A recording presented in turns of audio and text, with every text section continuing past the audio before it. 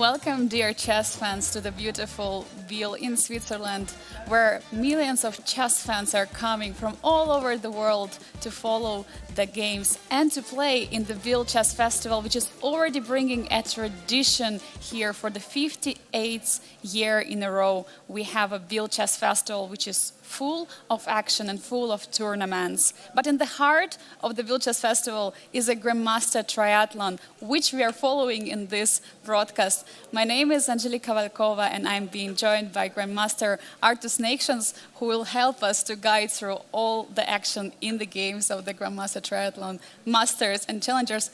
Artus, yesterday we had a start of the classical portion. It was absolutely amazing. What was a highlight from yesterday from you?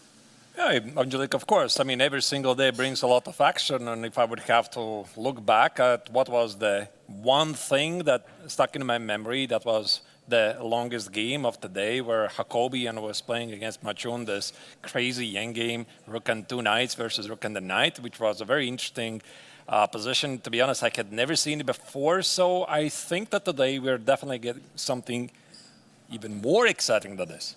Definitely, and we also had a very good result from Czech Grandmaster David Navara, who is currently climbing on the standings, so it's a perfect moment for us to check. He's right now on the third place, starting from the last after the rapid tournament. He's just a few points behind of Aram Jacobian, who is on the second place in the Challengers with 11 points. 1 point behind the current leader, Nicolas Theodorou, Grandmaster from Greece. Artur, and what do we see in the Masters? Yeah, in the Masters, there's a very, very close race. At the moment, Fedoseev and Aravindh, they share the lead with 8.5 points, but Wojtaszek is only 1 point behind, and also Murzin is within the striking distance. Not to forget, in the classical tournament, every single victory is awarded 4 points. So it might seem it's a big lead, but actually it's not so much.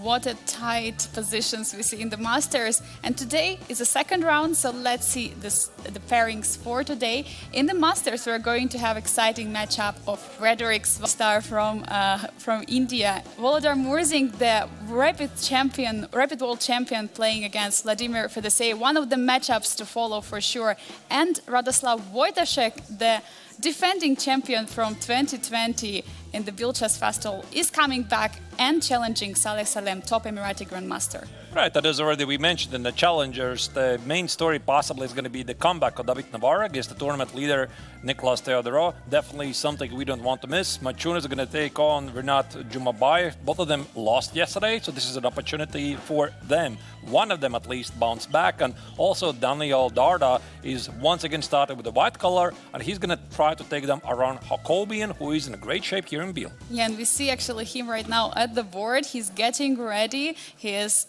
adjusting his pieces. I mean, Arturs, what are these minutes before the game actually mean for the chess player? As you are also still an active player yourself, what are you trying to remind your preparation for yourself, or you are looking forward to see your opponent? That's a ritual, I think, because whenever you're sitting at the board, you want to say hello to every single piece, because you have to work together, and you're the master, and the pieces are your army, so to speak, right? So you're greeting all of your pieces, positioning them on ideal squares, and I'm very curious to talk with some other players.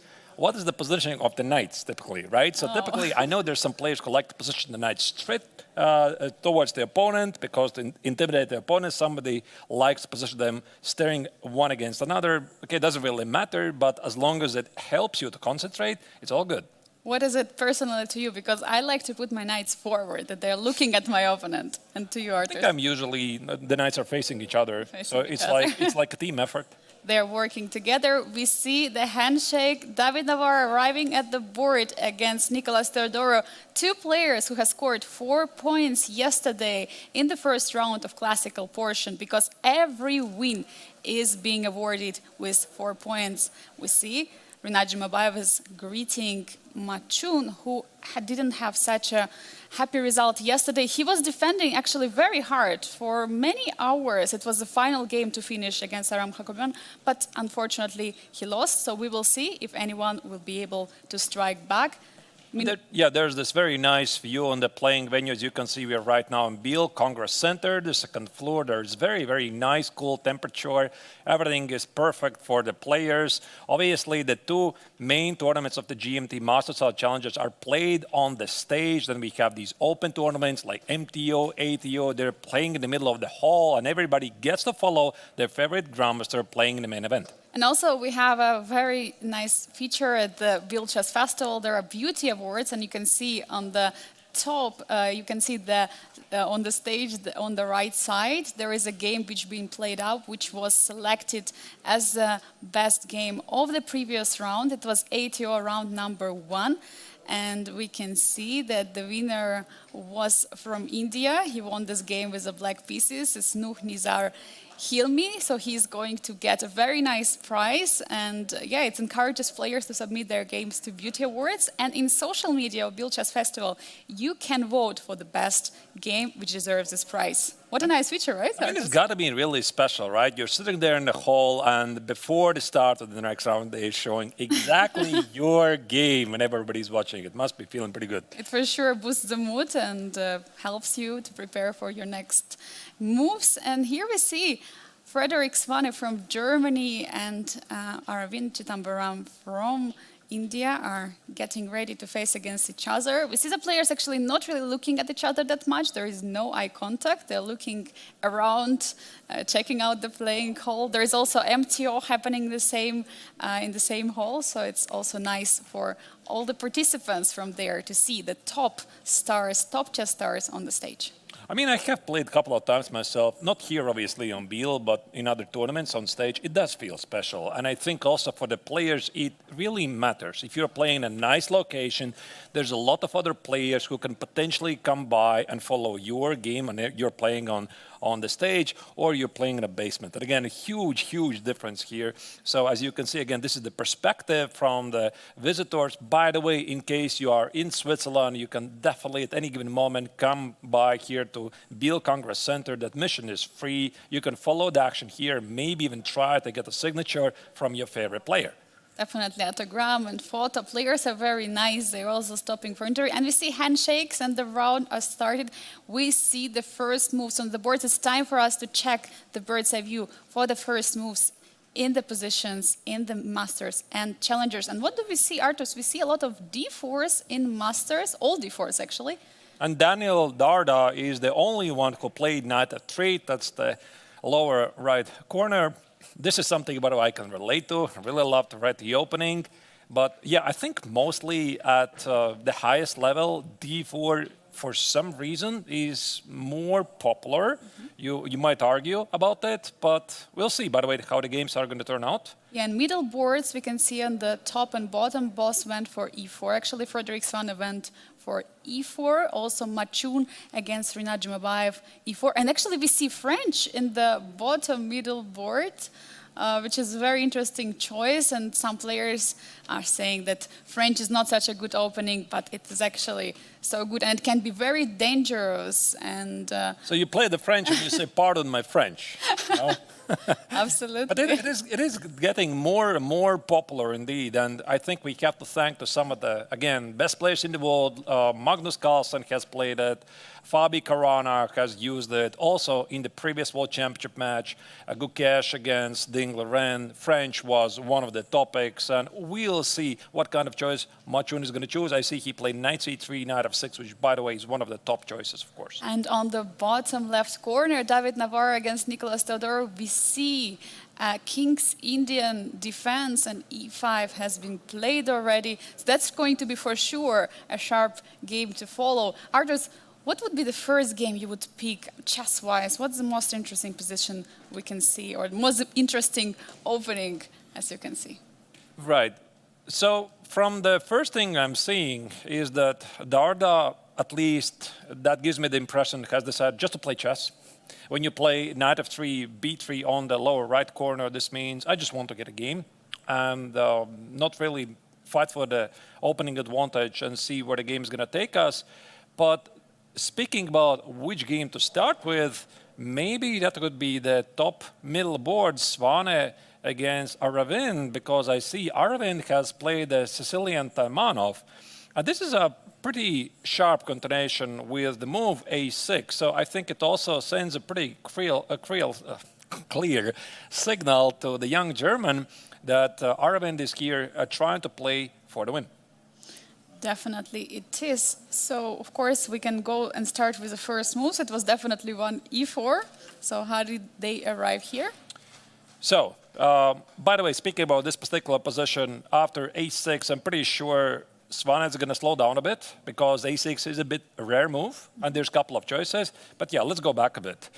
So e4, c5, knight f3, e6. And the e6 is the start of a larger branch of openings. That's the Sicilian Paulsen. And under Sicilian Paulsen, you can input the Taimanov. So here after d4, c takes knight e4, knight c6, that's the Taimanov. One of my pet continuations from the black's perspective is the Sicilian Khan. So Taimanov is slightly more popular, but they're ultimately pretty similar.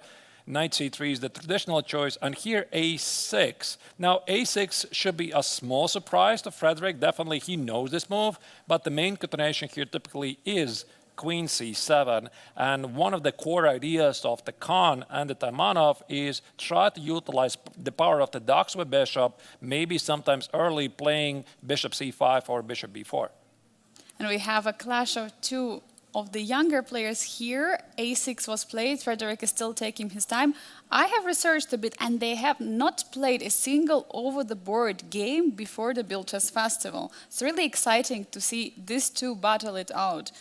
Because they only played in the rapid, and in the rapid, actually, Aravindh won. So now it's a chance for white, for Frederick, having white pieces, now to fight for more, especially knowing that there are 4 points for a victory in the classical portion. Right, so both players are probably really in a fighting mood here. And speaking about what was the main continuation here, I try to remember. So after a6, one of the best continuations, I think it's knight takes on c6, b takes on c6, and play bishop d3. Black plays d5, and it feels like black is doing pretty much all right. But then white plays short castle, knight f6, and I don't really remember the theory here. I think it was something like rook e1, bishop e7, e5, knight e7, queen g4, and then it's either g6 and king of fate. But black ultimately is supposed to solve all the opening problems, and then in the long run, he can take over the game. How do I know this? I can play this myself with black against a very good opposition. So this is one continuation that definitely Svane is considering right now. Maybe there's some newer trends here I might not be aware of. And the other move I think here after knight c6, b takes on c6 is this testing move e5. So you're stopping black to play d5 because you can play e takes on d6 and pass on, and black has created some weaknesses. And to be honest, I don't really remember the theory so well here. I would have to sit and think about it. And definitely Frederick is also sitting and thinking, do you think this choice from the opening of Aravindh says that he's ambitious in this game, he's trying to get the game, or what can you say about this? Yeah, absolutely. Yeah, I think whenever you play Sicilian, this basically means think that you want to get a fight, and also the format of the tournament, where the victory for every player is awarded 4 points, and a draw is 1.5 points. This is definitely something that encourages the players to make more risks. But I think we should also check what's happening in other games. Absolutely. Frederick is taking his time, so let's get the bird's eye view and see what else is happening, because we don't have actually a single e4, e5, since another e4 game, which is on the bottom middle board, it was French, as we were talking about it earlier. But look at the bottom left corner. David Navarro against Nicolas Teodoro. The King's Indian with the a5 already there. e5 was played. Shall we check out this game? Yeah, that's really a good call. The King's Indian defense nowadays is a bit not so popular from the Black's perspective. I mean, back in the day, we used to have many practitioners, and some of the most famous ones, if we go back very far, they were Garry Kasparov, of course, Bobby Fischer. But in the modern times, Hikaru Nakamura, Timur Rajabov, they used to play it. But then at some point, everybody started to switch away. And I think that there were some problems with the king's Indian defense. White has too many ways to test the king's Indian defense. But as you can see, it is coming back to popularity once again, and Nicholas is not really afraid to employ it. So this seems to be some sort of a classical position where both of the sides are trying to play on their strength. White is dreaming about c5, c takes on d6, and black is thinking about eventual f5 push. I have a big question here. Bishop e3 was just played. Cannot black just go for knight g4? This must be some deep idea.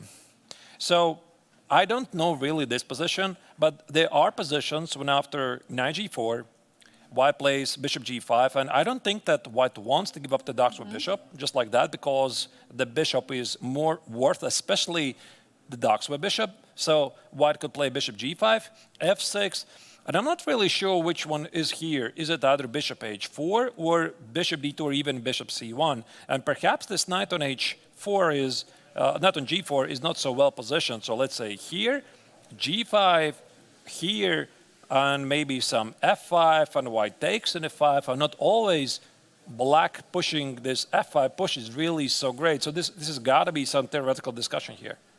Definitely it is, and as I look on the clock, both players are prepared, and knight g4 is on the board. But you know, Artur's talking about King's Indian generally. What I realized that Engine seems to like the position of White in King's Indian in many positions, but if there is a moment that black can strike with dynamic play, then actually it all can turn around. Like the tables can turn around in just a few moves. And I've seen so many attacking games, especially on the king side, which were won with black pieces. So it's very, very dangerous for White as well.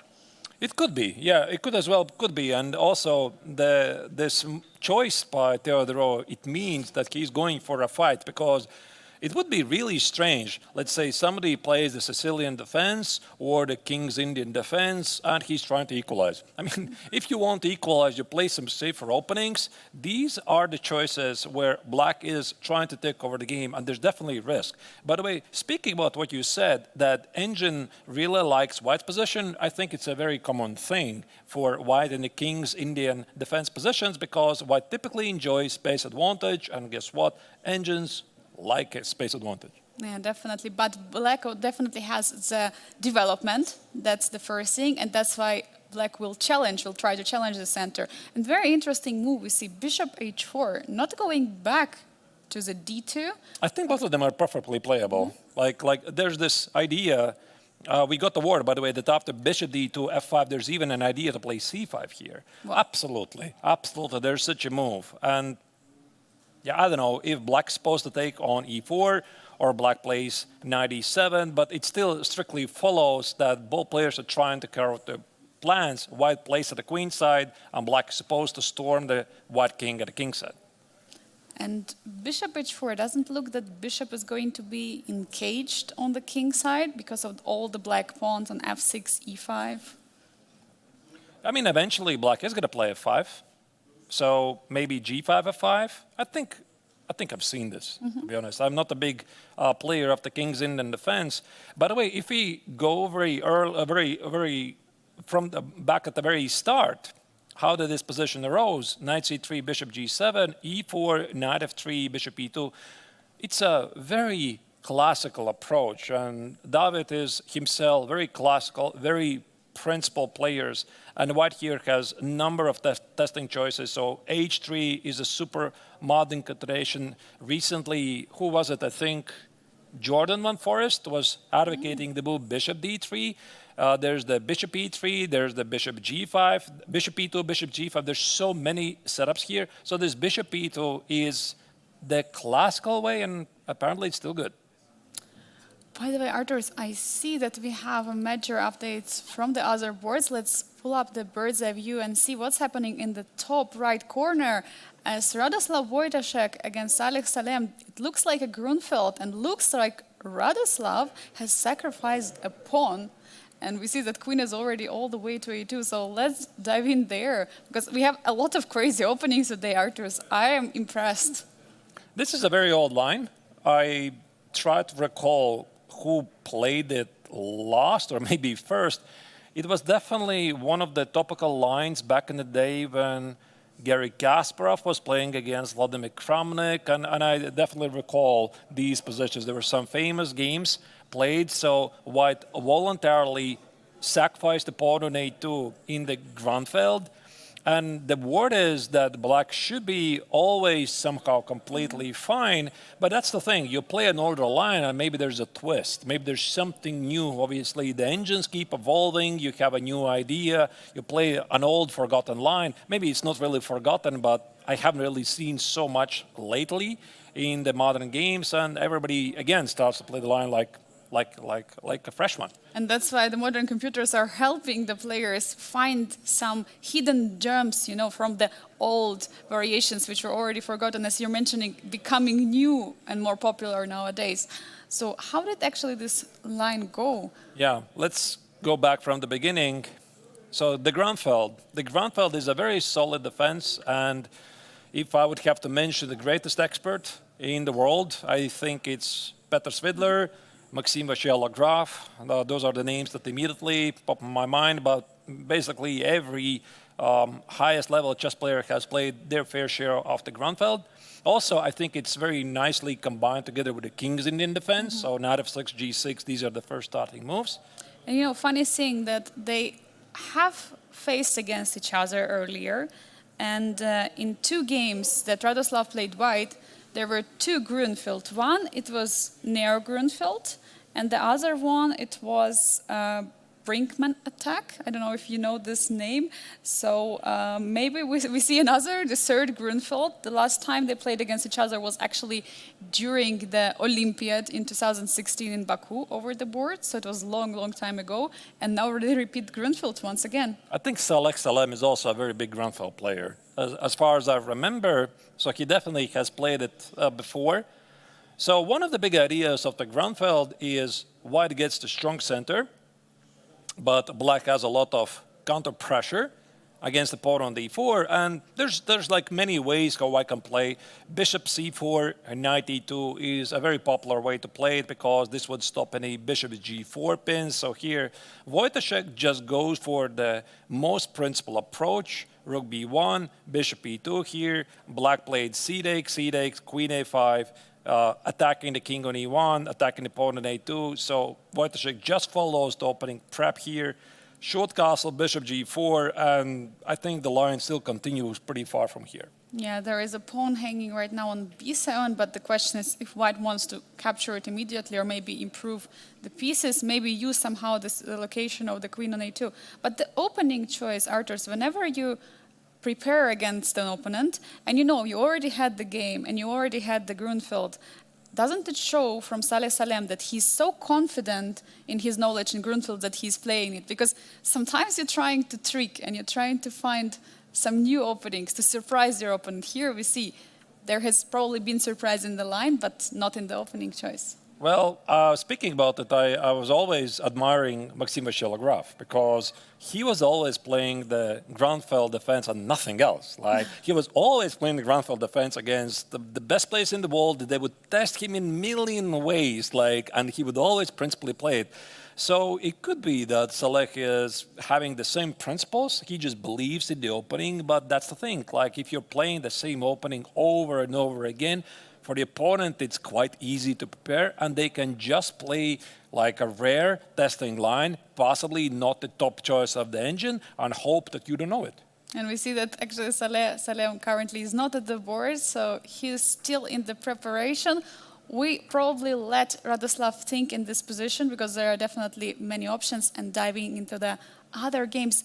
Is there anything, Arturs, you can see what is happening so far in the games? Because we have so many crazy openings. So 2 of the games are quieter. That's Volodar Murzin against Vladimir Fedoseev. That's the top left corner. We have our London. London is a very popular choice. Also, Daniel Dardas, Reti, in the lower right corner against Aram Jacobian. Oh, this is something I could talk about for a long time. I've played this setup many times. Those are the quiet games. Then we have something sharper in Matchun's game against Matchun-Jumabay. That's the French with already double pawns, an unbalanced structure. That's the lower middle board. And also, we have the Sicilian Taimanov. Now it looks like Sicilian Scheveningen at the top middle board.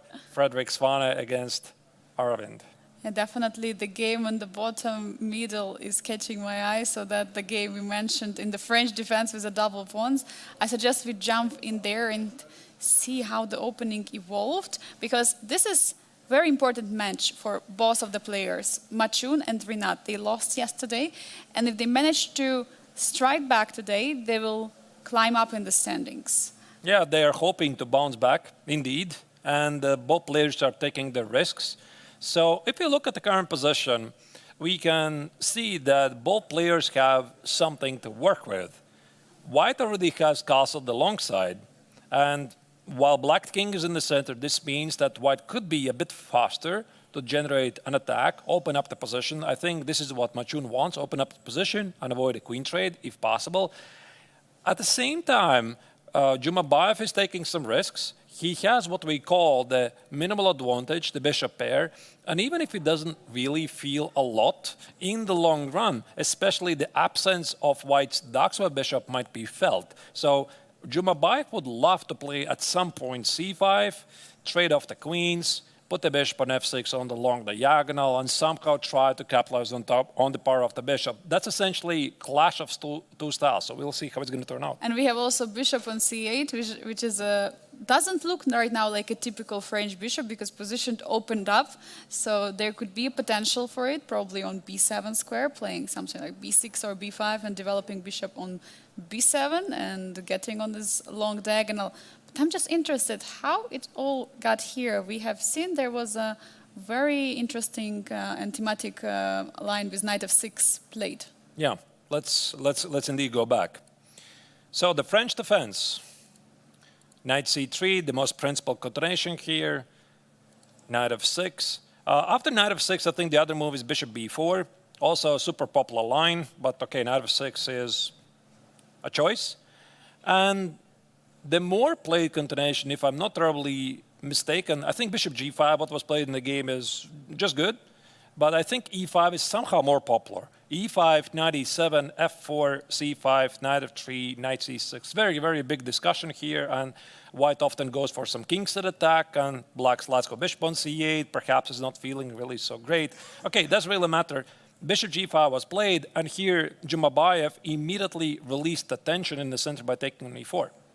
Do you get, Arthurs, yourself such positions against French, or you play another line? You don't. Oh no, play knight c6? no, I'm playing kings in and attack myself. Ah, oh.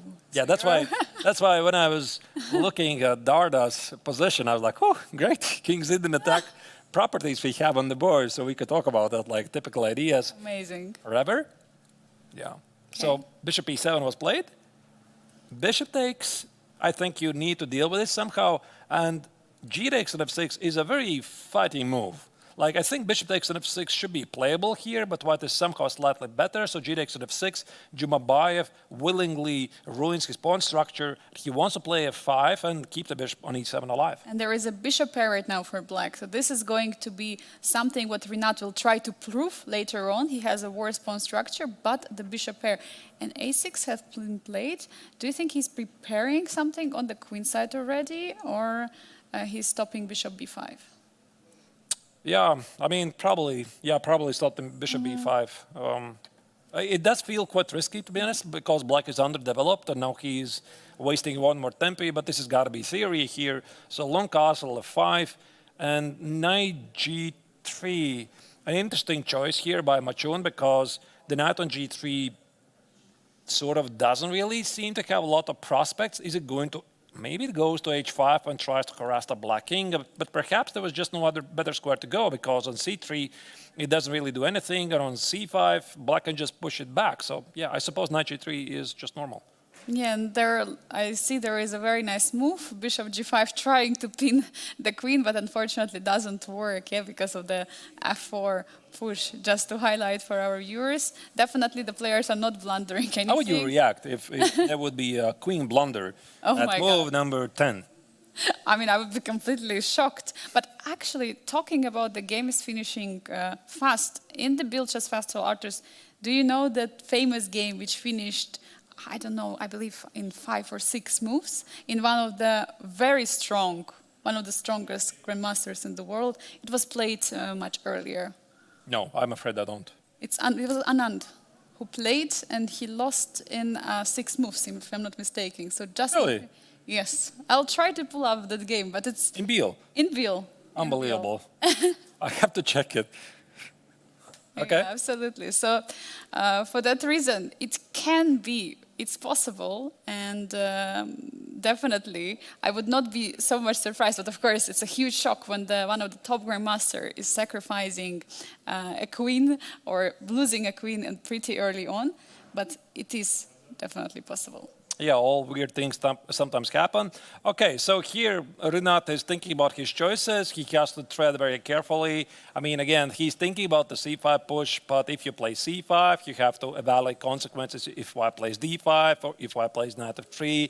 If you risk too much, you open up the position too early, the king on e8 could be a bit exposed. So we're going to now use this opportunity again to check the other games and assess how sharp they are and where the action is leading us. Yeah, we see on the top left corner the game of Vladimir Murzin against Vladimir Fedoseev. As we were mentioning, a bit calmer game in the London. Vladimir has just offered bishop trade with a bishop d6 move. Is there anything else? We have checked the game of Frederick Svane against Aravindh earlier. Not much has changed. It's in the top middle board. Meanwhile, Radoslav Wojtaszek is still taking time. It's on the top right corner right now. But other games are getting wilder and wilder. I'm just looking in the bottom left corner. David Navarre against Nicolas Theodore is for sure one of the games we should follow closer. But I would say we go to the game of Vladimir Murzin against Vladimir Fedoseev to see how the opening went. Because these are two players. We have Vladimir Fedoseev, who is a top seed, and we have Vladimir Murzin, who is a reigning world rapid champion, who has also performed pretty well so far. And he's not one of the leaders, but he's at the top of the tournament. I mean, yesterday Volodar was quite unfortunate because he played a really nice game. He had some problems in the opening, but Saleh missed his chances, and then he was this close to win the game. And he just gave this one unfortunate check, allowing the Emirati grandmaster to find some miraculous escape. But in the meantime, Fedoseev, with the white color yesterday, was slightly pressing against Aravindh. He had to be very careful in the end to make a draw, so they did. And now we have some sort of London, and London has been a household name basically at any level, not only highest level, but also the club level, ever since 2016 or 18, when this was one of the topics in the World Championship matches. We have to thank to Magnus Carlsen for this. So he started to play this a lot, and ever since, everybody plays it. Yeah, we see Ruko already on b1 defending the pawn. There has been bishop d6 played right now, and pawn takes on c5, intermezzo. So basically, this is a very common idea. Yeah. So bishop takes on d6. I think this is what's going to happen on c4. That's the common idea, and we might get again some Catalan vibes. Black has possibly some small problems with the last of a bishop on c8. White would love to put the bishop on g2 in the long run, but ultimately it's very, very hard to have any real advantage here. If we could go back a few moves just to see how the opening evolved, because it started all, with the d4 obviously, the London and e6. So first, not really showing the cards. Also, knight f3 is not showing the cards. Like, both the players are really smart here, and I really like this move, knight f3. And by the way, when it comes to the grandmaster chess, you're probably wondering, but wait, this is not how you're supposed to play the opening. Yeah, you should be playing d4, c4, and then figure it out. But every single move has its pros and cons. And with knight f3, white is a bit more flexible to some setups. For example, here, Murzin played e6, and apparently he was expecting that, not Murzin, but Fedoseev, my apologies. So Fedoseev played e6, and he was possibly expecting that the game's going to transpose to some c4, and we don't know what here Fedoseev had prepared. Is it d5? Is it the Queen's Indian? But this moment to play bishop f4, I think it really is very reasonable idea because black has committed to e6 and he doesn't have some of the most aggressive choices against London. Yeah, for sure. And here after bishop f4, it's already a different story. Now black can react with a c5, immediately strike in the center. And now we kind of transposed to the very usual position for London, now with queen coming to b6. And now there is a big problem to defend, so rook b1 had to be played. And this bishop d6 is also, I think, pretty necessary move because if you at some point play c takes on d4, e takes on d4, and play bishop d6, now it can transpose. I don't really know if this belongs to the exchange Caracan, but it looks very similar to the exchange Caracan positions like this. You play bishop d3, the bishop on c8 doesn't really do anything, and then in the long run you're thinking should castle, rook e1, knight e5, maybe f4, etc. So these positions, even though engine says it's quite equalish, it's not really so simple here. Black could get in trouble. It is complicated, and if you go closer to current position, there has been some interesting move played b4, first kicking the queen back and then taking on d6, using the fact that black will have to recapture on d6, and in that way white is winning a tempo with it. And now c4. I think this is played before. I definitely recall this. Yeah, b4, c4. And yeah, I don't remember what was the continuation here, but white's plan along the way somehow is to get something like this. Let's say d takes on c4. Maybe it's possible to take with the bishop, but perhaps here Murzin will be pretty happy to have some small pressure. Here, let's say takes, and he could potentially put the knight on e5.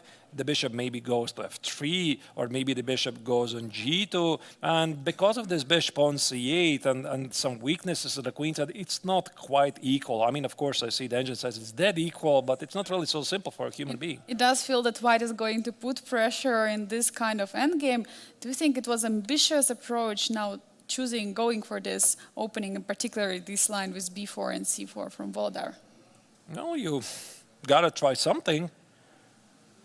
And maybe here after d takes on c4, he's still gonna take with the bishop. This could be the other idea, with possibly an idea to play e4, e5.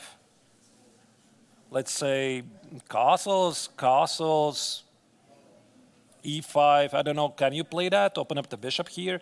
Perhaps something like b6, queen e2, bishop b7, e4. There are some ideas like these. I don't really recall this particular position because typically the pawns don't somewhere here on b2.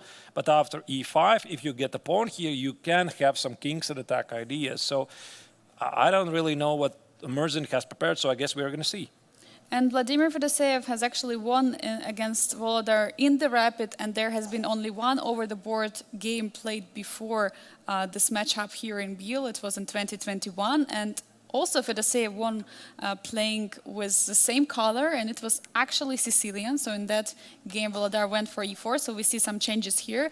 And while Fedoseev is taking time for taking the pawn, let's take a look at other games, because I believe the one game we have not yet fully checked, it's a game of Daniel Darda against Aram Hakobian on the bottom right corner, where we see very interesting opening choice from the Belgium #1.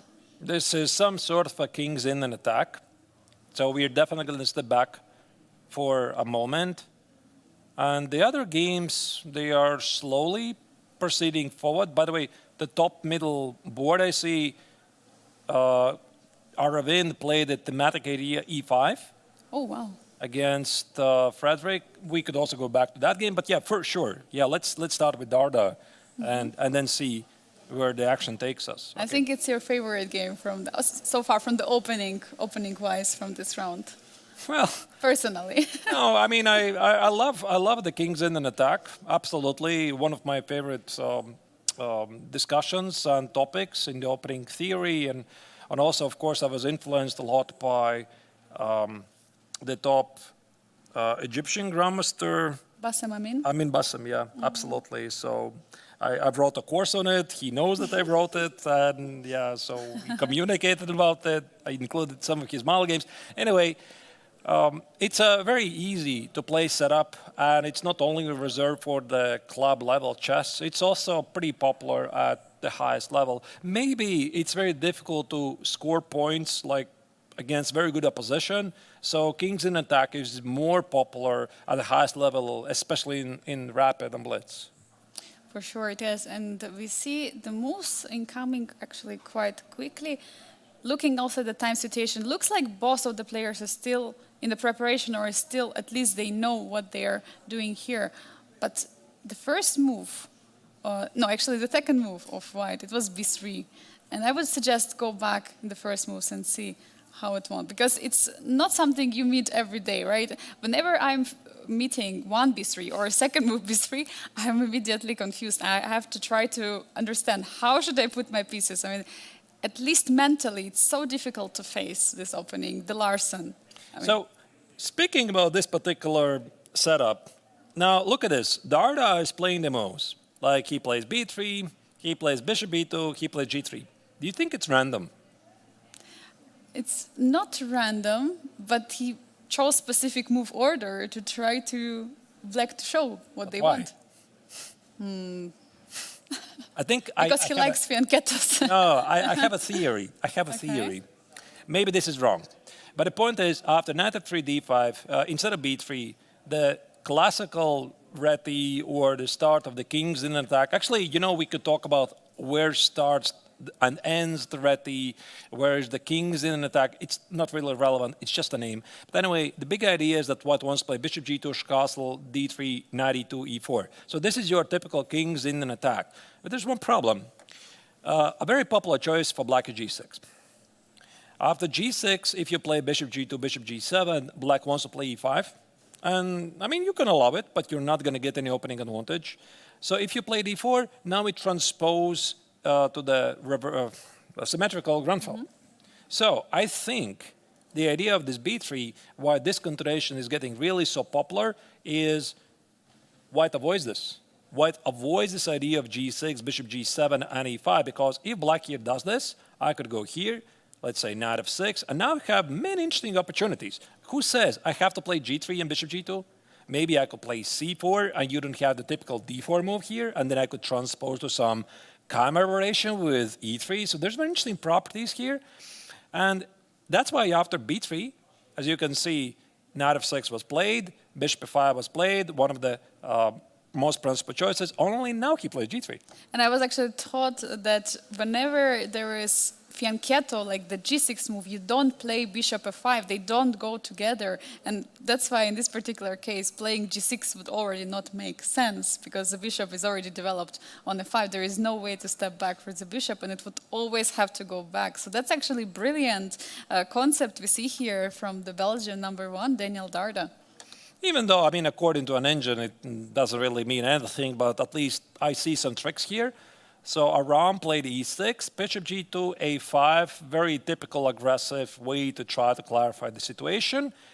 a4 was responded. I think engine here sometimes likes ideas like a3, c6, short castle, and only after knight e7, now you play a4. So there's even stuff like this. And the big idea is that you don't allow this knight to land on b4. But okay, I mean, people don't play like this really. So, I mean, okay, a4 is just good.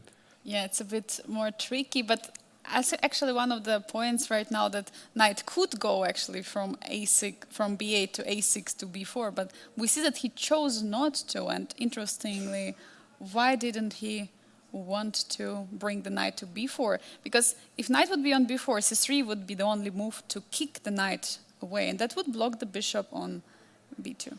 Yeah, and also after knight b4, I think here white already has committed to the idea of d3. So the way he played both double fianchetto, d4 is not really going to pose any problems for black, because black has set up the absolute perfect setup. Like this will be the ideal Slav. If black plays c6, the bishop is out on f5, and white has got nothing, not even the bishop pair. So it's definitely not something that Darda would do. Pretty sure he will play d3 here. But okay, he decided not to play knight a6 and knight e7 instead. Castles, d3, short castle, and the one move, Angelica, I'm really surprised, is the knight c3. Wow. put the knight on c3 where it's not really so good. I mean, knight d2 looks such a natural move to me. Yeah, the knight d2 is more common, and there must be some very concrete idea because white wants to play e4, let's say c6, you could play e4, and this is, by the way, where I used some of the old games by Lev Pologaevsky. He used to play this line back in the, I don't remember, 60s or 70s, one of the world's leading players, top Soviet grandmaster. He started with rook e1, and the big idea is to play e4, e5, get the pawn on e5, split black's position into halves, and then you go for some kingside attack, or maybe you somehow play positionally. But later, Pologaevsky would switch to, where was it? Yeah, so instead of knight c3, let's say knight e2, c6, he would switch to queen e1. And queen e1, again, the idea is to play e4, e5. Let me just make some random moves again. Let's say here, e4, here, e5, knight goes back. And now you're just tossing everything at a king side. You're thinking about moves like queen e2, rook e1. This knight quite often goes to d4, f4, f5, and you just have a very easy game, even though Stockfish says it doesn't matter. It's equal. But this knight c3, I mean, what could be an idea? I mean, one that I think of is to go for knight b5, but as I see, c6 has been already played, so there is no knight b5, and I like how Ram is playing. He is taking control over the b5 square where knight is right now, and knight d2, what an interesting move. So I think that Dart is just playing a different setup. I did not even know it exists. now I know. And I think that this knight e2 is also a very nice idea. He wants to play e4, f4, typically, again, to have this core idea from the kings in an attack. This could be a very fun game. There's many ways how Aram could respond. I'm a bit surprised that Daniel did not go for the bishop pair. He didn't play knight h4.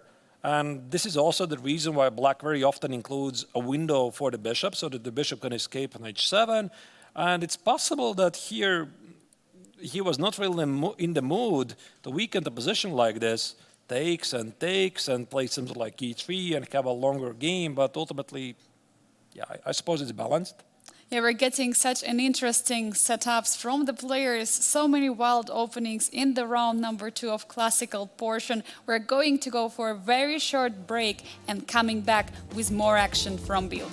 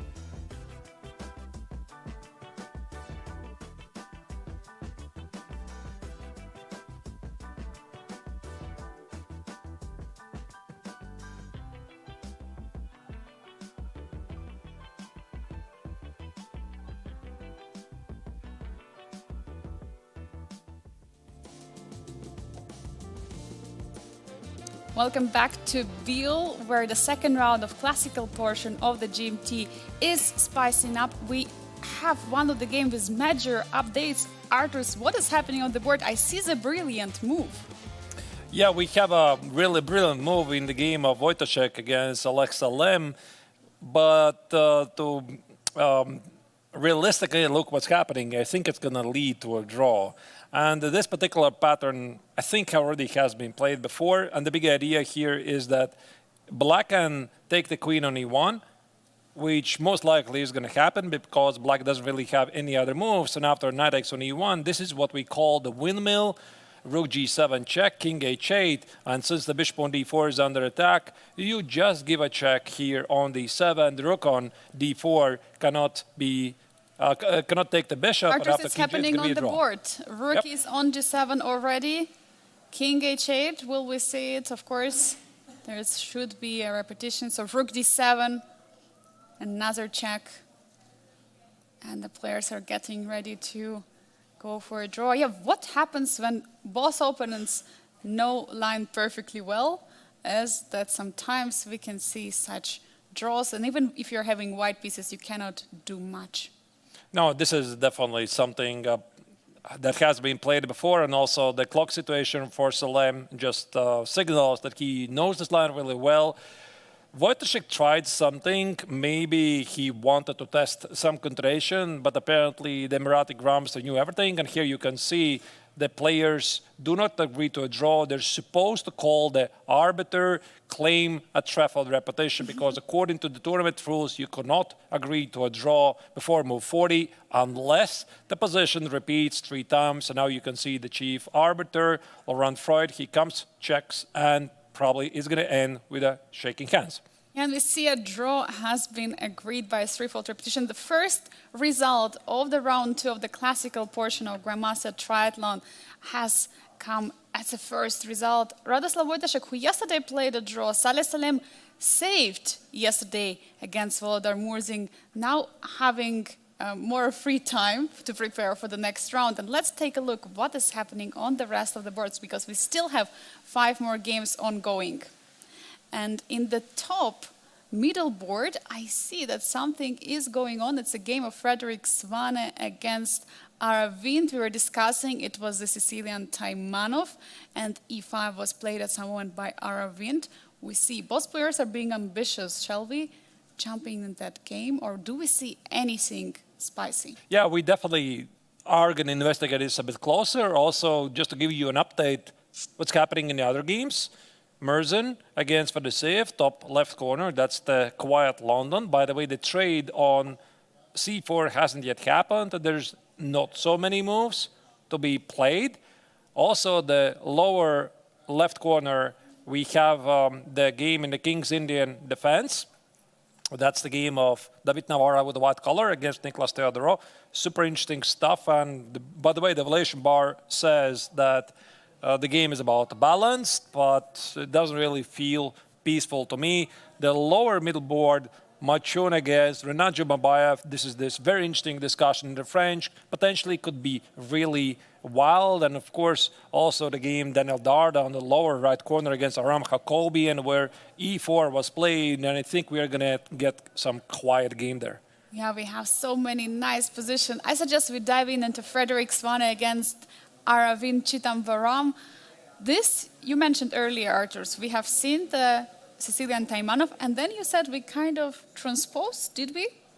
Yeah, to Sicilian Scheveningen. I hope I pronounce it well, Scheveningen. So, f takes on e5. This is what was just played, and I would expect that d takes on e5 will be played. And it looks pretty sharp because we have our imbalances. The pawn structure is not symmetrical. Yeah, it definitely does look. And looking at the clock situation, Aravindh spent only 7 minutes so far on all the moves, while Frederick Swane is thinking a lot. 43 minutes, he already thought about all these moves. It means Indian superstar is still in his prep, he's still in the book, he still knows what's happening, although I can see him at the board and he's also fully focused as well as Frederick. Wait, He's thinking about knight g4, isn't he? He's thinking about knight g4. Otherwise, d takes on e5 would have happened immediately. Oh. And I noticed there might be this move. It's very, very tempting. So you want to kill the bishop. You want to land the knight on e5. So if white does something except taking on d6, I think that black immediately gets the perfect position. Like, let's say, bishop f4, knight e5, bishop e5, d takes on e5. Black is just really fantastic. Control of the dark squares gives him a really, really great game. And bishop pair. And the bishop pair, exactly. And even if he gets the bishop on e6, to stop white from putting the bishop on c4 would be really, really great. But I think there is the line. He is right now calculating what happens if white takes on d6, knight takes on e3. So if you take on e7, there's a fork. By the way, you have to calculate this as well. And after queen takes here, for example, if black plays bishop d6 or queen takes on d6, and Aravindh is somewhere here right now, and he's thinking, can I do this or I shouldn't? Can I sacrifice a pawn or not? This is a big question right now because there would be pretty much open position, which is good for the bishop pair. So I would say there is a compensation, although computer doesn't so much agree with us. I would say it's saying, of course, maybe there is something, but it's not sure. But looking at this open position, it's understandable that Aravindh is taking this opportunity seriously. Will we see it, Arturs? What do you think? Will we see this knight g4? It's very tempting. You know, I'm looking at this and I'm thinking I would want to think about this. Because if I put the bishop on e5, this bishop might be worth more than the lost pawn. For example, I want to put the bishop on e5, queen e7, and it controls very nice long diagonals. And why, by the way, I just changed my mind. I didn't play queen d6, but bishop d6. The idea is that after e5, white could try to stop you. I noticed there's queen e7. Oh, very nice idea. Using the pin on the queen and the pawn cannot take the bishop. What a nice idea. I also enjoyed this position because of the isolated pawn on e4. You can put any piece on e5 if the pawn is not pushing forward. Of course, right now, pawn is lost. Maybe white even has to give away the pawn like this. So since they're super GMs, they definitely think about this and even further. So I'm thinking there could be a long castle. Maybe bishop takes on e5. And white could play something like bishop c4, and black could play, I don't know, f6, etc. The bishop on e5 is strong. So that's what the grandmasters are thinking about here. So d takes on e5 is the obvious choice, but knight g4 is too much of a tempting possibility for the Indian player just to pass that quickly. Arturs, I think 9 out of 10 would take here immediately on e5, just in a spare of second. But Aravindh is a tenth person who is thinking here of this other opportunities with the jump of the knight on g4, which is unbelievable that he's considering giving up a pawn, although Frederick Svane is also a super strong player. He's one of the German best players, has got gold medal on the board 5 in the Olympiad.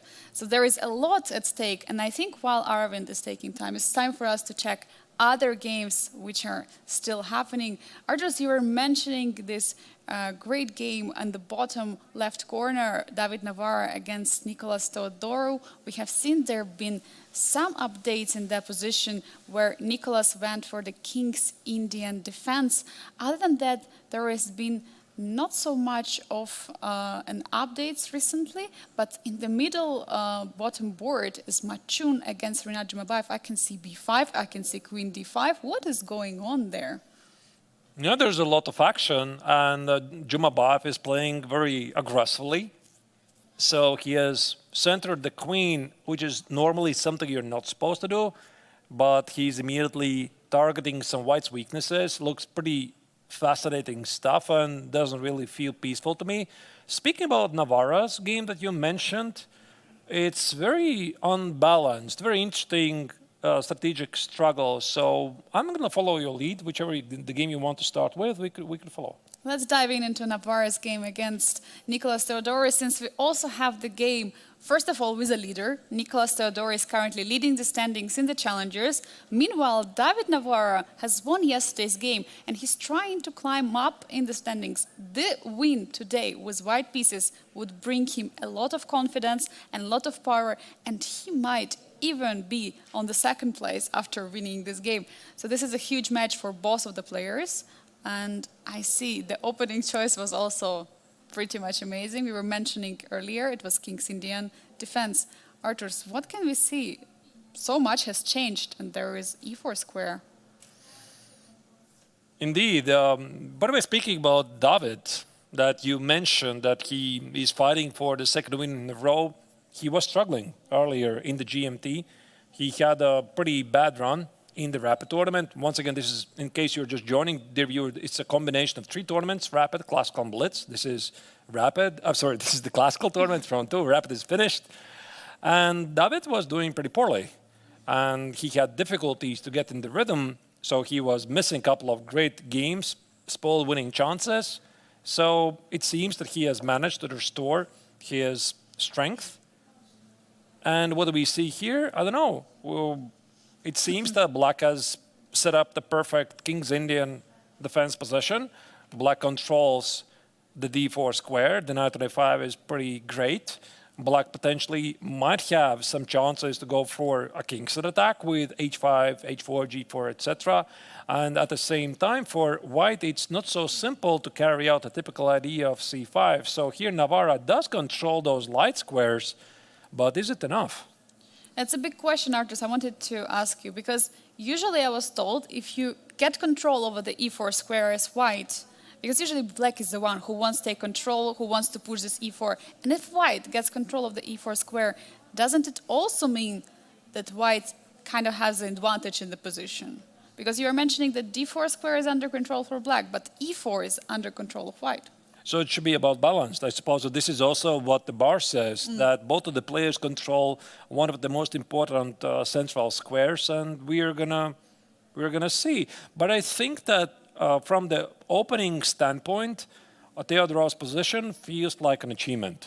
So he was risking with things, and he has managed to get a fighting position where White doesn't have the typical huge space advantage in the King's Indian defense. So I would say he should be feeling pretty optimistic right now. By the way, h6 was just played. But isn't the bishop on d7 as a bad piece right now? Because I see all the pawns are currently on the dark squares. You see a5, b6, c7, d6, e5, g5, h6. Why did he put the last pawn he had, which was on the light square, on the dark square once again?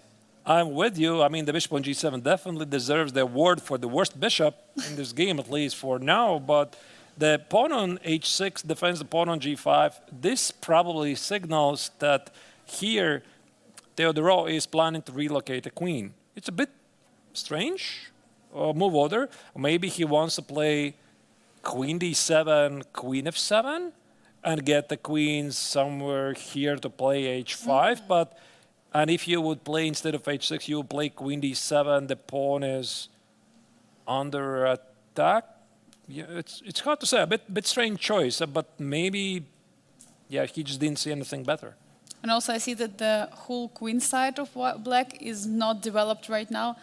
Does the close position helps Black in this case? Because usually when they are getting open dynamic position, you're struggling when you're down developed. But in this position, knight on b8, bishop on c8, they still there and they're not looking so good. But does Black have time to develop them? Probably because the only real way how White could try to punish his lead in development is open the position.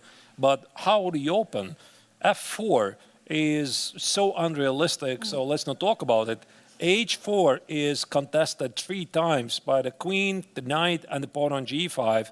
What else? c5 is just b-takes on c5. If you play a3 to facilitate b4 to facilitate c5, then after a3, Black's going to play a4, and after b4, there's going to be en passant capture on b3. So also for White to carry out all of this, he needs time. So I'm talking about b3 to prepare a3, to prepare b4, to prepare c5, and even then you still need to see, do you get anything? Yeah, we're probably going to look for some very long positional and maybe sometimes dynamical battle. Depends. We'll let David Navarra think in this position and take an overview on all the rest of the boards, because I see in the bottom middle board, there's already queen on d5. We have actually mentioning this game earlier. It is a game of Matchun against Aravindh, two players who lost yesterday. And I see there is a lot of action also on the queen side. The pawn is on b5, the other double pawn is on f5. This is this French defense we were talking about earlier. Yeah, I think that's the game we're definitely going to check in a minute. But also, first, let's see what's happening in the other games, just to give you a quick update. What happened in Frederick Svane game against Aravindh? As you can see, Aravindh decided not to play knight g4. He was very tempted, but he decided trust his gut instinct. The game on the top left followed our Murzin against Vladimir Fedoseev, the quiet London. Finally, we see d-takes on c4 played on the board. But the way I'm looking, it seems that Fedoseev has solved all of the opening problems. He has the bishop on b7, no visible weaknesses. Maybe White has him under pressure, but nothing super real. And what else do we have? Darda's game against Jacobi in the lower right corner, where e4 was played, and there were a couple of captures. Yeah, I see that there is a full control of the e4 square. Arturs, which game should we go to the next from the chess point of view? Because we don't see so much updates in some of the games. Yeah, I mean, the pace definitely has slowed down a bit. So let's go to the game of Matchun against Matchun-Jumabay, which has a chance to explode. This was the game where the players that played the French defense with knight c3 and the bishop takes on f6, and Jumabay decided to be a bit more ambitious. He kept the dogs with bishop alive. He played f5. And the last couple of moves that we didn't really see, there's not so many of them. I think we did not see the move b5, and we did not see the move queen d5, which hits the pawn on a2, but not much has been happening here. So not much is happening, but position does look exotic. I see that the white already castled. There are two knights out. For black, I see only bishop on e7 and queen on d5. And I was told not to develop the queen too early in the opening. But we see that many opening principles sometimes are being broken, and because there are exceptions. Why do you think was queen d5 okay in this position, and why did Rinat play it? I think that normally this rule applies to the casual players. Do not put the queens in the middle of the board before developing your pieces, unless you're a strong grandmaster and you know what you're doing. So of course, most of the time, the standard rules about development, about the castling, the center, piece placement, they're like for the general audience. And as soon as you really well know the game, you know where you can take risks, where you can break the rules and set up new rules yourself. That's usually how it goes. The better you are, you're setting new rules for the position because you understand it so well. And I think this queen d5 is a pretty nice idea, actually. And to understand it, of course, you have to master chess, as Artur is mentioning, definitely only for top players. Don't repeat it at home if you're rating at least not 2500, 2400, 23, maybe. But queen d5 is the idea to stop d5 move, because I was thinking maybe if black would develop any piece, let's say knight c6, is there d5 move in the position? Maybe. Yeah, like after knight c6, possibly d5 could be a move. Mm-hmm. But this would trigger some trades like takes. And, okay, I see the bar really doesn't like, oh, queen c3. Okay, ooh, pardon okay. me. I didn't even see that, by the way. So I just noticed the bar. So after d5, maybe there's something else like, but queen d5 is again going to be queen c3. This time a slightly different attack. So the queen is under attack. The rook at h8 is under attack. And it's entirely possible that here, after d5, black could play something sharper like knight b4. I don't know. I mean, it's a move. But Jumabay decided not to take any risks, so he hit a pawn on a2. And if I'm here sitting with white, I'm thinking, so the obvious choice is definitely king b1. It protects the pawn on a2, and then you are planning to do something. But I'm looking at this position, I'm wondering, can I play c4 here? Actually, a big question. What happens after b takes c4? So after b takes on c4, I can sacrifice the pawn, but my idea was to recapture it, probably something like queen c3 to contain the queen, play bishop takes on c4, play d5, and also hit the rook on h8. using the fact that there is not so much developed pieces for black which can defend the pawn on c4, because right now not a single piece can defend the pawn, and it's just a weak pawn which will be away in one move after bishop c4. What an interesting idea. Yeah, but it gets really tricky here, because if we go back here, when we speak about the concept of this position, where do you think both sides are supposed to play? I think that white should be trying to open up either the center or go for a kingside attack, because this is possibly where the black king is going to go. Because with the pawn on b5, do you think black's going to go for a long castle? No, for sure not. Probably no. So most likely it's going to be a long castle, so a short castle. So you need to open up the king side. But if you now play c4, b takes on c4, and queen c3, are you not actually helping black to open up the queen side? Because let's say here black would play short castle followed by bishop takes on c4, maybe queen d6, and perhaps this knight c6, rook b8 gives black some initiative. Of course, I see the bar, I'm aware, but you have to take all of this into account when you're thinking. Definitely, this idea is something what Rinat is thinking of, that it can happen, and currently it's Matchun's move, and for that reason, this c4 is something what he's, I believe, thinking and calculating. But once again, I mean, you have to make sure, does it make you good or bad? Or maybe you're just opening the B file for potential attack on the king. What other candidate moves are there in the position I think he's just going to play c4. He's just You after know. that. I think so. Like he's going to play c4, b takes, maybe knight e5 is a move.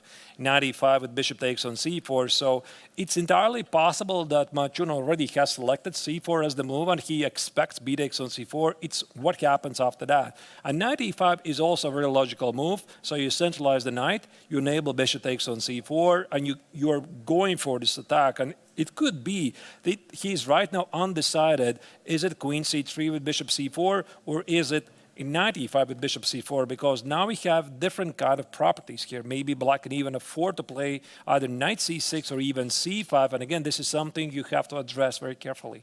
But I absolutely love the choice from both players, how they're playing this game, because it seems like yesterday they both lost. They had a bad game, terrible result. But they're still coming here. They're choosing the fighting lines. We see many imbalances. We see black is going for the bishop pair, doubling their pawns, ruining the pawn structure, going forward with the pawns. And Matchun, who is currently considering sacrificing the pawn, who was more greedy yesterday because he was the one who was taking the pawns. Do you think this psychology from yesterday, that their games didn't go so well, will play a reversed role? So they will try to play differently than they did yesterday? Well, I think the previous results definitely reflect on your play in some way, but does it really force you to play more aggressive rather than you would play it? Not really sure. They're professionals. They know that they're going to keep playing their best game, and if they're going to do it, the results should show. But sometimes, yeah, if you have lost a previous round game, perhaps not in the style that you wanted, then yeah, maybe it can affect some of your decisions, but most of the time I think they're just professionals. For sure, and also the format of the event, getting 4 points for a win, make players and motivates them to play better chess, to try to play more riskier openings to get those 4 points, because that's what they want to get. Meanwhile, let's take a look on the overview of the rest of the games. We see a lot of changes in the board of Volodar Murzin against Vladimir Fedoseev, which is in the top left corner, and as well as Frederick Swane against Aravindh. We see that Aravindh went for a safer approach, but rook is on b8, it is in the top middle board. Other than that, do we see anything interesting? I see the queen on h5 in the bottom left corner, by the way, Arturs. What is going on there? It's David Navarre against Nicolas Theodorou. Oh, the queen on h5. That's interesting. Ooh. The attack is ongoing. Yeah, so David is trying to block things. So I suppose that he was not really interested to... that's why he wanted to play h6, to play queen e8 and h5 or something. This is why he did. Now I finally understand it. Okay, so that was a very interesting concept. We're going to go back at that game at some point. We have also Daniel Darda with a knight on c4. It's the bottom right corner. we see that the pieces are located and controlling all the central squares. Bishop from b2 is targeting the pawn on e5 together with the knight. We have many interesting positions, Arturs, in this round. I'm really impressed by the choices of the players. But which game do you think we should dive into more? Yeah, the Dart game is against Jacobi, and it's still pretty quiet. I think that we have to once again revisit the game of Murzin against Fedoseev, because that's the game we checked already quite a while ago. That was the quiet London system played. And it seems that there was a trade on c4. I think we saw it already from the bird's eye view some minutes ago. And now that's what we have here. It seems that black is perfectly fine. No visible weaknesses. Perhaps the weakness on d6 is a bit vulnerable, but it's not a lot. But maybe it's something. But Arturs, I see that there is no queen straight, because earlier we were mentioning it's a possibility to go into the endgame. What happened that they didn't trade the queens? I'm just wondering, how did we get here from that position? Yeah, I suppose we could scroll back a bit and see how the pace of the game changed. When was the last moment when we were looking at it? I think we left it here after b4 and c4. Yeah, bishop takes on d6, of course, and c4. So what happened is that white developed the pieces very carefully, brought out the queen, and Fedoseev did exactly the same. Rook fc1, so white has very, very tiny pressure, but nothing really serious. And apparently there was no choice even for the queen trade at any given moment. And, you know, I'm looking at this position, and I don't think it's really that equal, that obvious. Like, for the engine, of course, everything is, like, super obvious. But I'm seeing ideas for white. Like, I'm seeing one idea could be knight e4, potentially b5, and knight c6, which very often is used in the Catalan. That's one idea. And the second idea could be some sort of a a4, a5, try to advance to the queen side, because you have the rook's position perfectly here.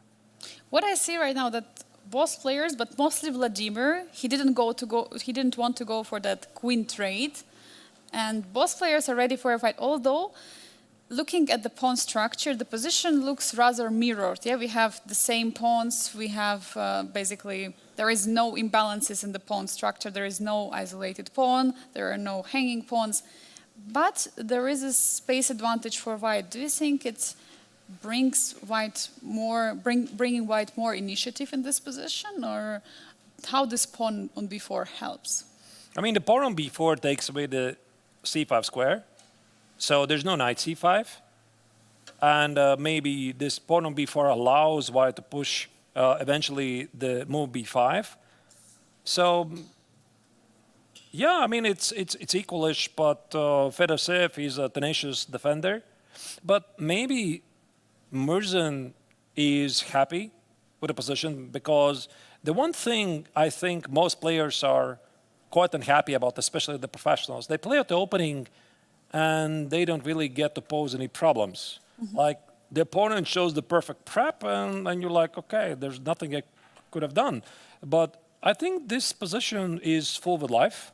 So the players have traded only the darks for bishops and a couple of pawns in the center. And even though we have a symmetrical position, even though black's perfectly safe, I would not really go as far as say that it's a draw. I think it's very far from it. It's very far indeed. But what could be a way for black to get ambitious? I see there is a space advantage for white. There are pieces located like knight on f3, knight on c4, targeting the d5 square. But if you're playing black, how can you get ambitious here? There is a bishop on b7, which is taking this. I'm bothered by a fly here. Please don't fly away with that. It just keeps attacking me all the time. Yeah. So you were saying Yes. the black's active ideas. Yeah, how they can get this initiative, because Fedoseev is definitely has to try himself to be. And last move was rook f to c8, and I want to highlight that rook f to c8, not rook a to c8. So maybe this means that Fedoseev believes that the rook better stands at the queen side. Maybe he's not really ruling out some future a5 ideas. Also notice the bishop on b7, it could go to e4, target the rook on b1, and then after the bishop is gone, there might be a5. So let me just make some random move just to showcase Fedoseev's potential idea. Let's say white plays h3. bishop e4, hits the rook, I go here, and maybe I play a5. So the idea is that I want to move the pawn from b4 so that I get to activate the knight on c5, and after a3, look at this, after takes, the rook on e8 stands exactly where it had to. Exactly where it belongs, and suddenly the A file is getting opened, and yeah, the game is happening. That's what Vladimir probably wants to do. Yeah, this idea is very nice to have, and as for white, you have to make a decision. Either you control the e4 square by playing something like knight f to d2, or you occupy the e5 square like knight f to e5. I mean, it's one of both. But you cannot do both of this. I mean, knight e5 is also a move, and it's a very common maneuver of the Catalan. So bishop f3 could be after that, weaken the c6 square, and very often white is like pretty happy with very minimal pressure. Like if white trades the light square bishops, plays b5, and anchors the knight on c6, it's already something. Like it's not super dry, drawn position. It's something. So that's why black is thinking about things. And the other active ideas before that, Angelika, I was thinking about some e5 idea, but I think with the rook fc8, e5 already seems not to be a real choice. It cannot be really carried out. Volodar is taking him time and thinking here to go or not to go for this decision, but we have other games as well ongoing, and this game of David Navarra against Nicolas Teodoro and the bottom left corner is really something special. We see their queen is on h5, but queen e8 was just played, as Arthur, you were mentioning. Shall we dive in and see what is happening, that king's Indian position? Yep, let's do that and go to this particular game. Let me try to find it. Pardon me, slightly lost it. Here we go. Found it. Okay, here we go. Yeah. So, queen h5 and queen e8 is on the board. Offering a trade of the queens. Potentially, we might see some endgame. What do you think, Arthur? Trading the queens, does it prefer white or black in this particular case? I think that David played queen h5 to be okay with the queen trade. So he should be pretty all right with it, because it's also one of the philosophies for black. When you play the king's Indian defense, you want to have a king's attack. And at the same time, black has committed to some last-call weaknesses at a queen side. So I think that David, yeah, there you go, queen x on e8 is played, and he could play moves like knight a3, knight b5, the bishop on d3 and knight on e4 are really nicely positioned. The bishop on g3, though, doesn't do much. I think that f3, bishop f2 could be played. So white definitely has ideas. At the same time, black also has his trumps, like he controls the d4 square. Maybe he cannot completely rule out the idea to play g4 and h5, because if you play h5 immediately, you need to watch out for the pawn on g5, so maybe g4 could be a move, and then figure out what to do with those pieces. As long as white is not immediately threatening to open up the position, maybe Teodoro is pretty okay to keep them on b8 and c8 and just see where to put them. And for now, there is no maybe a good way to find the squares for those pieces. And also, big question to white, what to do? As you were mentioning earlier, c5 is not possible, this break is not happening. And if you want to prepare c5, you have to play all the small moves, b3, a3, b4, c5, slowly preparing it. So it's definitely going to take a lot of time. And I think David has to calculate if black has something what they can do during he is preparing this c5, or is there any other active idea for white in this endgame? I'm not even sure if the c5 is even a viable option for white anymore, because it like takes forever, and with the queens off the board, maybe the rules of the position already have changed. So I would, if I was white, I would start with things that I know for sure, which are improve my pieces. So I see that the bishop on g3 doesn't do anything. I would play maybe f3 and bishop f2 and see what happens. I see that these pieces are standing well on d3 and e4. The knight on c2 doesn't do a lot. It controls the d4 square, but that's it. So maybe I can rearrange the bishop on f2, control the d4 square, relieve the knight on c2 to do something better, put it on b5 and do something after that. But again, you cannot really forget that also black is playing here. And black might play moves like knight e7, knight c5, or maybe knight knight a6 and knight c5, and not even to mention this g4 and h5 idea. Yeah, and I think one of the big questions is that, for example, can we take a look at this line? So f3, what happens if black takes on g3? I think it's a very risky choice. So even though you get two bishops, this would allow white to play g4 and control those light squares, and there's a very good likelihood that black will be left with a terrible ducks with bishop. So this is something that makes black's position a bit risky here. Let's say knight e7, g4, knight f6, bishop f6, bishop e4. I'm going to dominate all the light squares. On this bishop and f6, well, let's just put it this way. I've seen better bishops. So basically we might say that having bishop pair in this close position, there will be no advantage for black and obviously also for white. So it's only problems. It's only problems. So the knight on f5 works much more. Yeah, it's actually very interesting, you know, especially for most chess fans who are watching this. And we did talk about the bishop pair. I mean, thinking, yeah, how do you understand when the bishop pair is good and when the knight is good? But mostly, I do believe that bishops best operate in open positions. So you see some elements change things very quickly. With the pawn on e5, I don't think that black wants to take on g3. Why? The bishop on g7 becomes really bad. But imagine this. If the pawn on e5, if it was standing on e6, things will be completely different. Let's assume the pawn on b2 would be defended. Then I could take on g3 and open up the position for my two bishops. So small elements of the position change the approach completely. Yeah, that's very important for players to realize those nuances and definitely play according. And also looking at the black's rook on e8, it's supporting the pawn on e5, but it's not doing that much. Maybe at some moment rook could also go back again for the second time or for the third time on f8. But meanwhile, we have knight e3, a different approach from Czech grandmaster David Navarra, not going for f3, but challenging the knight on f5, offering a trade. Do you think he wants to put the pawn on e4, or what is his idea with the knight e3 move? Listen, Angelica, maybe he has a different idea. He wants to go for h4. Oh, he wants to challenge the knight on f5 because it's controlling h4. Maybe this is what he wants. Like he's thinking about h4, or is it f3 and then h4, because this could be a target. Maybe if you play h4 immediately, black can play g4. And yeah, what do you do? And now maybe you still have f3 in this position. Maybe you do.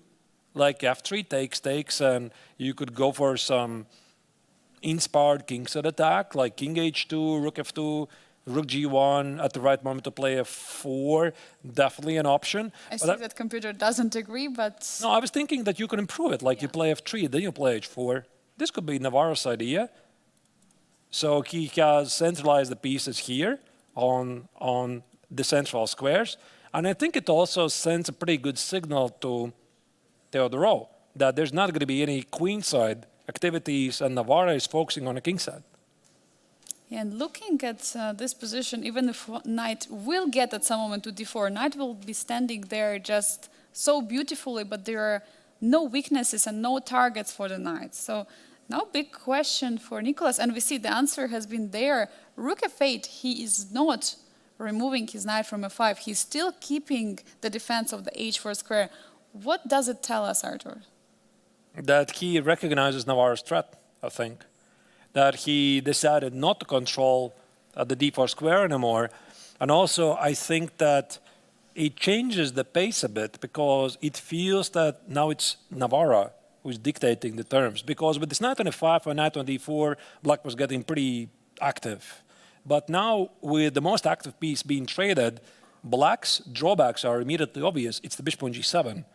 And he's underdeveloped pieces at the queenside. So I think here Teodoro is just trying to, stay put, control things, and look for chances later. But I think that this game is definitely continue for a while, but I think it's also time for us to see what else is happening in the remaining games. Definitely, let's pull up the bird's eye view and see which updates we have. And it's the game of order Murzin against Vladimir Fedoseev in the top left corner. We see there has been some change in the piece. So knight from c4 jumped back to d2. So not much has changed from the previous position we have seen. Do we see any other updates? For example, actually in the game in the bottom middle, Matchun against Matchun-Jumabay, we see the c4 we were discussing earlier about. So Chinese Grandmaster finally went for it. Yeah, c4 was to be expected, and Jumabay has not responded yet. I think that he has to take the pawn on c4. We are definitely going to revisit this position. Also give you an update of what's happening in the top middle board, Frederick Svane against Aravindh. That's also the game we haven't followed for a while. This was the Sicilian Tamanov. Aravindh, a couple of moves ago, resisted.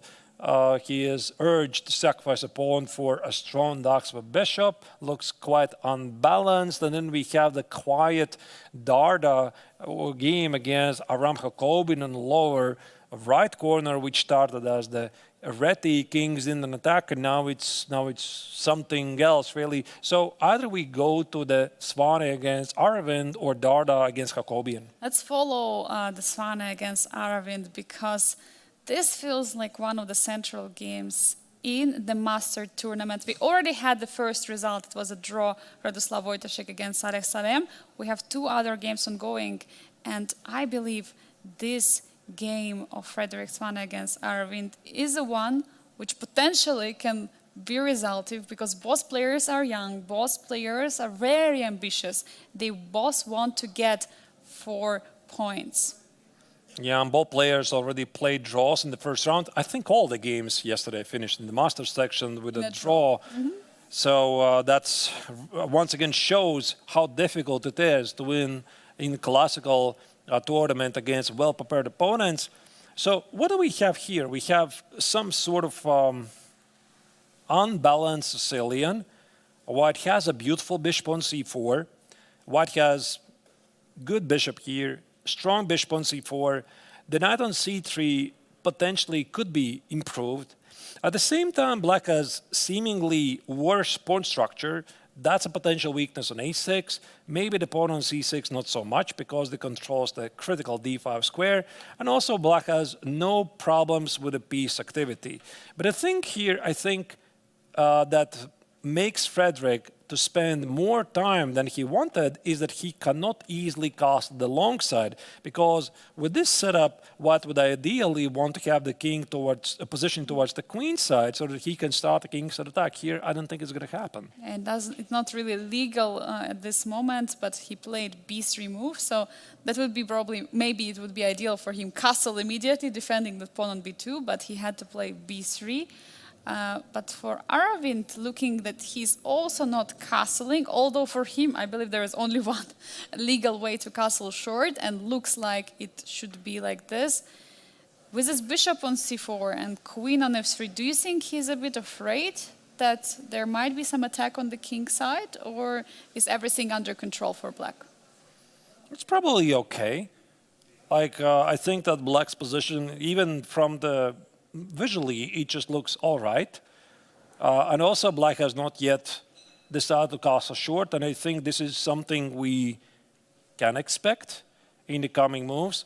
Also, I would expect that pretty soon Frederick is going to play a move h3, because h3 controls the critical g4 square. I mean, there might be knight g4 ideas, there might be bishop g4 ideas. Obviously, after black castling short, not to blunder anything happening on f7. No checkmates. Yeah, so I think that White's going to go short castle, Black's going to go short castle, there's going to be h3, and then Frederick most likely is going to try to somehow capitalize on Black's weaknesses at the queen side. That's the most realistic scenario. In the meantime, Aravindh is going to try to somehow use his piece activity, which, to be honest, I don't immediately see how to do. I'm just wondering about Frederick's ideas. Is there some knight a4 to go for the c5 and b6 square? Maybe putting the knight all the way to c5, because the pawn is on a6. There is never going to be b6 move. So Eventually, yeah, I think so. Knight a4 is going to be an idea. Like, I think that here we could see a short castle. Let's say black could make some developing move. Queen c7, h3. There could be rook d8, and now maybe now could be a moment when you do play knight a4, knight c5, try to control these weaknesses, and if black resists you, you can go back and remind black that there's another weakness potentially you have to cover on d5. what an interesting updates from this game we have, Arturs. But the other game, which is bringing also a lot of attention, let's get the overview of all the games. On the bottom middle board, it's Matchun against Matchun-Jumabay. We were talking about this game earlier. There has been the c4 move played, and after a take there is knight jumping to e5. We see all the pieces of white are being active. Shall we take a deeper look in this game, or any other interesting updates from the rest of the boards? I also want to check Darda against Jacobi, and that's the game we haven't followed for a while. So yeah, I think we could do both of them. We're going to start once again to evaluate what has changed in Matchun's game, and then we're going to slide to Darda's game and see what have we missed. Absolutely. So going into Matchun's game, he has spent quite some time into this decision of pushing for c4. As we see, it all happened on the board as we were discussed, and now is Rinat the one who is thinking. We see major changes. How can the game continue from now on? Because I'm really worried for Black's king. I don't think it's going to be safe on the king side so much, but it's also not going to be found the safety on the queen side as well. What to do about it? Jumabay has to be very careful here. Like, indeed, the king is very exposed, and that's the kind of position where the cost and the mistake is very high. I think here white is a bit more flexible with the position, and white cannot easily mess up, but black can. And here white's idea is pretty straightforward. Play bishop takes on c4, target the queen on d5. By the way, just as we were talking about it, knight e7 already marks this is the only move in this position. So that already basically confirms that here this position already was so tricky for black that he had to be very careful not to get in trouble. I think we are going to see bishop takes on c4 here. And is Jumabay going to accept the pawn on g2? There are only two moves with the queen, or three. No, three. Queen d6, queen b7, and queen b2. Queen g2, sorry. I think I don't want to take on g2. No, you don't want to open the g file.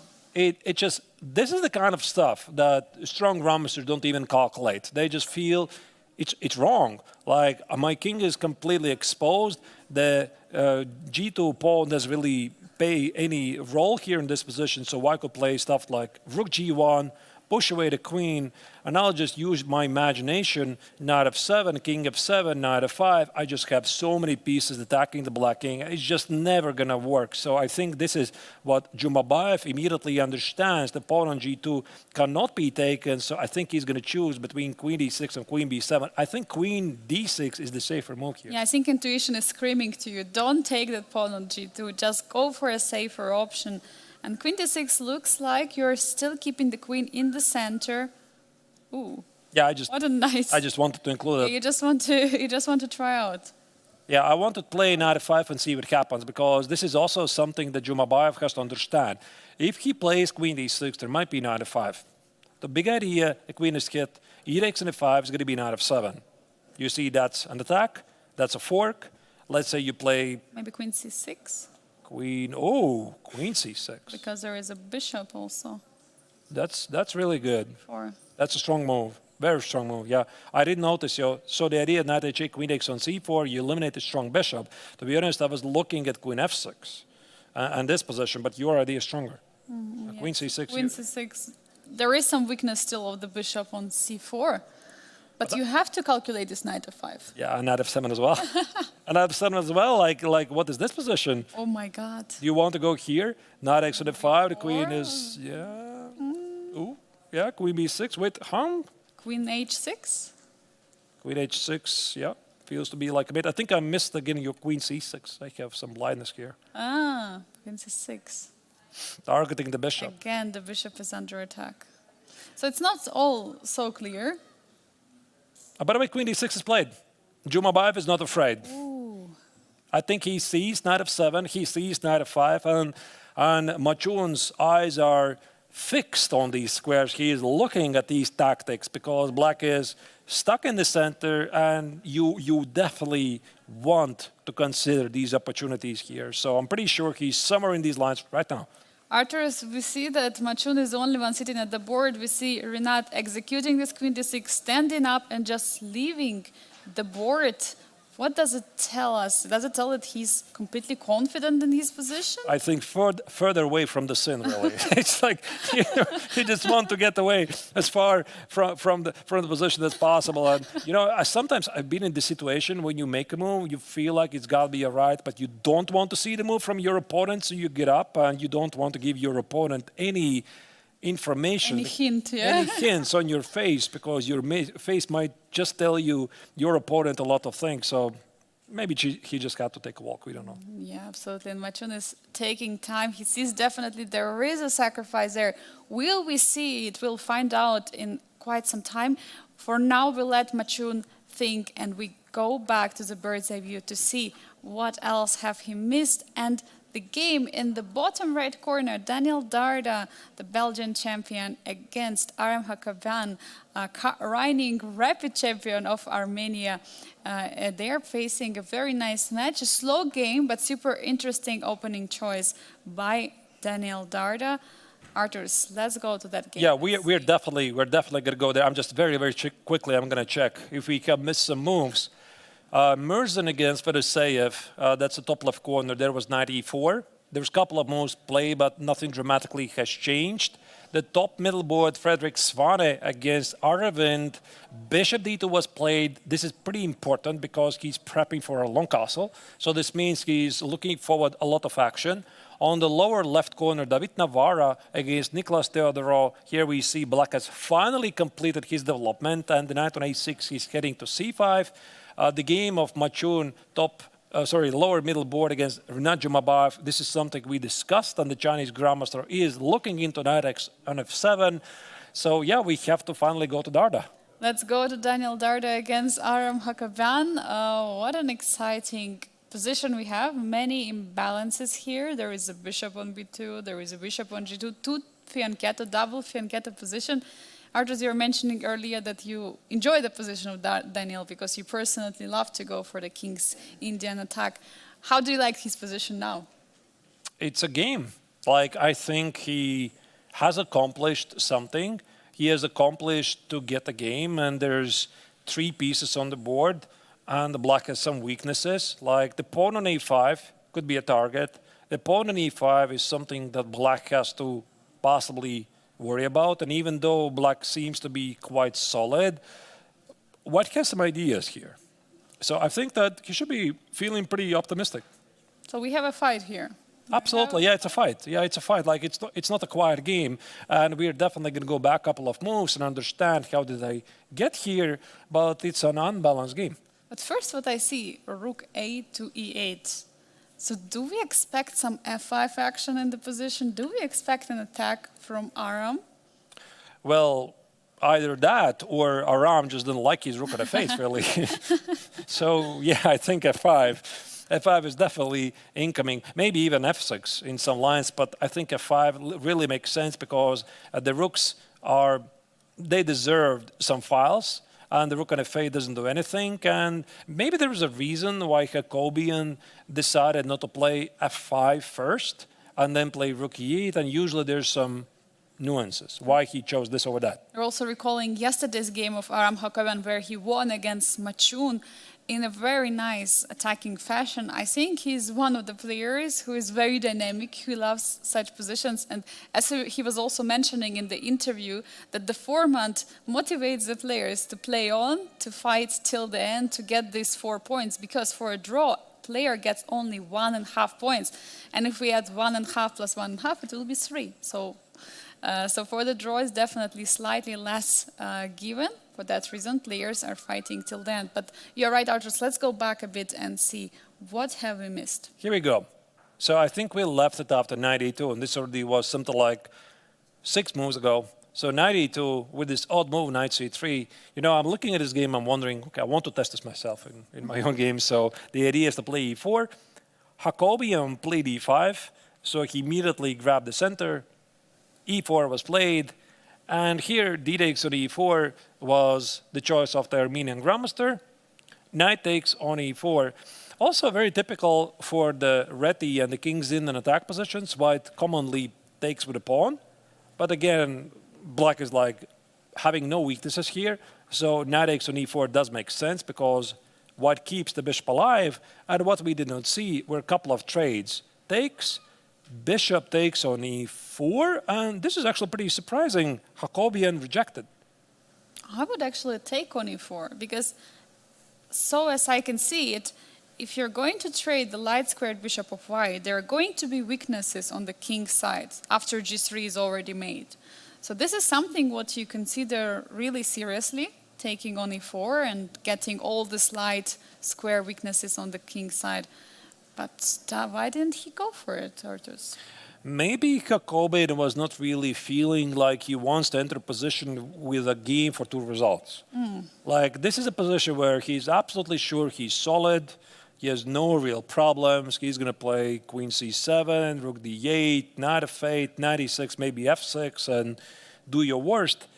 While in the same time, white has some pressure against the a5 and e5 square. So that's why for Jacobian, it's not about pride or something. He simply wants to have some chances so that he can fight for the win. The bishop on e6 is definitely not worse than the bishop on e4, so he decided to keep the bishops on the board.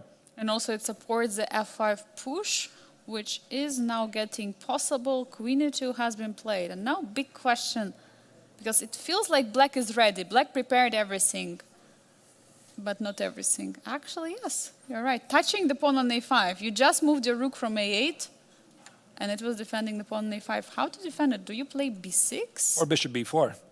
Oh, bishop b4. Yeah, bishop b4 looks also incredibly logical because this opens up the rook on e8. And if you play c3, this really disconnects your coordination of your army. It creates a weakness on d3. So I don't think that Darda is going to do this. Most likely, he's going to play either bishop c3 or move the queen, which, by the way, also could be a move.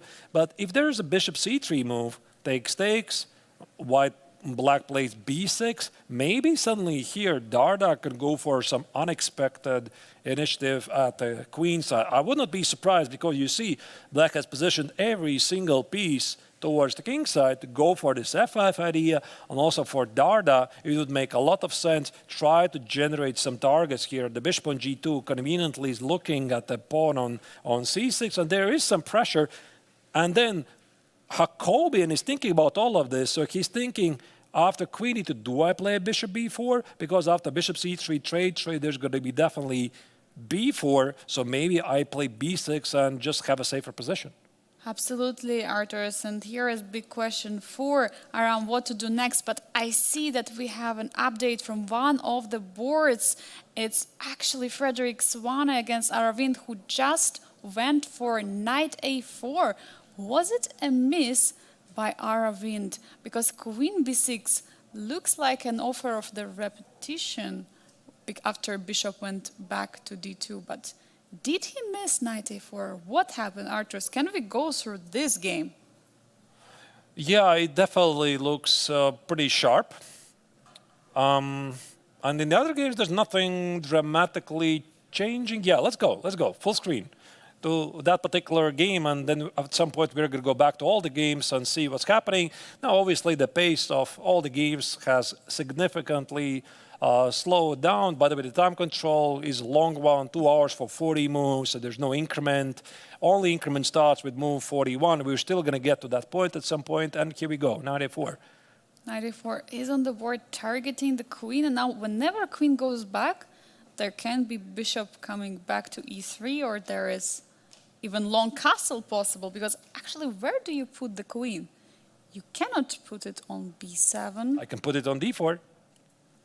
d4, but there is bishop c3. And I take with e4.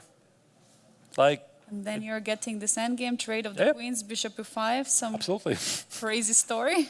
I don't know how crazy. I think it's just very good for white. Like, I'm going to show you this in a moment, but like here, I want to scroll back a bit. I want to understand why they're doing what they're doing. Like, it was this position. So we looked at this position, and after queen a5, so it was Aravindh who forced white to play bishop d2. It was not the other way around, because when we were looking at the overview of the games, I thought, oh, look at that, how Frederick is smart. He played bishop d2 to play the long castle. No, actually, this was a defensive move. He simply defended the knight. Queen b6 now doesn't allow white to castle short. So bishop e3, queen a5 could be a silent draw offer, just to see how you feel today. And the answer from Frederick is, I feel just fine. I want to play and I want to fight, and now knight a4 has been played. Looking at the time situation, Aravindh has half an hour extra on the clock, 35 minutes to be precise, and Frederick Svane has only 50 minutes left. So it looks like a very bold choice from the German grandmaster, but he wants to go in and fight. And if he sees a good move, why not to play it? But queen d4, big question. I think, What to to be do honest, after it? he wouldn't even forgive himself. Like, you play a sharp opening, and your opponent offers you a truffled repetition. You're like, okay, fine, it's a draw. Like, come on. Like, why we're doing this? Of course, he's looking for the win, and if you agree to a draw after the opening and they're still full of life, then yeah, well, why do you do this? But I think this queen d4 is a pretty risky choice. We already found the continuation. Bishop c3, queen e4 takes, bishop takes to d5, and if somebody can be better here, it's only white. I think it's very, very clear. The rook is under attack, the pawn on g7 is under attack, and black simply has a worse pawn structure. Yeah, big question what to do for black. This is not position you want to get. But does they have a funny continuation after queen d4? Here, yeah? Yes, in case not bishop c3, but in case long castle. Oh, just a funny. you want to test my tactical skills in this position? Well, I gotta confess, there's been moments when I have not noticed mate in one, but this is not going to be one of those moments. Of course, this is the way how you protect the pawn, but also how you lose the game. But definitely a funny moment where castle doesn't work out. Of course, it's not going to happen. But one more time, queen d4, what else does black have? I mean, it's the only active move. Bishop c3. There is no other choice than the take on e4. Is there queen d6? Yeah, but then again, why did you play queen b6, queen d4, queen d6, give up so many tempes? Triangulation. So Rook d1 and queen c7, queen a5, and queen c5, queen d4 just makes no sense, really. So I think that if you play queen d4, you play queen e4. And if queen e4 doesn't work, you simply do not play queen d4, and you accept, okay, it doesn't work, time to retreat. To retreat to c7 so. or to d8? Oh, wait, there's queen a7 as well. Maybe there's queen a7. And bishop e3. It's coming onto another tempo. You know, this is what I don't like, that white is now having initiative. Yeah. Suddenly winning so many tempos. And your knight c5 is going to happen, or h3 is going to happen to control this square, or short castle is going to be an opportunity for white. It looks really nice. Yeah, it looks incredibly nice position. Aravindh is taking time right now, trying to figure all this out.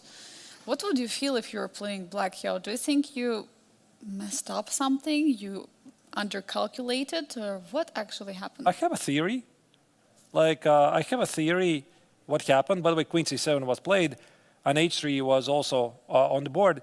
I have a theory that Aravindh decided to test.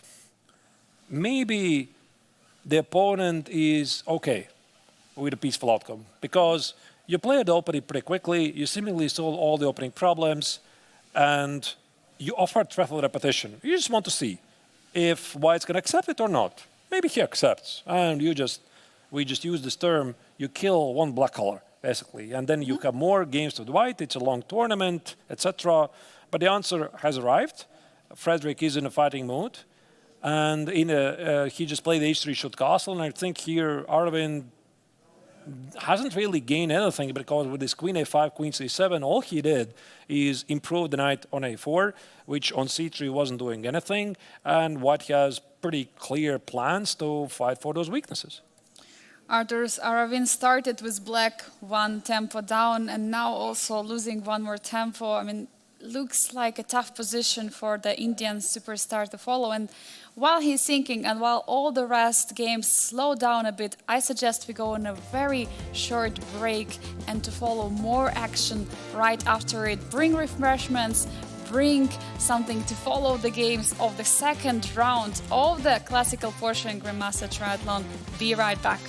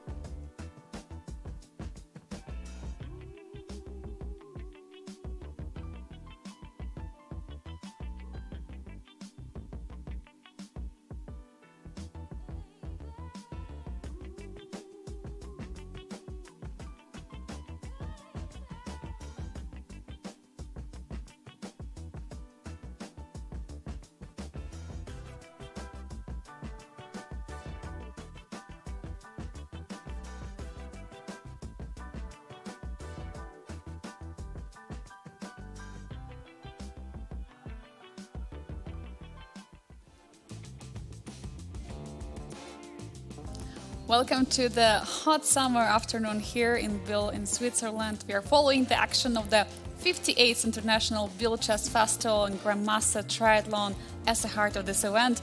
My name is Angelika Valkova. I'm joined by Grandmaster Artus Nations. We're still here, we're still following the action. So many wild openings today, Arturs. Aren't they most exciting rounds so far? Of course, we had only 2 rounds. Absolutely. Yeah, we are seeing a lot of fighting games. One game did finish very quickly, even though it was featuring, if I'm not terribly mistaken, the only double X-climb move so far, even though it was apparently still a known theoretical position. The game in question, of course, that was Wojtaszek against Salem. The game finished pretty quickly. But the other games, they have no intention to slow down, and we have everything. We have big theoretical struggles in the King's Indian defense. We have the quiet red E game where the players are maneuvering. We have Sicilian. We have the London. So something for every chess fan to relate to. Something for every chess state. And let's go to the playing venue to check how the players are seated on the stage. And as well, we see there are also, of course, many attacks by the animals here on the stage. Oh, you mean the flies? Yeah, Flies. There were some wild flies flying, attacking us. Look at Oh no! Oh my God!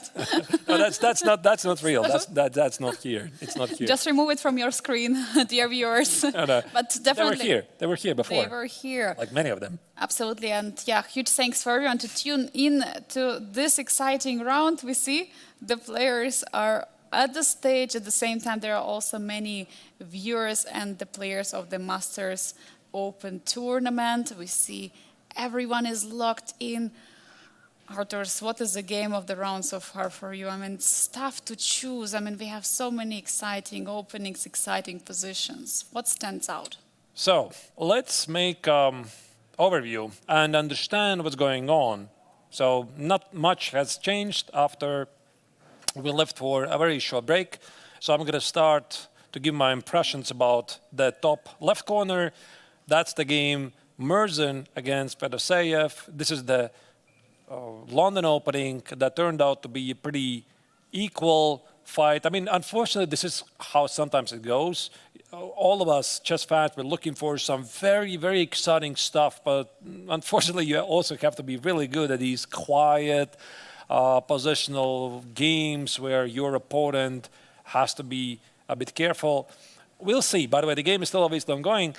There's also the game of Frederick Svane against Aravindh. That's the top middle board. This was the Sicilian Taimanov, where it was pretty strange to see from the Indian Grandmaster to play Queen A5, Queen C7 a couple of moves ago, allowing Svane simply to collect some free tempi.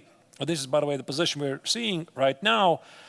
And a couple of moves later, Aravindh played Bishop B7, which is a pretty interesting move.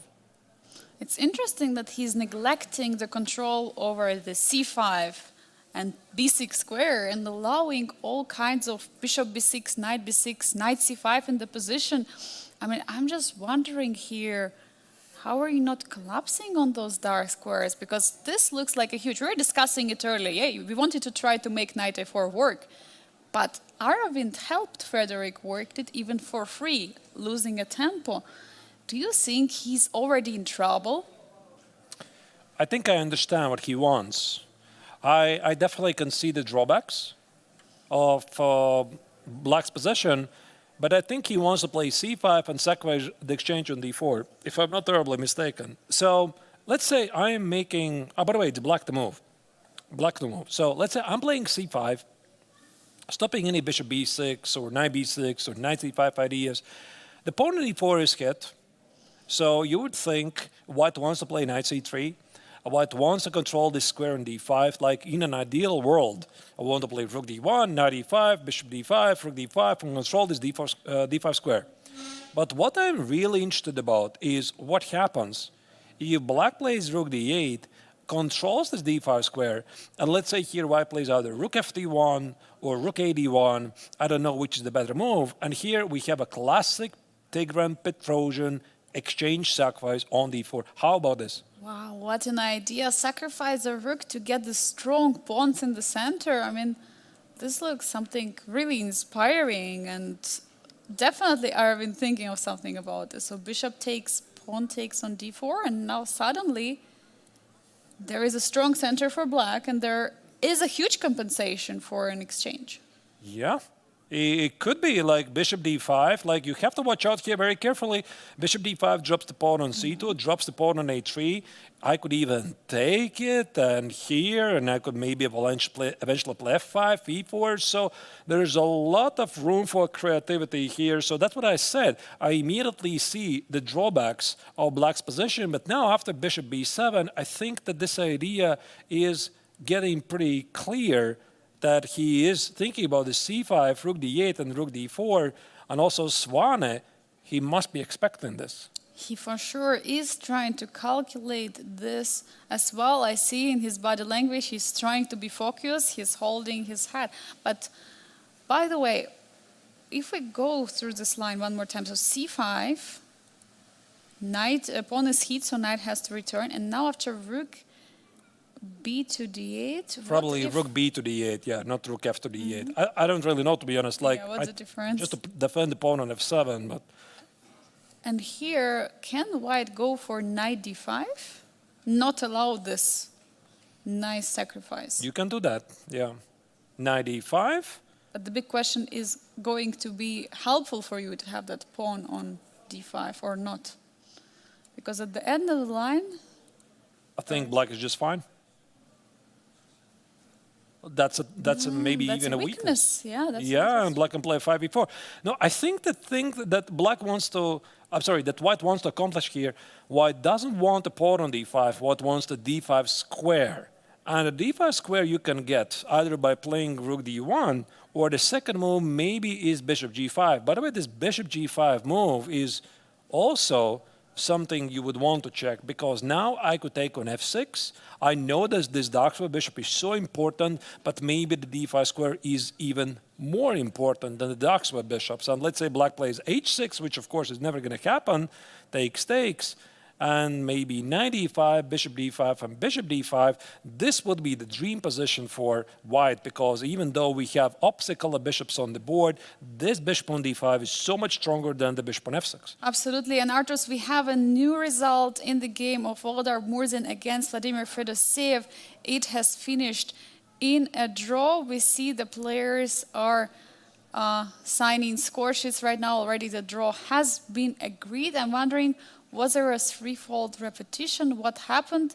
But the position was quite even. We were mentioning this game earlier. Let's check it very quickly, let's check what happened there. And once again, yesterday we have all the games in Master finish in a draw. And today we see already 2 games in the Master finishing in a draw. The third game, the only one, Frederick Svane against Aravindh, which is left in action with the big chances for the German Grandmaster. And we see there has been a repetition, bishop on e4, bishop b7, and they agreed on a draw. I mean, of course, Murzin tried. He tried something, but your attempts go as far as your opponent allows them to be carried out. And I think that everything started with this very accurate defense by Fedoseev, rook fc8. I really love this move. So he kept the rook at a8. He was implying for the bishop e4 and a5 idea. That's why Murzin played knight e2, and as soon as the c file was open, h6, knight e4, more trades were incoming. Every single piece started to disappear. None of the sides has either weaknesses, so they just found a way to repeat the position, because they could have dragged it until move 40, but both players already perfectly understood it's going to be a peaceful outcome. They understood it, and now they're going to have probably more energy preparing for the next round, the third round of the classical portion. Let's take a look at the games we still have. We still have 4 very nice games which are happening, fighting ones. I mean, the other draws which were finished, they were also very much fighting, and players were testing each other. The game we were checking just now was Frederick Svane against Aravindh, the last game which stayed in the Masters Grandmaster Triathlon in the top central ward. Then we see in the bottom left corner, David Navarre against Nicolas Theodore. There's already a pawn on a4 for black. Very interesting outcome of the King's Indian. Arthurs, what else can we see in the other boards? So Matchun's game, a lower middle board, we see this rook HE1, but clearly White is thinking about some sacrifice ideas on f7. And I'm a bit surprised to see that the game Daniel Darda against Aram Jacobian, Darda has lost the knight, like it's been traded.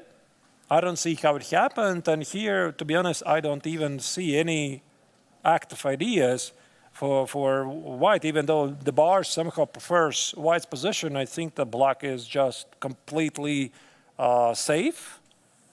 So we can choose whichever game. I think we have to address all of these games anyway, but maybe we could start with the game of David Navarra against Nicolas Theodore, because that's also the game we haven't checked for a while, and it feels to be one of the most fighting games of them all. Absolutely. It was this King's Indian defense which was played. Such a nice choice from Nicolas Theodore. At the same time, a risky choice, but also something which can be rewarding. Scrolling back to the moment where we have left, actually, what has changed? Because the king is suddenly already on h7, pawn is on a4. I mean, the position looked like it changed dramatically. So let's scroll it back, and I think we saw it after the queen trade. And this happened about 5-6 moves ago. So there was the last move that Navarra played here. There was queen h5. This is what you already saw. There was queen e8, a trade, and knight e3. And here we left it, I believe, after rook f8. We were estimating that probably White is slightly pressing. So what we did not see, Navarra played f3, which I thought it makes sense because it might initiate some h4 ideas. Knight a6, rook c1 is quite a bit strange move. a4. Maybe it opens up the square on b1 for a bishop, just potentially, that if knight jumps to b4 or c5, that the bishop goes back to b1 and the rook is not stuck on a1. I mean, that's... So, I see.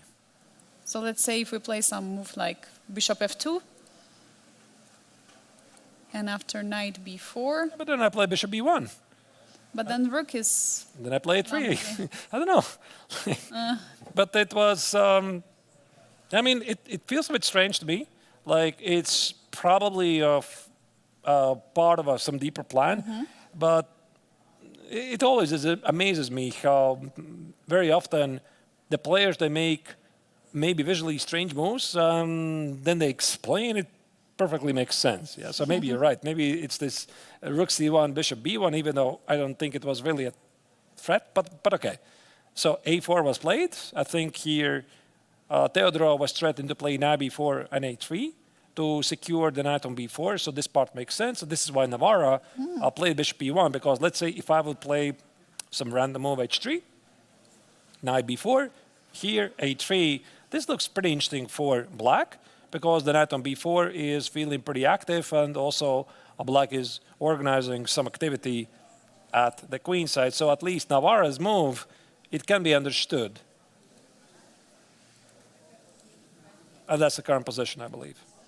This is a position we have bishop on g6, going back, preparing something. But I'm wondering, we have so many moves, we have so many piece maneuvers in this position. The pawn structure remains the same. I think it's going to be the answer to a question, who is remaneuvering the pieces better and who will find the best squares for the pieces, that person might get an advantage, or how can we assess this position? Yeah, it's very difficult. I mean, obviously, I'm, as always, slightly influenced by the relation bar that says that white is slightly better. Also, by the way, Navarra is playing pretty quickly. He has a 25-minute lead on the clock, so it should be important. But at the same time, black is very solid, and the only thing that black should be slightly worried about is the Dax with bishop on g7. Apart from that, I think black has the ideal king's Indian defense position. And the question here is how Navarra intends to continue. So is he going to play b4? I think it doesn't work anymore, especially since he has given up the a file. Does he play for the h4 move? Or does he try to rearrange this knight on c3 and put it on b5? I have an idea what he Which could one? try. He could try to play bishop e3, take on c5, trade off the light square bishops, and play the good knight against the bad bishop. Oh, that's actually a very nice idea, right? In the endgame, that bishop will be pretty bad.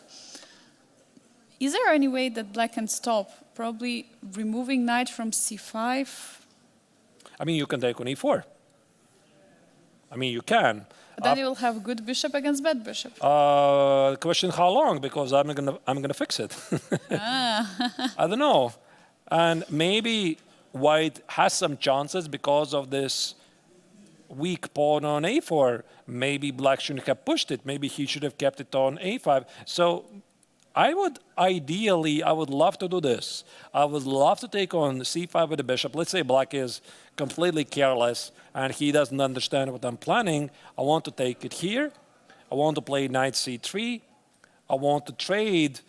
And the engine says black is doing great, to be honest. Maybe e4 and rook b8? Yeah, maybe e4. Maybe this is what changes everything. Yeah, this e4 activate the bishop.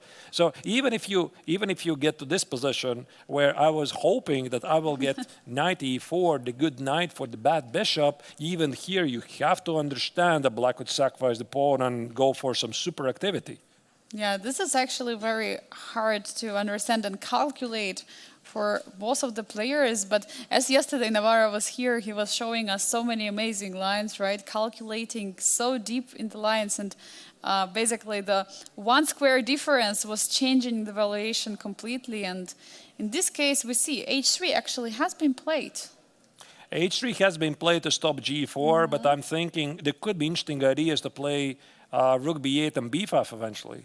This is also something you want to do. And if you would get the b5 push, you could open up the b file, you could organize some counterplay here. Yeah. I think here it's very important to know how well does black feel these positions. And I think that Nicolas feels them pretty well. So is he going to try to go for the queen side?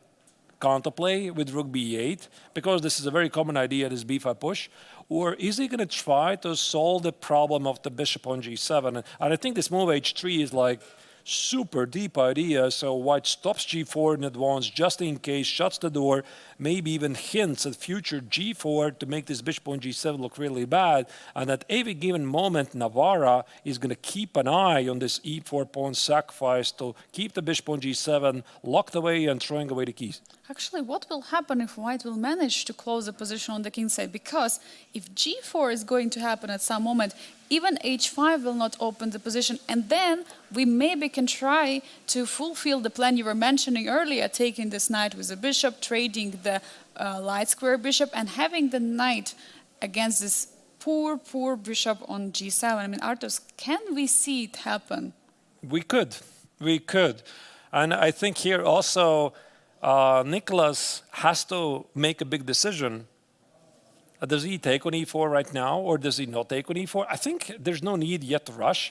And the move h3, it could be also directed against this threat. Let's say I will play something else, let's say, I don't know, something ridiculous like king h1. So it could be directed against this idea. Takes, and let's say bishop e4 takes it, and g4. So I'm fixing the problem of the dark square bishop. And with the move h3, you see, now this no longer is the case, because if you take with e4, I don't know, do I take with the bishop or I take with the pawn? You cannot play g4. That's the thing. And you cannot play h5 because the pawn on g5 is under attack, and black cannot easily solve the problem of the bishop. Yeah, now there is a big question for black in this position. What then move h3 has been played? Yeah, rook f4, of course, would be nice to sacrifice, but does it work? Yeah. After bishop f4, pawn e takes on f4, and suddenly the bishop is becoming powerful from g7. What is going on? Yeah, it's of course very easy to suggest this because I've seen too many games of Tigran Petrosian, and he made his career basically the formidable champion by exchange sacrifices. But I mean, who says that White has to accept this? Yeah, for example, White could play G3, and then okay, whatever happens. There's Bishop E4, there's Rook E4, there's things to calculate. So I think the both players, they're somewhere here, and it's going to be a very interesting positional struggle. It is going to be for sure. What I want also to highlight is this H3 move. In many positions, it is a move which is weakening, right? It's weakening the G3 square, it's weakening some dark squares. But in this particular case, there is no way that black can use this, right? And that's why this move of H3 is rather a prophylactical move, and it's not weakening any squares. But while David Navarre is taking time, since Rook F7 has been played, let's take a look at the rest of the games which are still ongoing. We see in the top middle board, Frederick Swane is still pushing against Aravindh, and we see H6 has been played right now by the Indian superstar, trying to do some prophylaxis on the G5 square, but also creating a hook. On the rest of the games, what do we see? In the bottom middle board, Matchun against Matchun-Jumabay. Is Chinese Grandmaster getting initiative in this position? Arthurs, it's getting very interesting. There is a bishop pair for black, but Rook is all the way on E5. Oh my God, what is happening? It just doesn't feel like he has achieved a lot. And Jumabayev, with the last couple of moves, at least visually, his position feels safer, while he hasn't really lost any dynamic properties. Also, Darda, lower right corner, against a Ram Jacobian. Now, this is something I noticed before. I was a bit surprised how he traded the knight for the bishop, and I thought it's not really a lot, even though the bar somehow slightly likes it. And the game of Svane against Aravindh, that's the top middle board. By the way, we see that Aravindh played H6. A very, very interesting move. So I think he saw the exchange sacrifice on d4. This is something we discussed, but he also anticipated that White's not going to go for it, and White might want to trade his dogs with bishop for the knight on f6. So maybe we could go first to this game and try to assess how serious is White's advantage, because obviously we see the valuation bar and we see the weaknesses in Black's position. We also have identified Black's idea, and now we can also assess it ourselves. Let's dive into the game. Frederick Swane, German superstar against the Indian superstar Aravindh Chidambaram.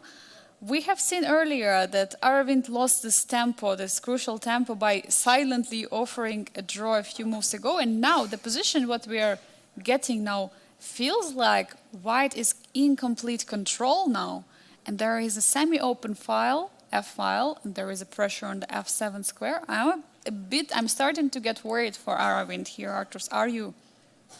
No. No, not worried. No, I think the game is only heating up. Like I think that he made a couple of very smart moves. So here, Rook D8, it already potentially signals this exchange sacrifice on D4. I think he should be pretty happy. But the move H6, this might change things. And now let's roll back a bit here. We discussed this, right? We thought that, of course, why did he repeat the position with Queen A5, Queen B6, Queen C7, losing time, weakening in the end the control of the D5 square. And something interesting happened here. H6 was on the board, not Rook D8. And I think here Aravindh expected that Svane knows that he wants to sacrifice the exchange on D4, and he identified the bishop G5 to be a far more unpleasant threat, to eliminate the knight, to control the D5 square. Hence, he played H6. But this is where it gets really tricky. Maybe because of H6, White might have extra opportunities with Queen G3 and Bishop H6. I also look at the moves G4, G5, because H6 created a hook. Potentially, White can use it by pushing G pawn forward. Of course, you have to be careful because you also open your own king. But this is something what I think both of the players are thinking about in this position. Which options White has here? And I see there are many ideas. Meanwhile, for black, the queen is standing on c7, is not really participating into defense on the king's side. But what is an active plan for black? Is it only this rook d4 sacrifice, or is there something else? I see nothing else.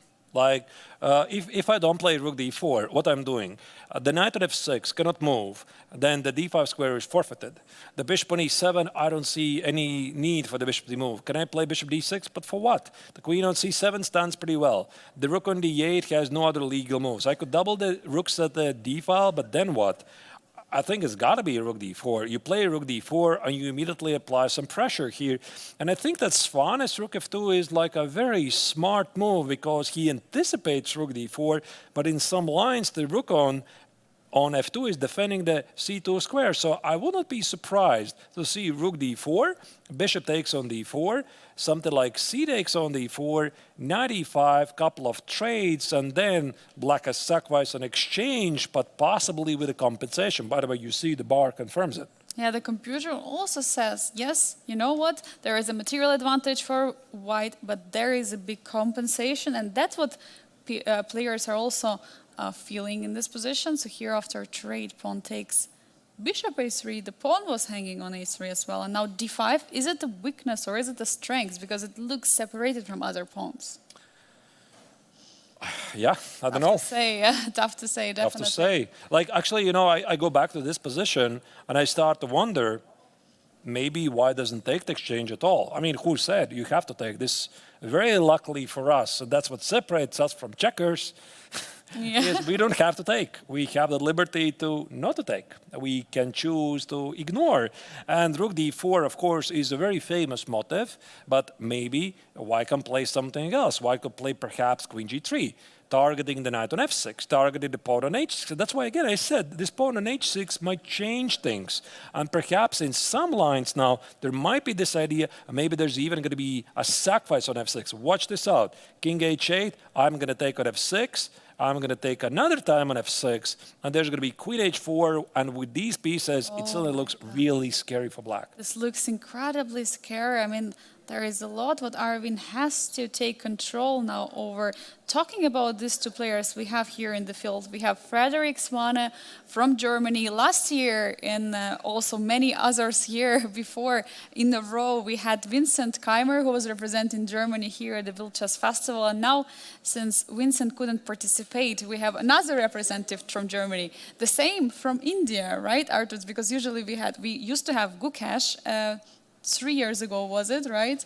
Gukesh was here, then we had Arjun, we had Michal Sarin, we had Prague last year, and this year we have another superstar, Aravindh. It's so exciting when the chess communities from other countries sending to us. Please keep sending them to us. I mean, we really, really appreciate them because this is really amazing to see one of the most strongest developed country in the world, India, of course, that they trust the Biel Chess Festival. That's the place where you want to test the young talents, and then they grow into chess superstars.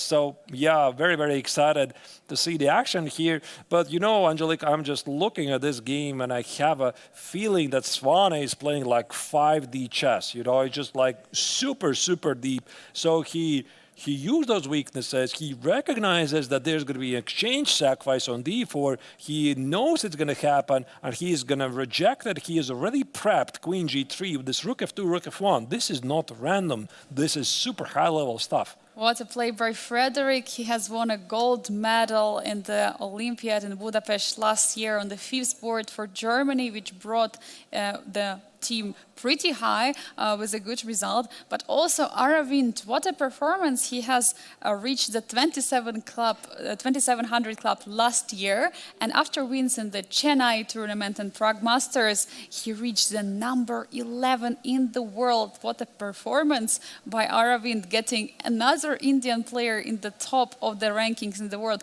And I think, how many Indians do we have now in top 20? I mean, it's Gukesh, it's Prague, it's Arjun, it's Aravindh, it's still Anand, Vidit. We have 6 Indians in top Stop the 20. count. Oh my God, so many. I mean, Indians are occupying the rankings of the chess world so far. But this is a game we want to keep an eye on. Meanwhile, while Aravindh is taking his time, let's take a look at Did we have any updates on the other boards? Because I think the players are slowly getting lower on the clock, and that means we might see some unpredictable decisions. B4 is there still in the bottom right corner, the game of Daniel Darda against Aram Hakobian. He still didn't take that pawn on B4. Arturs, what do you think of that? I mean, what is his Yeah, that's choice? the game I definitely want to check next. First, I will also very quickly assess what's happening in the other games. Matchun against Matchun-Jumabay, that's a lower middle board. Like, I feel that Jumabayev's position has become safer as long as he gets the king away from the center. That's the game we also haven't checked for a while. The game David Navarra against Nicolas Theodorou, we see that's the lower left corner. The knights have disappeared from the board, and apparently Theodorou has played bishop f6. He is about to solve the problem of his terrible ducks for bishop. Navarra doesn't have a lot, but I think he is still pressing. Yeah, there are bishop pair for both of the players. But as just now, we go to the game of Daniel Darda against Aram Hakobian. This is the game which started pretty intensely with a very nice opening. And we see right now that Daniel Darda is sacrificing a pawn. If we can pull up the board closer, we can follow what is happening right now. Why did he go this b4? So he played b4. This is something we discussed before, not in this position, but in a very similar position. He played before, we discussed it before. Yeah, before we discussed it before, exactly. Yeah, funny how it sounds. Yes. So it enables some pressure against the pawn on b7. Even though the pawn on e4 now is a bit weaker, here Darda feels that pawn on b7 is the only real weakness he could target. So he decided to sacrifice a pawn. And a couple of moves ago, this is what happened. If we roll back, like this was the move, he played b4. He played b4 and with the idea that queen takes on b4 is not a move, because now I think you can play rook b1, play rook takes on b4, and if black decides to defend it, you take the pawn on b7, and this pawn on a4, you see it's becoming really strong.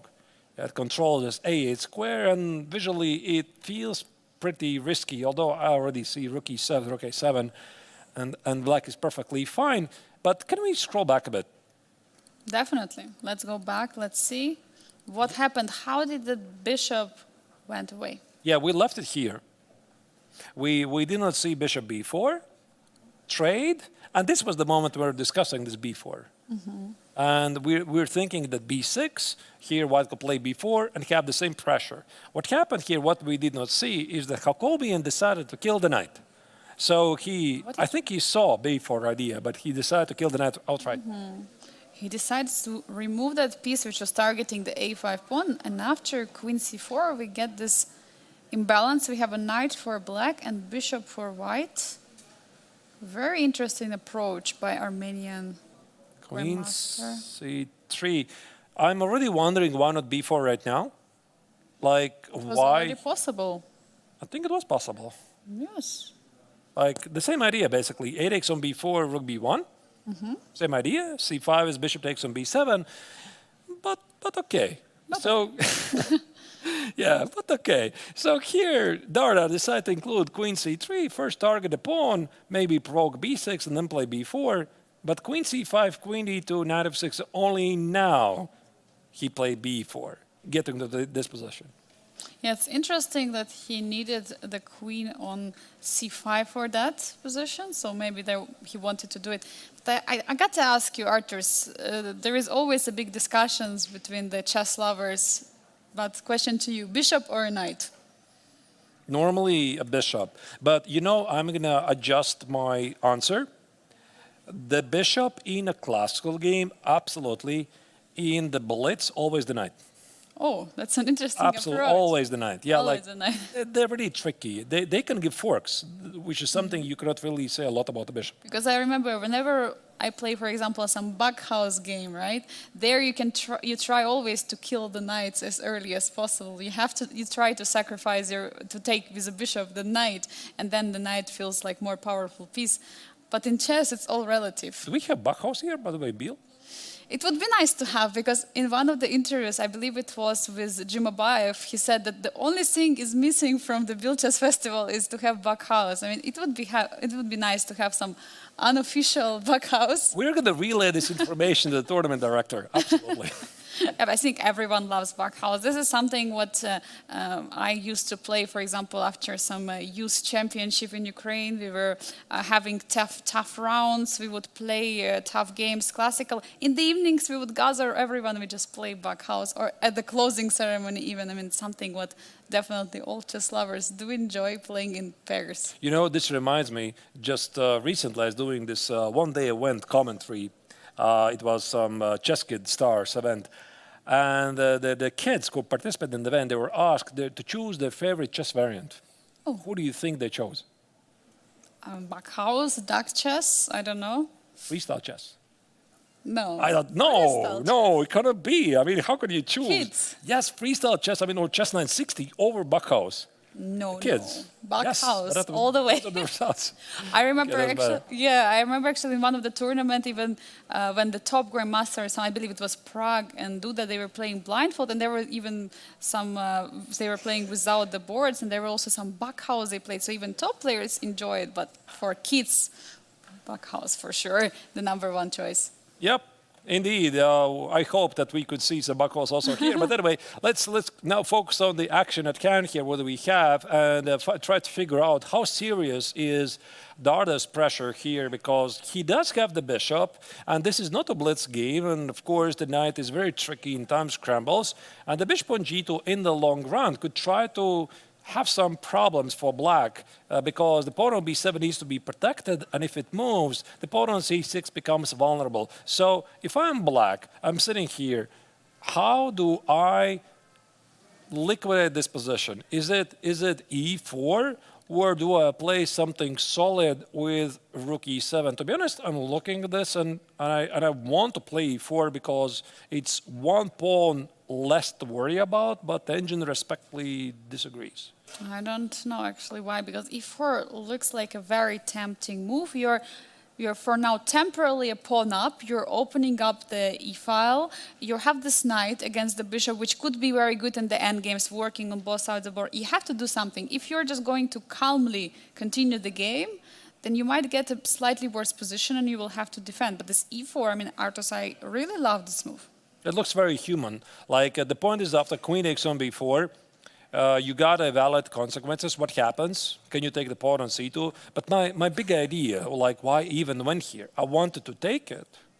I wanted to take on d3 and find a way to protect these pawns, like maybe bring one rook here, you play rook b1, and now I just need a smart move, like I don't know where it is, to be honest. Like rook b8, there's already noticed there's bishop c6, but the position feels so balanced that there's got to be a way somehow for black to keep this position together. Maybe, I don't know, maybe b5? No, but it's probably a lot, too much. Yeah, probably it is, but also d3 pawn can be under attack after some time. It's tough to say how to continue here and how to proceed. Also, you shouldn't forget there are at some moment some check only one available for black, so definitely something to watch out in this position, but as you're mentioning... Yeah, rook e7, by the way, was played. Rook e7. Not e4. Solid. I think e4 was making a lot of sense, but that was the second choice by Hakovian. The point here is now queen takes on b4, perhaps the pawn on c2 can be taken. And after rook takes on b4, you can lift the rook on a8, f8 to a8. And this creates some counterplay here. So it's not like also Darda is playing without any risk here. He has what we call in chess language more pawn islands. So what do I mean with pawn islands? So this is one pawn island, it's deserted completely, and there's a c2, d3, that's the second island, this is the third island. So we have 3 pawn islands. At the same time, black has one island is here, and there's the mainland at the king side. So the less you have, in theory, it should be better for the one who has less of them. Artisan, we have a big action on the board of Frederick Svane against Aravindh Chittambaram in the top middle board. The rook d4 has been played, so let's just dive in instantly to that game. So what Aravindh is doing, he's sacrificing the rook. And we'll see, will he take it? Will Frederick take the rook? So, rook d4.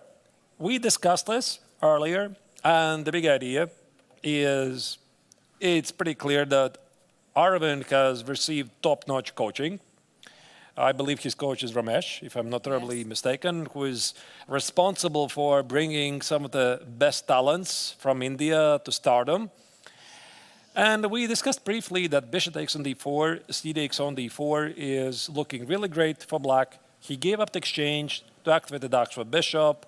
The bishop on e7 hits the pawn on a3. And we briefly looked at these lines like knight e5, bishop d5, yum, yum, yum, take on d5, bishop takes on a3. And somehow this is unclear. So maybe this could happen. But I think that the other move, queen g3, looks so much more tempting here, Angelika. Oh my God, there is a big pressure on the g file, pinning the pawn on g7. Now h6 suddenly under attack, knight on f6.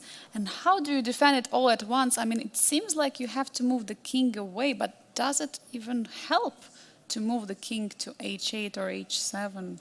I mean, first I would like to check the forcing moves. Captures checks threats. This is usually how my mindset works. And I'm seeing that there's a pawn on e4 under attack, and this is why I played rook d4 in the first place. So I would want to check it. So probably knight e4 can be discarded very quickly because white can take on e4.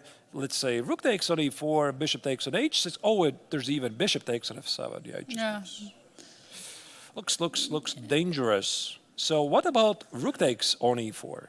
Rook takes on e4 would be coming with an idea, if you take it, I take with the knight, I give you a fork, I'm probably happy.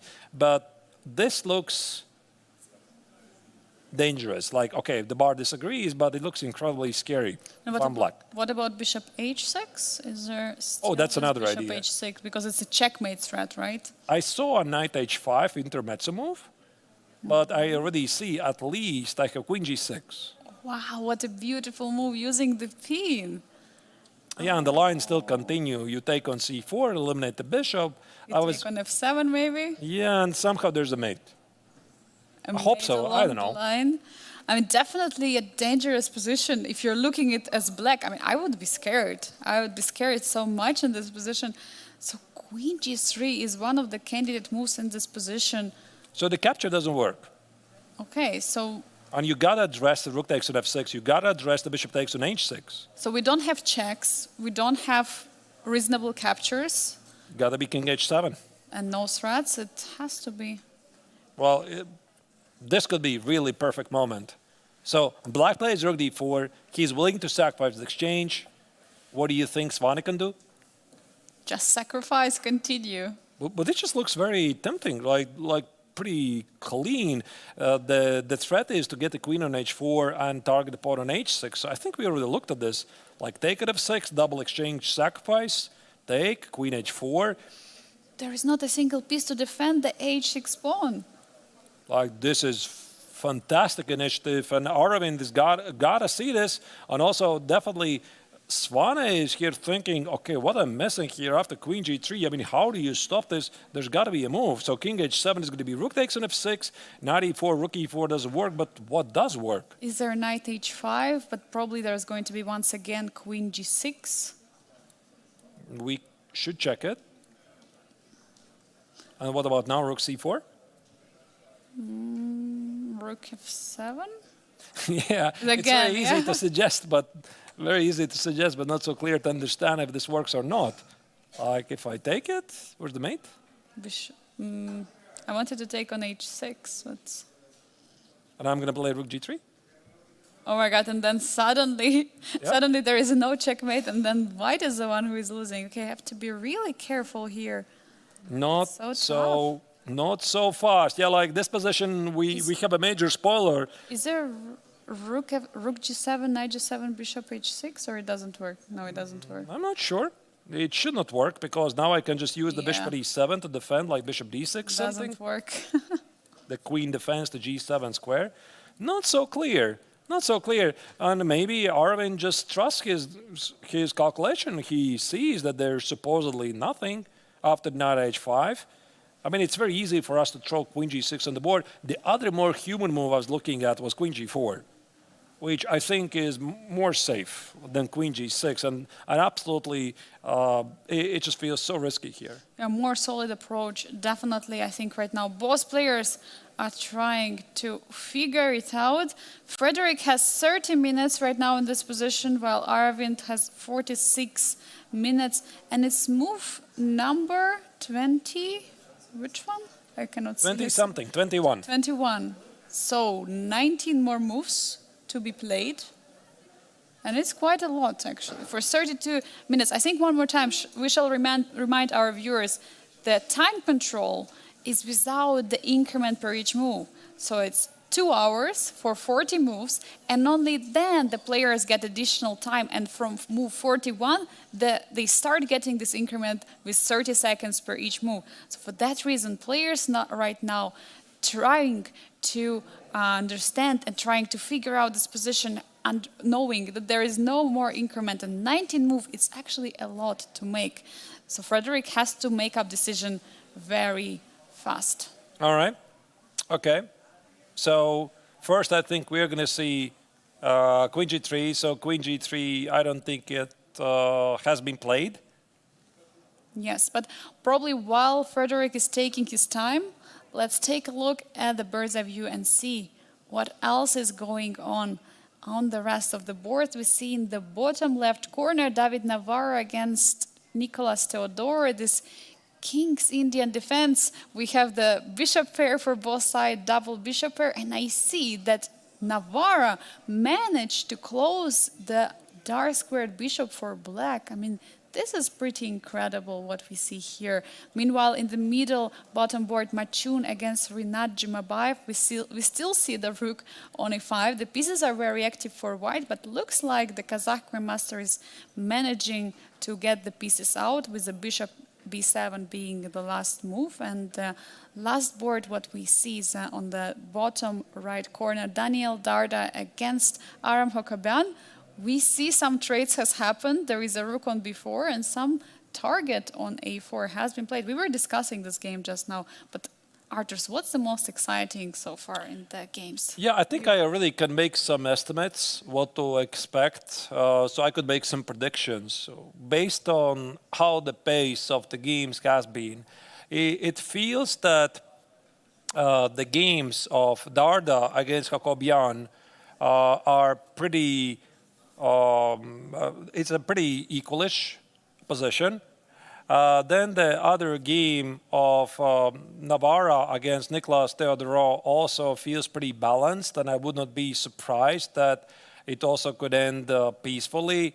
And then we have also the game of Frederick Svane against Aravindh. I think the action is exploding. And potentially also the game of Matchun against Jumabay, even though it shows balanced according to an engine, I think it's still very, very unclear. So there's like a couple of games that are having a bit slower pace, and maybe they're going to end peacefully. I would not be surprised. But definitely we are onto the pace that we might see some decisive results today. So much action, and the games are heating up here at the 58th International Biel Chess Festival. The Grandmaster Triathlon players are locked in and focused before they are reaching the time trouble. We're going for the very short break, after which we'll see what was the decision of Frederick Svane. Will he take the rook, or will he proceed with the attack?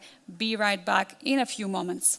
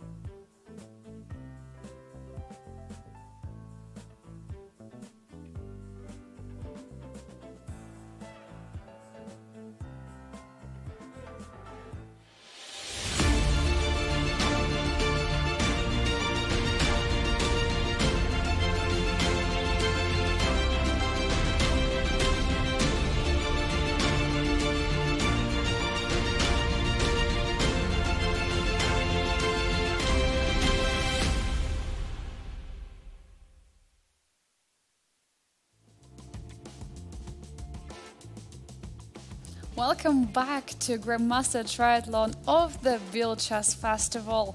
The weather outside is very summerish and very hot, while the games are also heating up, and we have a lot of new updates. Arturs, what can you say from this round, second round of the classical portion of the Grandmaster Triathlon so far? Angelica, yeah, I mean, there's a lot of action. From the 6 running games, 2 of them have already finished in a draw. The games are in question Murzin against Fedoseev. That was the quiet London. Murzin did try some things, but quite didn't work for him, and they found a way to trade up all the pieces pretty quickly. Then the game of Wojtaszek against Salem. This was a pretty theoretical line in the Grunfeld. I think the Polish Grandmaster wanted to test some line, but it quite didn't work, and he had to settle for a draw. But other games are still ongoing, and we have some spicier games. That's the game of Frederick Svane playing against Aravindh, and then we also have a game that can potentially become very interesting. Matchun against Matchun-Jumabay. Things look very unbalanced. The other 2 games, David Navara against Nicholas Theodorou, at the moment, which you can see on the screen, also Daniel Darda against Aram Jacobi, they're quite balanced. Yeah, we have very interesting matchups in the round number 2. As you were mentioning this game of Matchun against Matchun-Jumabay, we have not followed so far recently. I suggest we dive into this game and see what has changed, because we see there is a rook on e5, but there has been some development from black, and still the bishop pair for Rinat in this position, but the king is still in the center. And Matchun has been thinking about this position for a very, very long time. So we left it a couple of moves ago where we're suggesting that there might be some sacrifices or either on f5 or f7. So this is the current position, and I would like to show you a couple of ideas that possibly Matchun is thinking about. But everything started a couple of moves ago. I think we left it around here. After knight e5, knight e7, we saw there might be knight x on f7 move with knight x on f5. Since the bishop on c4 is pinning the f7 square, there might be even the knight x on f5 idea. We somehow managed it not to work because of your notice queen c6. But here what happened in the game was rook e1, knight x on e5, and of course Matchun is not interested to trade the queens. He decided to play rook takes on e5 because the black king is stuck in the center, and after bishop b7, here the player from China has been thinking for a pretty long time, and I guess he's looking for some sacrifices against the black king. I'm sorry, Arturs, but which move is it? Isn't it move number 15 right now? So there are still 25 moves to be played, and he has 25 minutes. It means he has only 1 minute per each move to be made in this position. Not a lot of time, but he also feels that this is a very critical position. So I would like to show you a couple of things that maybe he's thinking about. So choice number 1, I'm thinking, if I'm playing with white, why I'm not even playing knight e5 immediately? Like, it feels so easy. Knight x on f5, e x on f5, I'm seeing rook e1. Like, the bishop on e7 is under attack. It's a double attack. I can join also with a queen. But there might be some problems. First thing is, black could play bishop e4, disconnect my 2 rooks.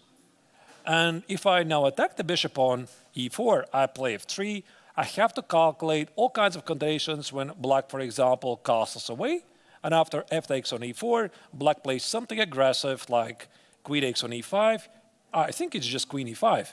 Queen e5, d takes, rook d2, king d2, and bishop b4, winning an exchange. So I'm seeing this line like very approximately. I haven't really spent a lot of time here, but this already is something that Matchun was calculating. So knight x on e5 is something he wants to play. And again, after e takes on e5, for example, maybe not rook e1, maybe he plays queen e3 instead. And again, you have to calculate these lines like bishop e4, f3, a long castle. What happens if you take on e4? Is it enough? The king on c8 is exposed. There's so many things to calculate. The other thing is maybe you make another quiet move first. Maybe you play rook d to e1. You improve on the idea of knight f5. And again, you calculate a long castle castle, knight takes on e5, e takes on e5, rook takes on e7, let's say queen takes on d4. So there's a lot of work for white to do. There is definitely a huge amount of work to do, but also not so much time left. And Matchun is already under 22 minutes right now. It's not a joke. He has 25 moves to make. And meanwhile, Rinat is comfortable. He has 41 minutes. And when we learned from the previous game, that was actually one of the problems of Matchun. He didn't have enough time. Yesterday, he lost in this very long match, which went to the endgame rook and 2 knights against rook and 1 knight against Aram Hakobian. And the time was an issue there because maybe he would be able to save the endgame if he would have more time. But again, he's getting into the same trap. He's getting lower in the clock. Although in this position, he's the one who is having initiative. So I don't know. Can he simply not decide right now? I mean, what do you think goes through his head? Because definitely he has some candidates move. Maybe he doesn't see the advantage. That's the point. Like, he sees the ideas, but he doesn't see the advantage. Like, for example, this move, knight takes on e5, I calculated a bit, and it quite doesn't work. So I'm thinking, it's got to be something about this e-file. So do I play rook e1? Or do I play queen e3? And I'm pretty sure that in every single line, he just doesn't see anything like clear, that he doesn't see the advantage. And that's why he's spending this time and he feels this is the critical moment. I mean, I got to make a very big decision here. So, of course, clockwise, it's not great. So he has only 21 minutes left on the remaining 25 moves. But it's a big choice that you can see he's 100% locked in. He's focused on the game. We have 2 players who have lost yesterday, and they try to prove today that they want to score these 4 points. But meanwhile, there has been an update in one of the games we are following, Archers. It's the game of Frederick Svane against Aravindh Chitambaran. There has been queen g3 played, and there is a very surprising move which we haven't seen before. Queen d6, indirectly defending the f6 and h6.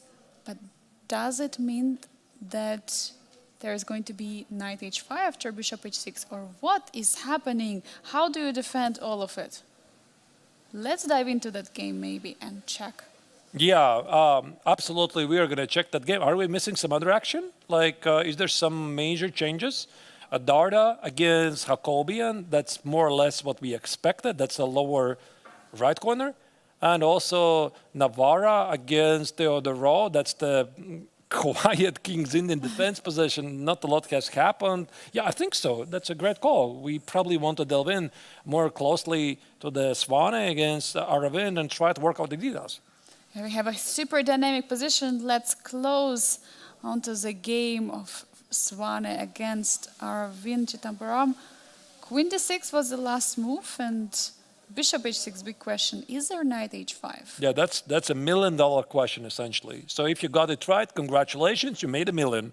So, knight h5, what do you do? By the way, you notice immediately there are some tactical shots here on the f7 square.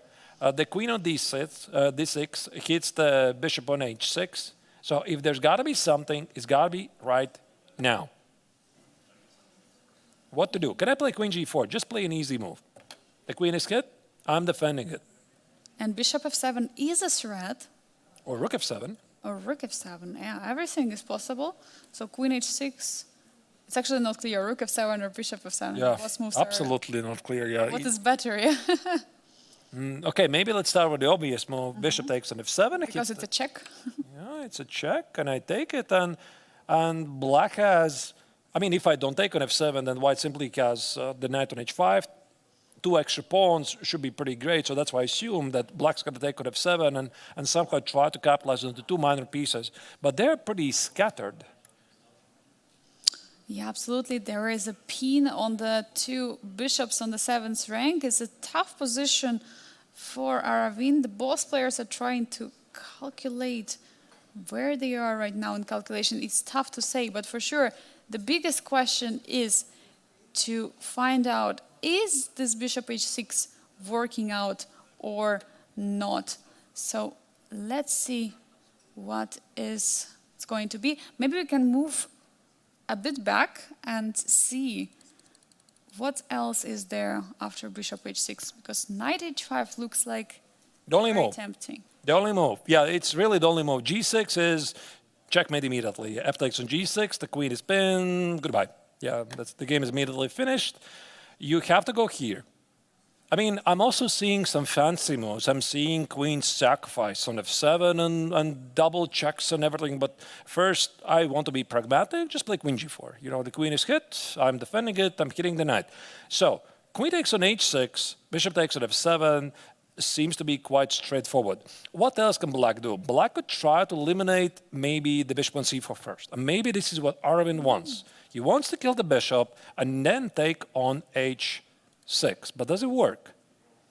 It's a bigger question because now knight is hanging on h5. There is a rook hanging on c4. I mean, there are so many pieces. So now even if black takes on c3... I'm just making all the forcing moves. You see, actually, I missed something.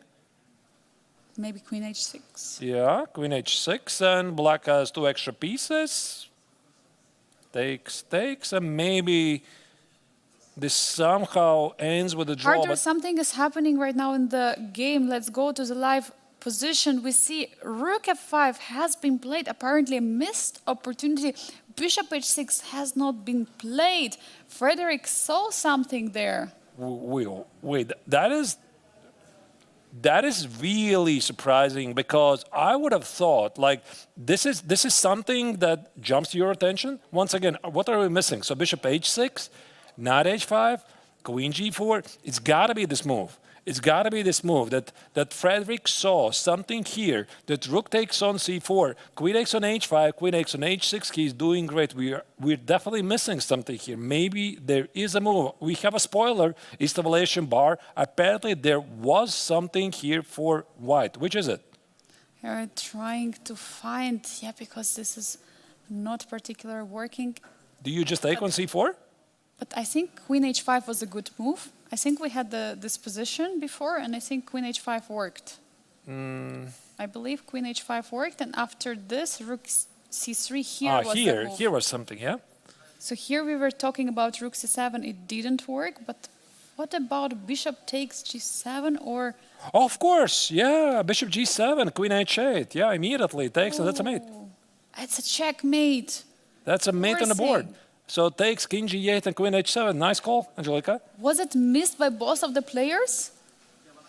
So what was it once again? Bishop h6, knight h5, queen g4. So queen takes on h6 is bishop takes on f7. Not very difficult to calculate. So it's got to be rook takes on c4 and queen takes on h5. If you take on h6 here, I'm going to take on h6, collect the rook on c4, just have an exchange, and that's it. And after rook takes on c3, could it be? That's fun. I did not see bishop takes on g7. It is possible that he has missed it. Let me check with an engine. It's the only move. It's the only move in this position. Oh my God. The only move. Apparently, he had a winning position. So bishop takes on h6 was winning. I just switched on the engine, and it just confirms. Bishop h6 is the best move. Knight h5 is strictly the only move.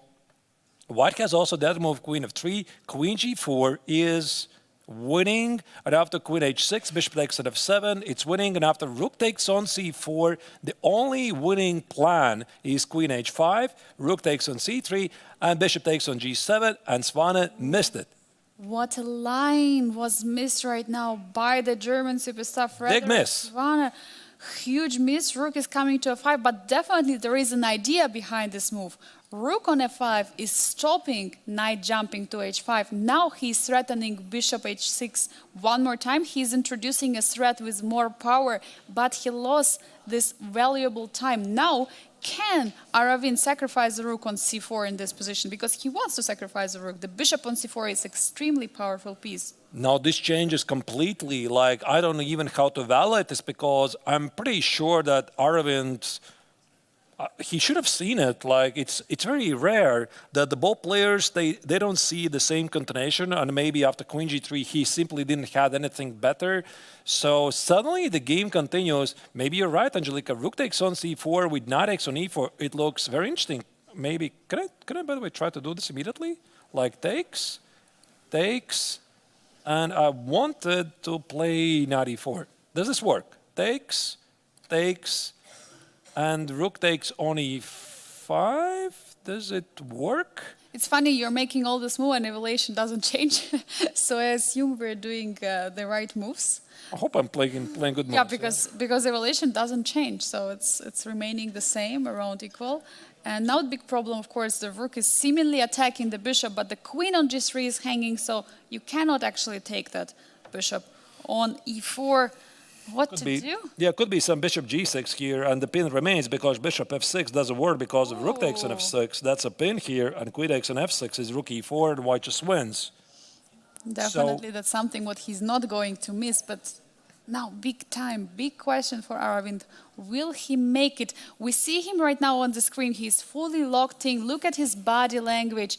He's focused. He's holding his head. He's trying to deliver this important He's got to move. realize he just dodged a bullet. I mean, he's got to realize it. Maybe in this previous position, he felt he had nothing better. He was like maybe bluffing or trying to complicate White's life as much as he could. And suddenly he's gifted, again, a chance to fight back and maybe more than just an equal position here. So is it this rook takes on c4? To be honest, Angelica, I'm not sure. It feels like in this position there could be many moves of rook takes on c4 is played. He sacrificed an exchange, taking the bishop, the only move in the position which Aravindh had, and he is going for it. Will Frederick realize right now what he has missed in the previous move? Arthurs, what do you think is going through the head of the German superstar? I just hope he doesn't know that he missed. Maybe he doesn't know, but maybe he is not aware that. I mean, how could he be aware? Like, he didn't play bishop h6. There was something he didn't like, and now,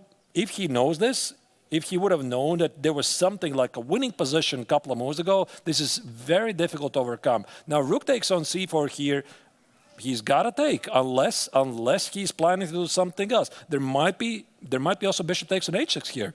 He's getting focused. He's still trying to understand what is happening. Now, after bishop h6, there is no knight h5. So let's see what is happening along this line. So bishop takes on h6. Looks like a checkmate threat, but is knight e6 working here? Because there is no longer bishop on c4, which is targeting this f7 square. Just knight e7 defending from a checkmate.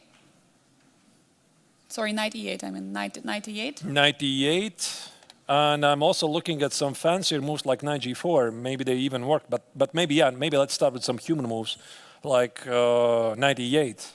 Yeah, knight e8 is good, it's just good. Like the bishop at h6 is hit, defend the pawn on g7, the rook is still hanging, black at the moment has an extra piece, so it's not really great. And also knight on c3 is hit, right? It's double attack, the bishop and the knight is hit. Yeah. Exactly. I try to make this more work. Yeah, like I saw knight g4. I have a fancy spot for a big spot for fancy moves, but no, it's too much. Yeah, of course, knight e8. A good idea, a great idea, definitely. No, no, it's not a great idea. It's a terrible idea. But okay, thank you for saving me. No, it's all good. And that's why Frederick is forced now to take on c4. We see he takes back the rook with a pawn. Now knight e4. We are following the line, Arthurs, we were mentioning. Now, is it so clear? I mean, it looks like the bishop from b7 is getting open, and position of black is... I see some prospects already for some initiative from black as well. I mean, it's not that black is defending right now, but there are a lot of things. Now, this is getting really chaotic. And after knight takes on e4, white also doesn't have a lot of moves. The queen is hit. So, do you play queen e1? No, it just doesn't feel right. You got to take on e4. Like, I see the bar doesn't like it, but okay, it just feels normal. Bishop takes on e4. Now the rook is under attack. There's no bishop h6 due to queen takes on h6. I'm looking for some rook f6, bishop f6. There's no tricks. Maybe there's some other move. We have actually a suggestion. Instead of taking on e4, play queen f3 with the idea that bishop on b7 is undefended. Who is suggesting this? Our beloved producer, Bic. That's our producer, Bic, who is running the broadcast. Yeah, actually, yeah, queen f3 is looking pretty decent. And if I play knight c3, queen b7. Yeah, but it doesn't feel like white has any advantage here. So black has an exchange for a pawn. There might be a check on e2. There might be some e4, activate the queen. I don't know, to be honest. I'll just tell you. The only advantage in this position, there is no bishop pair for black. This is the only advantage for white, because in going into other line we were mentioning after trade on e4, there is a bishop pair for black. So I think this line eliminates one of the bishops, and that's one of the ideas. I don't like this for white. Yeah, engine says it's good, but no, I don't like it. Like, it just feels very risky. This rook at f5 is somehow not playing, but I guess this is where you calculate. So. And here, big question now for Frederick. Actually, he's 14 minutes on the clock. The move number 24, 16 more moves to play, and he's below 15 minutes. What a position. Maybe he can bail out. Like, I don't know if he has to bail out. Maybe he can play knight x on e4, bishop e4, and queen e5. Like, I'm like, okay, listen. Just give it back. Yeah, this pin is looking so dangerous, and black gets plenty of counterplay. Let me just take on e5, take on d6, take on f5, and I'm definitely not going to lose this game. And this, by the way, would be a pretty smart choice, because you only have 40 minutes on the clock, and this would be move 28, and there's a lot of easy moves incoming. So quite a big choice for Svane to make right now. Does he still play ambitious? He could even maybe play queen takes on e5 here. Do you play knight x on e4, queen e5, give the exchange? Do you play knight x on e4, bishop e4, and rook takes on e5, walk under a pin, or you just bail out? What do you do? Big question. And now Frederick is going for it. He plays queen takes on e5, defending the knight on c3 at the same time.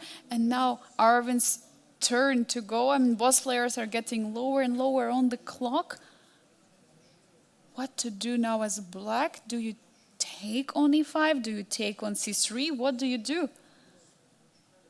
I have to think. Ardras, I think it's extremely difficult mentally when you had such a huge attack as Frederick had just now a few moves ago, and suddenly you realize it's not working out anymore because, okay, the opponent sacrificed an exchange, but he has initiative for it. He has a compensation definitely there.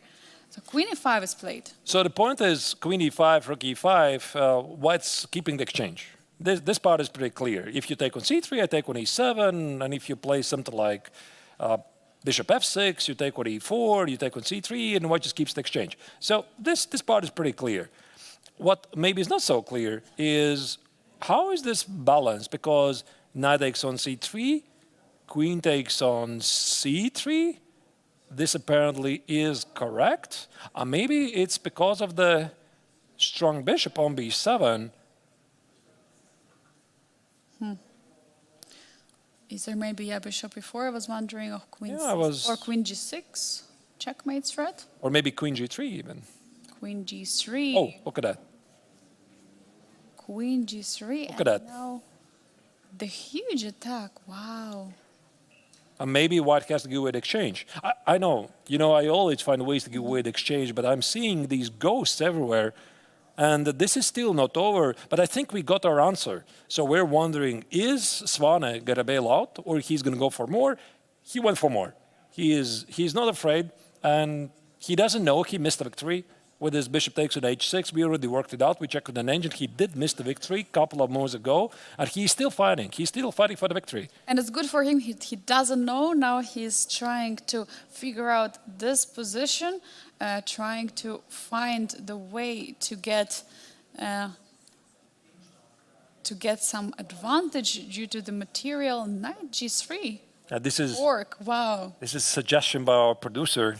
He's very, very sharp. Thank you, Beck.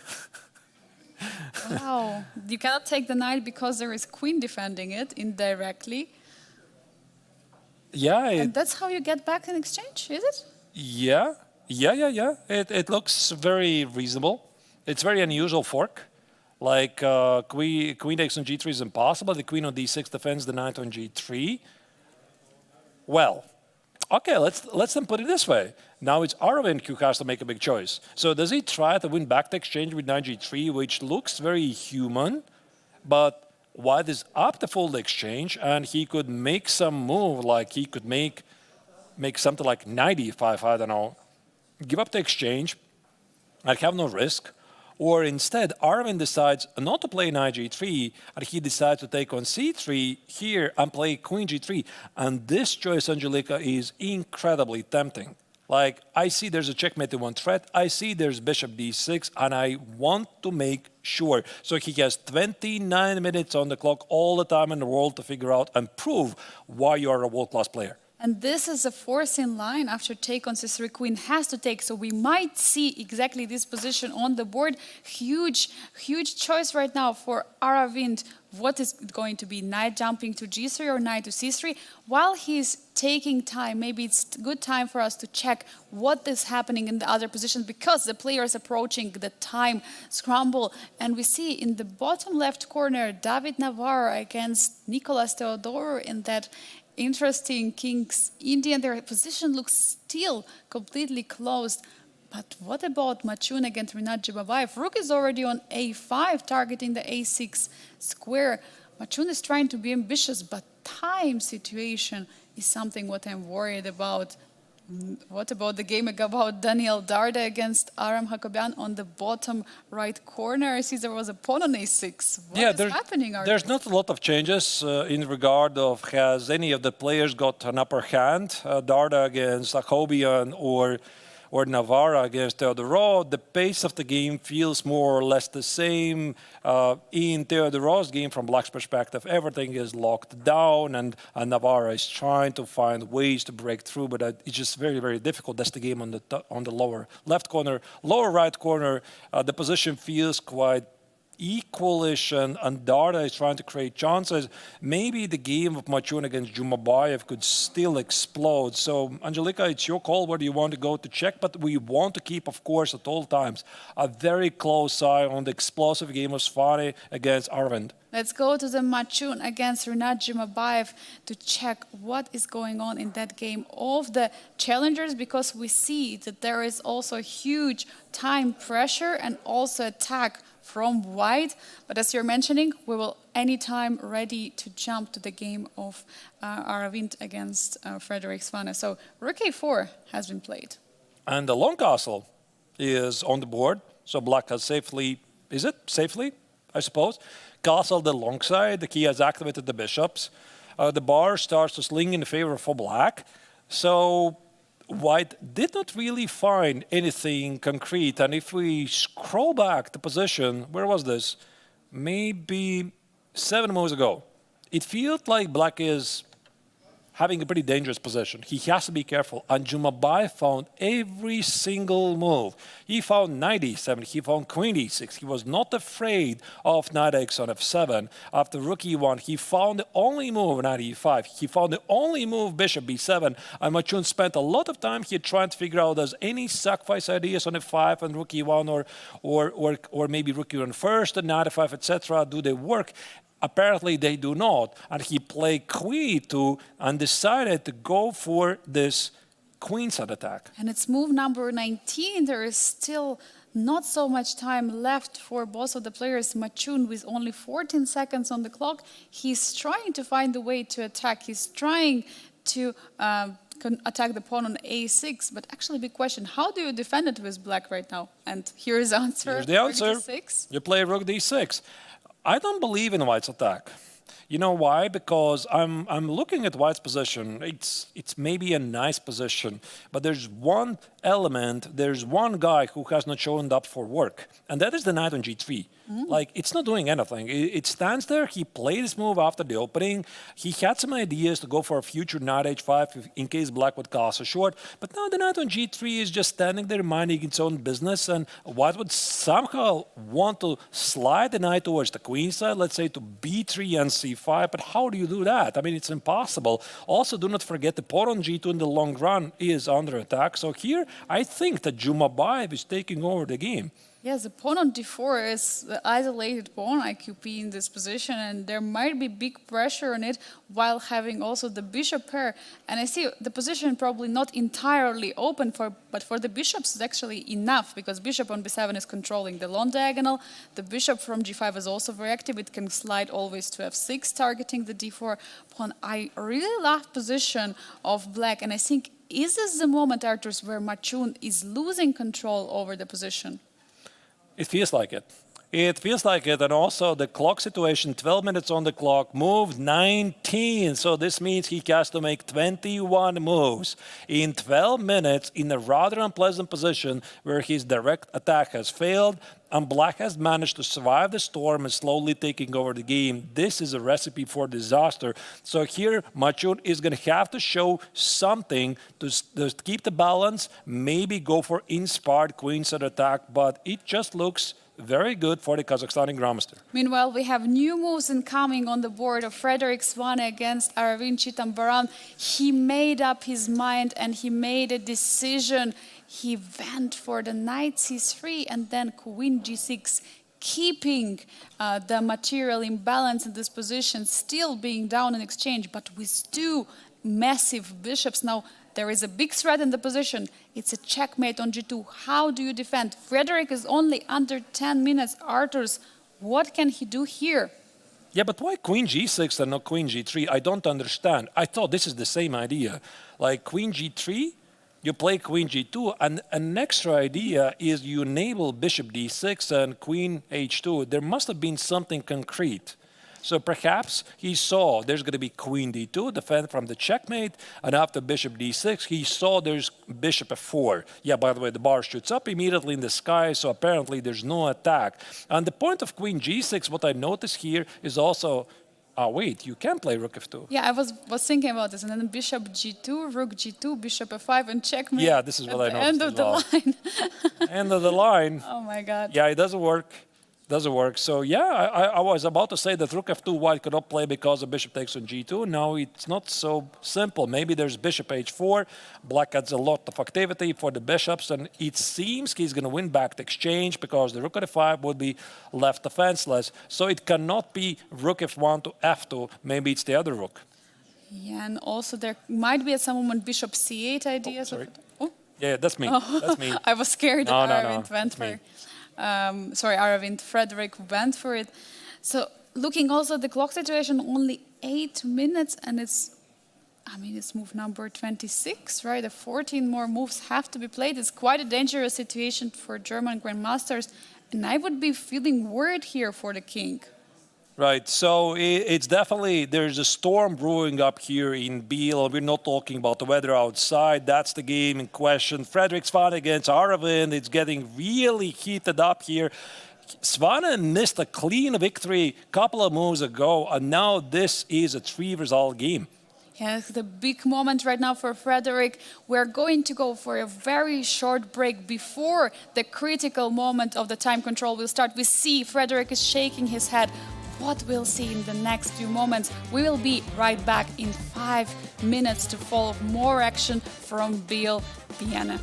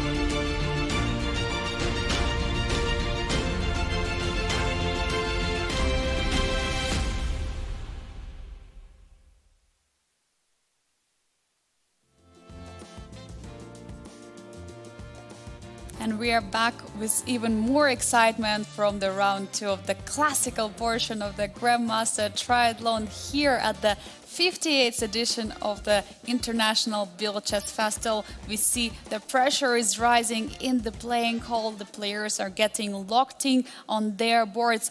A lot has happened and a lot is at stake right now. We see there has been already a huge updates in many games since everyone is approaching a time trouble. Arturs, what do we see in the bottom right corner? Daniel Darda against Aram Hokaban. It looks like a major change in the evaluation.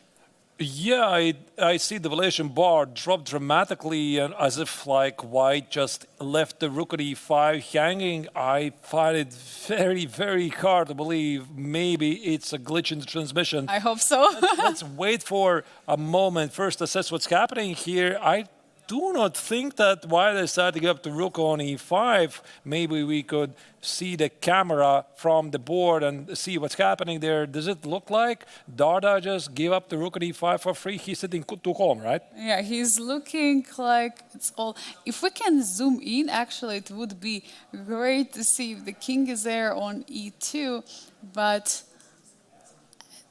he did play? No. It's his move, so it's got to be. There's got to be some problem with the transmission. So the position remains. Still I was so level. scared for a second. The position is still pretty level. It's good. So all the chess fans from Belgium and of Daniel Darda, it's good. Sometimes weird things happen with transmission. Now you see, again, the position is fixed. That's the game in question, lower right corner. The position remains balanced. Also, the other game, which has been a very interesting strategic struggle, the game from the lower left part, Navarre against Nicolas Theodorou. It's a very locked position where Navarre has made some sort of a progress by putting the king on b4, but the game that I'm very interested to see where might be a lot of action is, of course, either Frederick Svane against Aravindh or Matchun against Matchun-Jumabay, because Jumabayev's game, it felt like the Kazakhstani Grandmaster is trying to take over the game, but Matchun has started to improve his pieces and also start to play faster. Let's dive into game of Matchun against Matchun-Jumabay. We haven't looked for this game so far. Players are reaching time trouble right now. At move 21 only, 19 more moves to make. Both players are having low time, but Matchun is the one who has only 9 minutes on the clock. But looking at his last move, it's a great move. It means the only move in the position which is holding. But I see Artur's evaluation bar is preferring black in this position. Do we see that Rinat turned the tables? Yeah, we had this feeling before the break, because a couple of moves ago, I'm just going to show you which was our starting position. I think we left it here. Rook a4, and we felt that after rook d6, there is no attack for white at the queen side. The pawn on a6 is defended. Rook d8 is incoming. The white knight on g3 is weird. And this is where the Chinese Grandmaster start to improve his position. So he did play queen h5, hitting the bishop on g5, also the pawn on f7. Here black played the bishop f6, targeting the pawn on d4. And on top of that, there are some problems with the king's safety. And that's why knight e2 was the only move to protect the pawn on d4 and also the safety of the king. And here Jumabayev already played king b8. The big question is the pawn on f7 not under attack?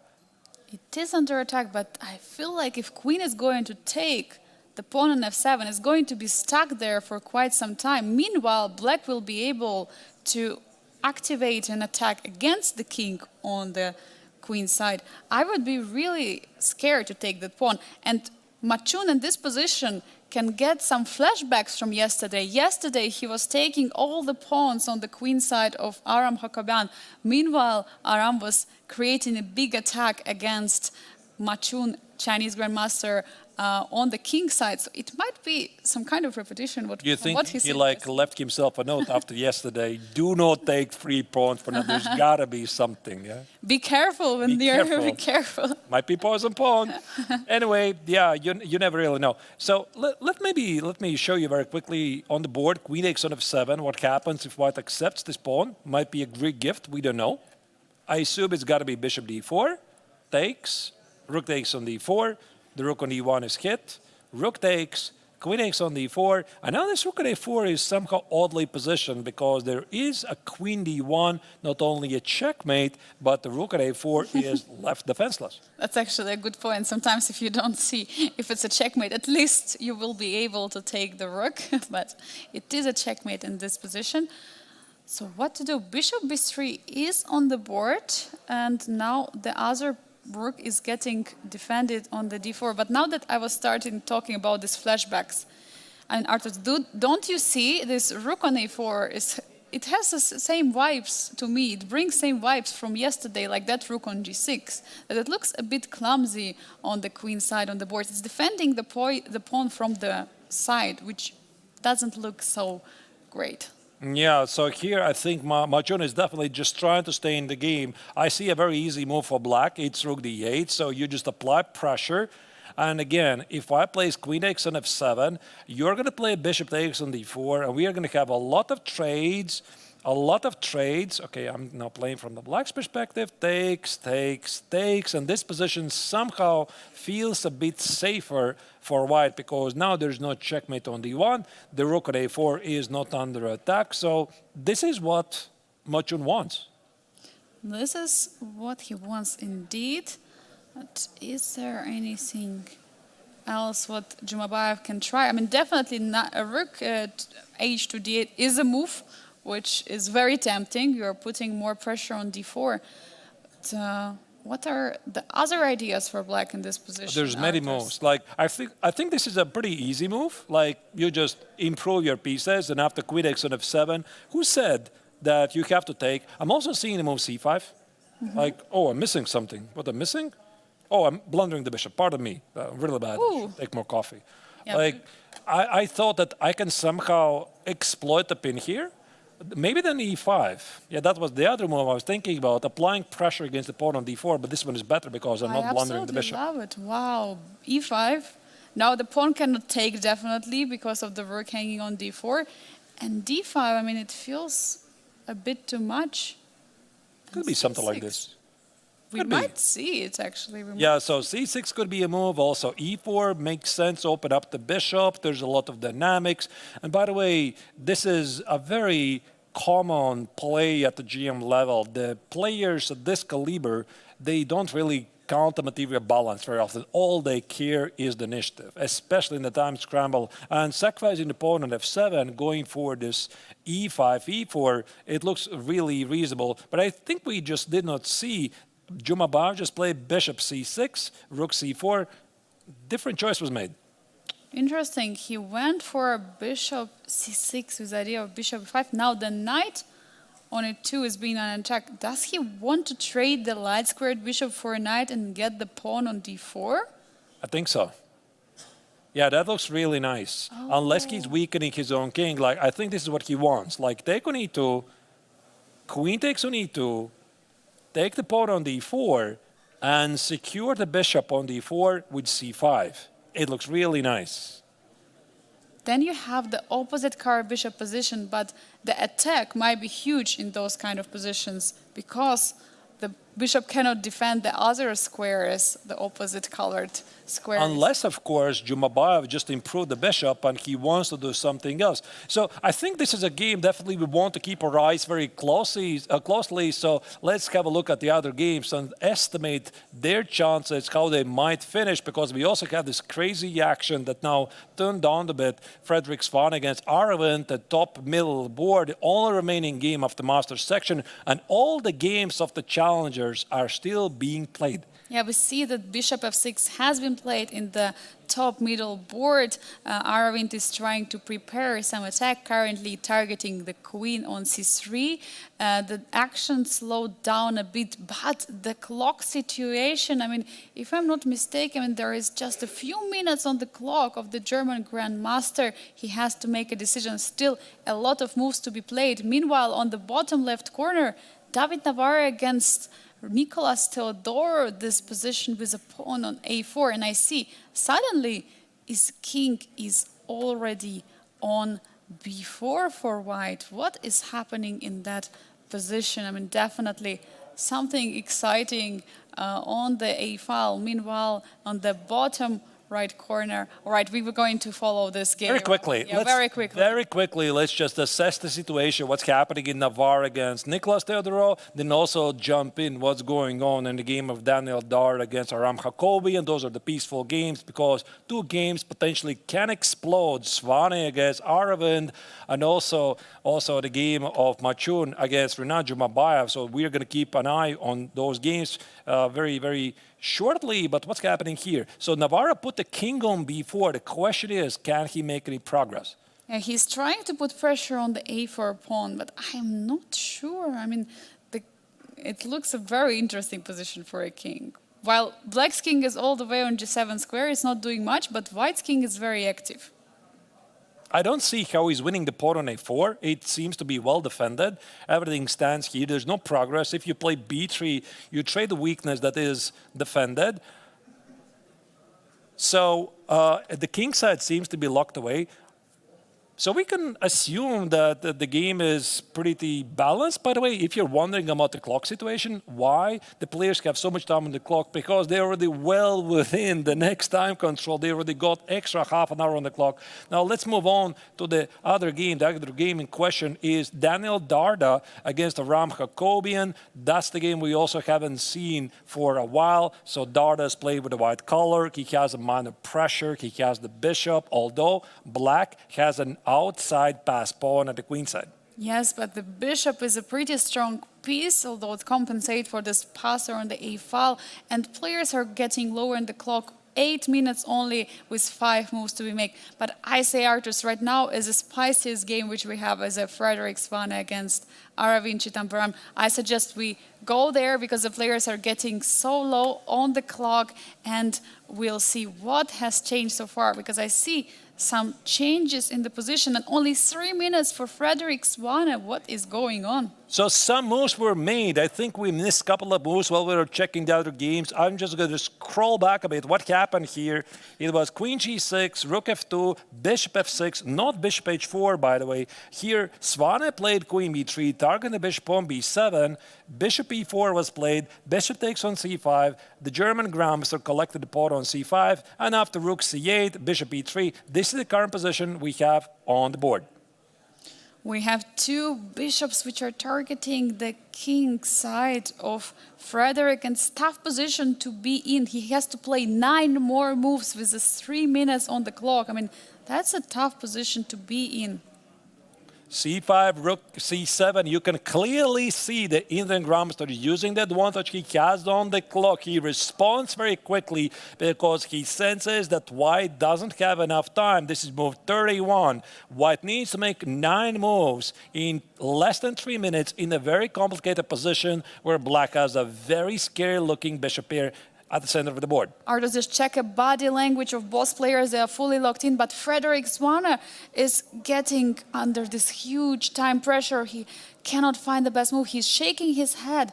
I mean, I'm not sure about him finding. He's in shock right now. He's just getting, from his body language, I see he's unsure completely what is going on. 2 minutes, 15 seconds for German superstar. What to do in this position? This is where your training kicks in. You got to protect the pawn on g2. You want to play bishop f4. Bishop f4 might be some bishop d4 problems. At the moment, bishop f4 is bishop f4. There's a checkmate on g2. You could do that. So you're thinking, I got to protect the pawn on g2, but the queen is on b3. How do I do that? Do I maybe play c4, queen a2, defend the pawn on g2? What about queen g3 idea? That's even a nastier threat. So not really easy to make move here. So rook e2 is, by the way, played. Rook e2 was played. He was reaching out a few times for a move. He was not sure. 9 moves had to be played. Now 8 moves more left for 1 minute and 50 seconds. I mean, this is a very little time for Frederick. Watch out for queen g3. Queen g3 is a big threat here. So if you play queen g3, I think here white has to play bishop f4. Bishop takes on f4. Rook takes on e4. Queen is to check. King f2 escapes. Queen g3 check. Maybe it's going to end with a... Is it going to end with a draw because the queen on b3 also protects the g3 square? Actually, I think this is a genius move. I mean, rook e2, queen g3, bishop f4. I just noticed that after the trade, you can take on g3 first and play rook takes on e4. So queen g3 does not work. Artus, we have an update from another game, Matchun against Matchun-Jumabay. There has been take on d4. Maybe very shortly we see that the black takes the pawn on d4. Suddenly we see evaluation bar is shifting more and more down, getting lower on the clock. Matchun is getting into trouble. But probably let's keep our eye on the position of Frederick Svane against Aravindh. The Kazakhstani Grunfeld definitely has a great position, but he has everything under control. This is the game where nothing is really clear. Frederick Svane has an extra exchange, he has an extra pawn, but he is under a serious pressure here, because here Aravindh is going all in. He's going for the full point, or actually 4 full points, because in this tournament every single victory is 4 points. Big threat, queen g3, which doesn't work immediately because of bishop f4. Somehow you want to improve the threat, but how do you do it? You want to be unpredictable. So far, all games in Masters finish in a draw. Yesterday in the round number 1, today in the round number 2. This is the only game ongoing. There comes the jacket. There comes the jacket. So Frederick Svane takes off the jacket, like in a very famous game. Paul Keres once removed the jacket against Mikhail Tal when Mikhail Tal was sacrificed, gave her a single piece against him. He just removed the jacket, calculated things precisely, and then just won the game. Did we just witness this in the year 2025?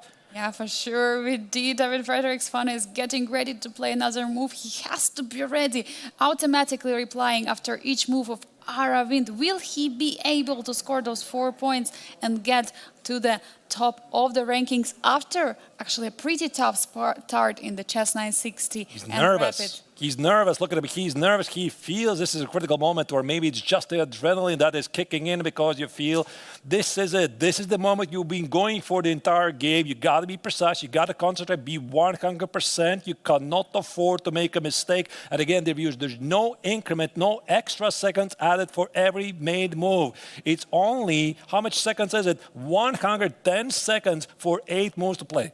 Yeah, it's not enough for sure, so he has to make sure every move Aravindh is playing, he has a reply. He has to find reply to every move. And meanwhile, I really admire that Aravindh is not rushing with his decisions. He's not rushing with the moves. He has 10 minutes on the clock, and he's using his time against Frederick Svane, because he knows playing on time might not work well for him. These are the most difficult moves for Frederick in this game. Rook b7, queen f4. Rook e7 is played very quickly. The bar shoots up immediately in the sky. But again, this is something that Svane was not expecting. Series of moves to be played very quickly. Rook e7 was played. Now Svane has to find a move. 1.5 minutes for him only now. 5 more moves to make? No, not 5. 7 more moves to make. Watch out for the queen g3 threat. Is it a threat? Is it not a threat? You don't really know. You have to calculate things. By the way, if you play queen g3, it drops the bishop on e4. So similarly, you cannot do that. You want to clarify things. You want to play bishop f4. By the way, big question. Can you play bishop f4 here? Yes, a huge question. He has 1 minute, 6 seconds on the clock. It's tough to find the solution. He's trying to figure out, but the not clock enough is ticking. time. The clock is ticking. 1 minute here, and he needs to make, how many moves is it? 7 moves. 7 moves, and actually we have an information. There is the only move for him, and he goes for it. He plays bishop f4. It was the only move he had to play, and bishop c6 replied instantly. Frederick is shaking his head. He doesn't know what to do. According to an engine, the only move here is queen takes on a6. Everything else he loses, and he has to find his own second. So you can definitely see he's like, oh my goodness, how did I get here? 30 seconds for Frederick. He has to go for it. He's in shock. It's very realistic. He's going to lose on time. So there's a lot of drama. He's like, what's going on? He just cannot believe. He doesn't know that he's winning. He wants to take on a6. No, he doesn't take it. He plays queen c4, which is a big mistake, walking into bishop b5. Bishop b5, and he's going to recapture the exchange back for Aravindh. Will he do it? So apparently queen x on a6 was winning, but it was so scary move to make, and now queen c4 with the pawn on a6. Bishop b5 is a major threat. What is he going to do after bishop b5? Actually, here the engine says bishop b5, you have to take on b5, give away the queen, and all the emotions are in the face of Frederick. He's so unhappy right now. Look at the body language. He's in complete shock. He cannot believe this happened. The time control, no increment. This is what is making to the players.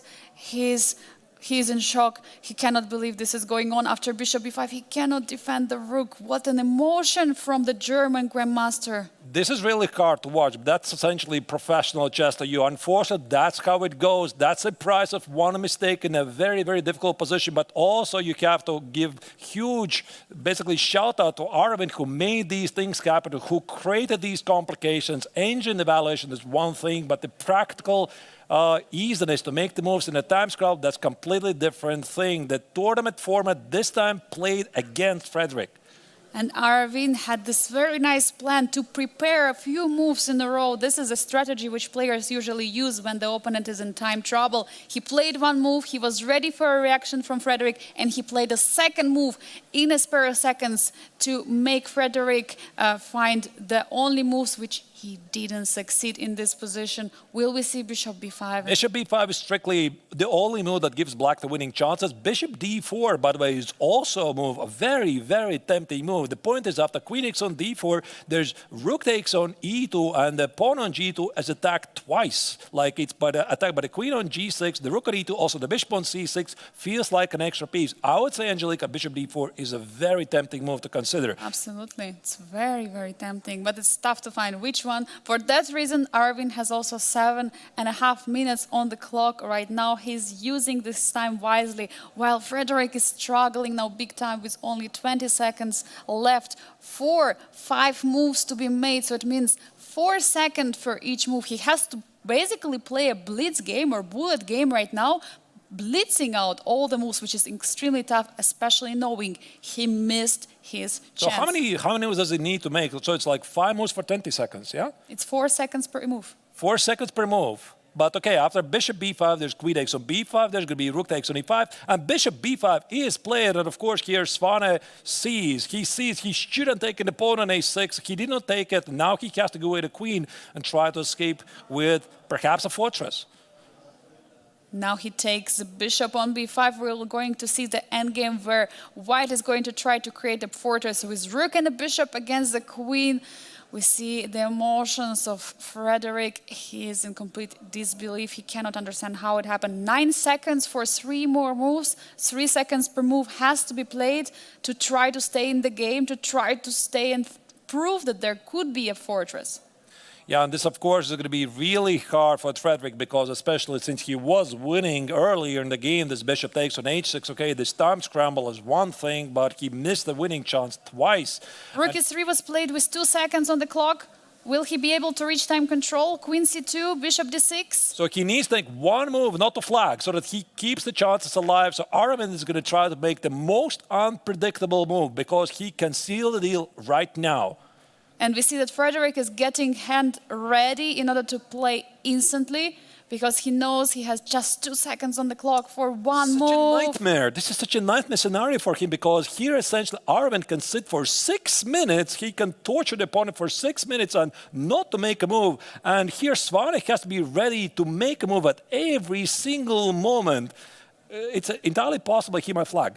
Yeah, it's very big opportunity for that. That's why we see his hand is over the board. He's getting ready for any move. Aravindh is going to play Queen b2 and Rook f2, f3 was made on time. He made it, and the game still continues. So good news for the German fans. He did made it, and you could actually see he was ready to pre-move physically over the board game. A pre-move is actually a perfectly legal move. At least Frederick still lives in this game. His chances are still alive, but of course, it's very, very difficult for him to be in this situation. Let's go back to the overview of the other games because there might be more action happening in the other games. Yes, we see that there is a still game of Matchun against Matchun-Jumabay in the bottom middle board. It's the game in question where there was a big attack recently, but a huge turnaround has changed. So let's dive in there because I believe the players still have not reached the time control. What is happening, G3? G3 apparently is a huge blunder. Let me just roll back a bit. What happened? There was a double X-clan move. Apparently here, bishop takes on e6 was missed by Jumabay because you're going to take on e6. There's going to be queen takes on c7. We did not see this. So bishop c6 was played and G3 immediately is a mistake. Bishop e4 check, king a1. Apparently black is winning this position. Is it? Wait, there's no rook c2. I was trying to find some tactics. I'm just wondering what was the problem? What did he have to do instead of g3? Now rook takes on h2, and apparently it was not the best option. It was a missed opportunity. There was something. It should have been something tactical in the position. So while we are at the screen, let me just check very quickly. Rook takes on h2 was played, and here Jumabay had some chances. So it was... Oh, wait, he could. He just take the bishop. Queen takes on e6, queen takes on c7, king a8, and apparently there's no checks like queen d8 check, king b... No, not king b7. Rook c7. King a7. He missed it. He missed it after rook c7 check. He has bishop b7. He was completely winning this, and he missed it. He just took the pawn on h2. Oh my God, what an incredible miss. But of course, it's not so easy, and both players are low on the clock. 2 minutes for Jumabay, 1.5 minutes for Matchun. 4 minutes for, 4 moves for Jumabayev, and 3... No, wait, actually it's more. I think moves. it's five moves for black and 4 moves for white to make. Yeah, it's still very... it's not enough time, because of course you want to think for quite some time for a room, but definitely it's not 9 seconds how it was for Frederick earlier. So he can still take on e6. He can take on e6. Does he see the idea of king a8, king a7, and bishop b7? He can still do it, by the way. That's why the engine marks a3 is a mistake. The bishop on e6 is legit under attack. You can take it. Will he find it? That's a huge problem here. Huge question to Jumabay. Will he do it? Will he risk it? Can he calculate? If you don't take it, you have nothing here. Like if you don't take the bishop on e6, then position is just level and the white king is safe. The bishop is going to depart, and it's just a material balance on the board. So Rinat feels this is the critical moment. Only 1 minute on the clock. He misses it. He plays a5, and now this is a 3-result game again. Yeah, one more time he's missing this take, and after queen e5 there is no more take on a6 any longer. Queen is defending the pawn on b2, queen is defending the bishop, and bishop takes a5. What a threat. Matchun is trying to play 4 more. He plays queen e5, he defends the bishop on e6. Now bishop d5 is a big check. And I think in this position, black should be very careful. He has only 40 seconds on the clock and his king is more exposed. Move 37, black needs to make 4 more moves with 30 seconds on the clock. 4 moves with 27 seconds. Rinat has to rush. He has to play faster. He plays rook c2, offering a rook trade with an idea of checkmate on g1 and b1 after rook takes on c2. The Chinese grandmaster has a bit more time, 1 minute and 15 seconds on the clock. Bishop d5 check feels to be tempting. Bishop takes on d5, rook takes on c2 will leave the rook defenseless. Maybe not that. Maybe after bishop d5 check, the king is going to walk away. So Matchun is calculating very, very hard right now. Does he take on c2 or take on f5, win a pawn? Watch out for the background checkmate here on b1. Huge question now for Matchun, what to do. Will he trade the rooks or will it be bishop d5? 50 seconds. He still has a bit more time than Rinat, but still 3 moves. 3 moves have to be made. Both the players have to make 3 moves, but has slightly more time. 37 seconds versus 25. There is no increment. The players have to make 3 more moves to get safely to the next time control. Matchun is reaching for a rook. Will we see a take or will rook move away? He didn't touch the rook. They're officially equal. It's 25 each seconds. Now 23 for Matchun. Will he move the rook? Will he take it? He took. Rook takes c2. Bishop takes c2. Instantly played. Now queen g1, queen b1 is a huge threat. Watch out for the g1 square. Now there should be some check. Bishop d5 or queen d5. The right checks in the 15 position. seconds. a4 fixes the b3 square. Bishop takes on f5 is going to be queen b3 check or bishop b3. Watch out for the checkmate idea. So on g1, very difficult for white to make here a move. You also have to be careful as black, because if you move the queen away... 5 seconds, 4 seconds. He needs to make a move, not to flag. Bishop d5 check finally played, but... And it's exactly move 40. Oh 10 seconds for black to make the only move to make to the next time control. As usual, this is the moment when people make mistakes. No, king a7, he made it. They made it to next time control. Oh my God, oh, it's an exciting game and moves. Final moves of the first control, and they reached it. Final characters. I'm relieved.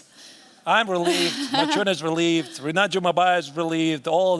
all the viewers are relieved, and the players have officially made it to the next time control. Let's go to the overview and see the other games. Let's see what's happening there. We see all the boards already are arrived at the second time control. We see Frederick Swane against Aravindh in the top middle board. I think that's the only person who is not relieved after reaching the time control is Frederick, because he didn't find the only move he had, and he ended up being down a queen.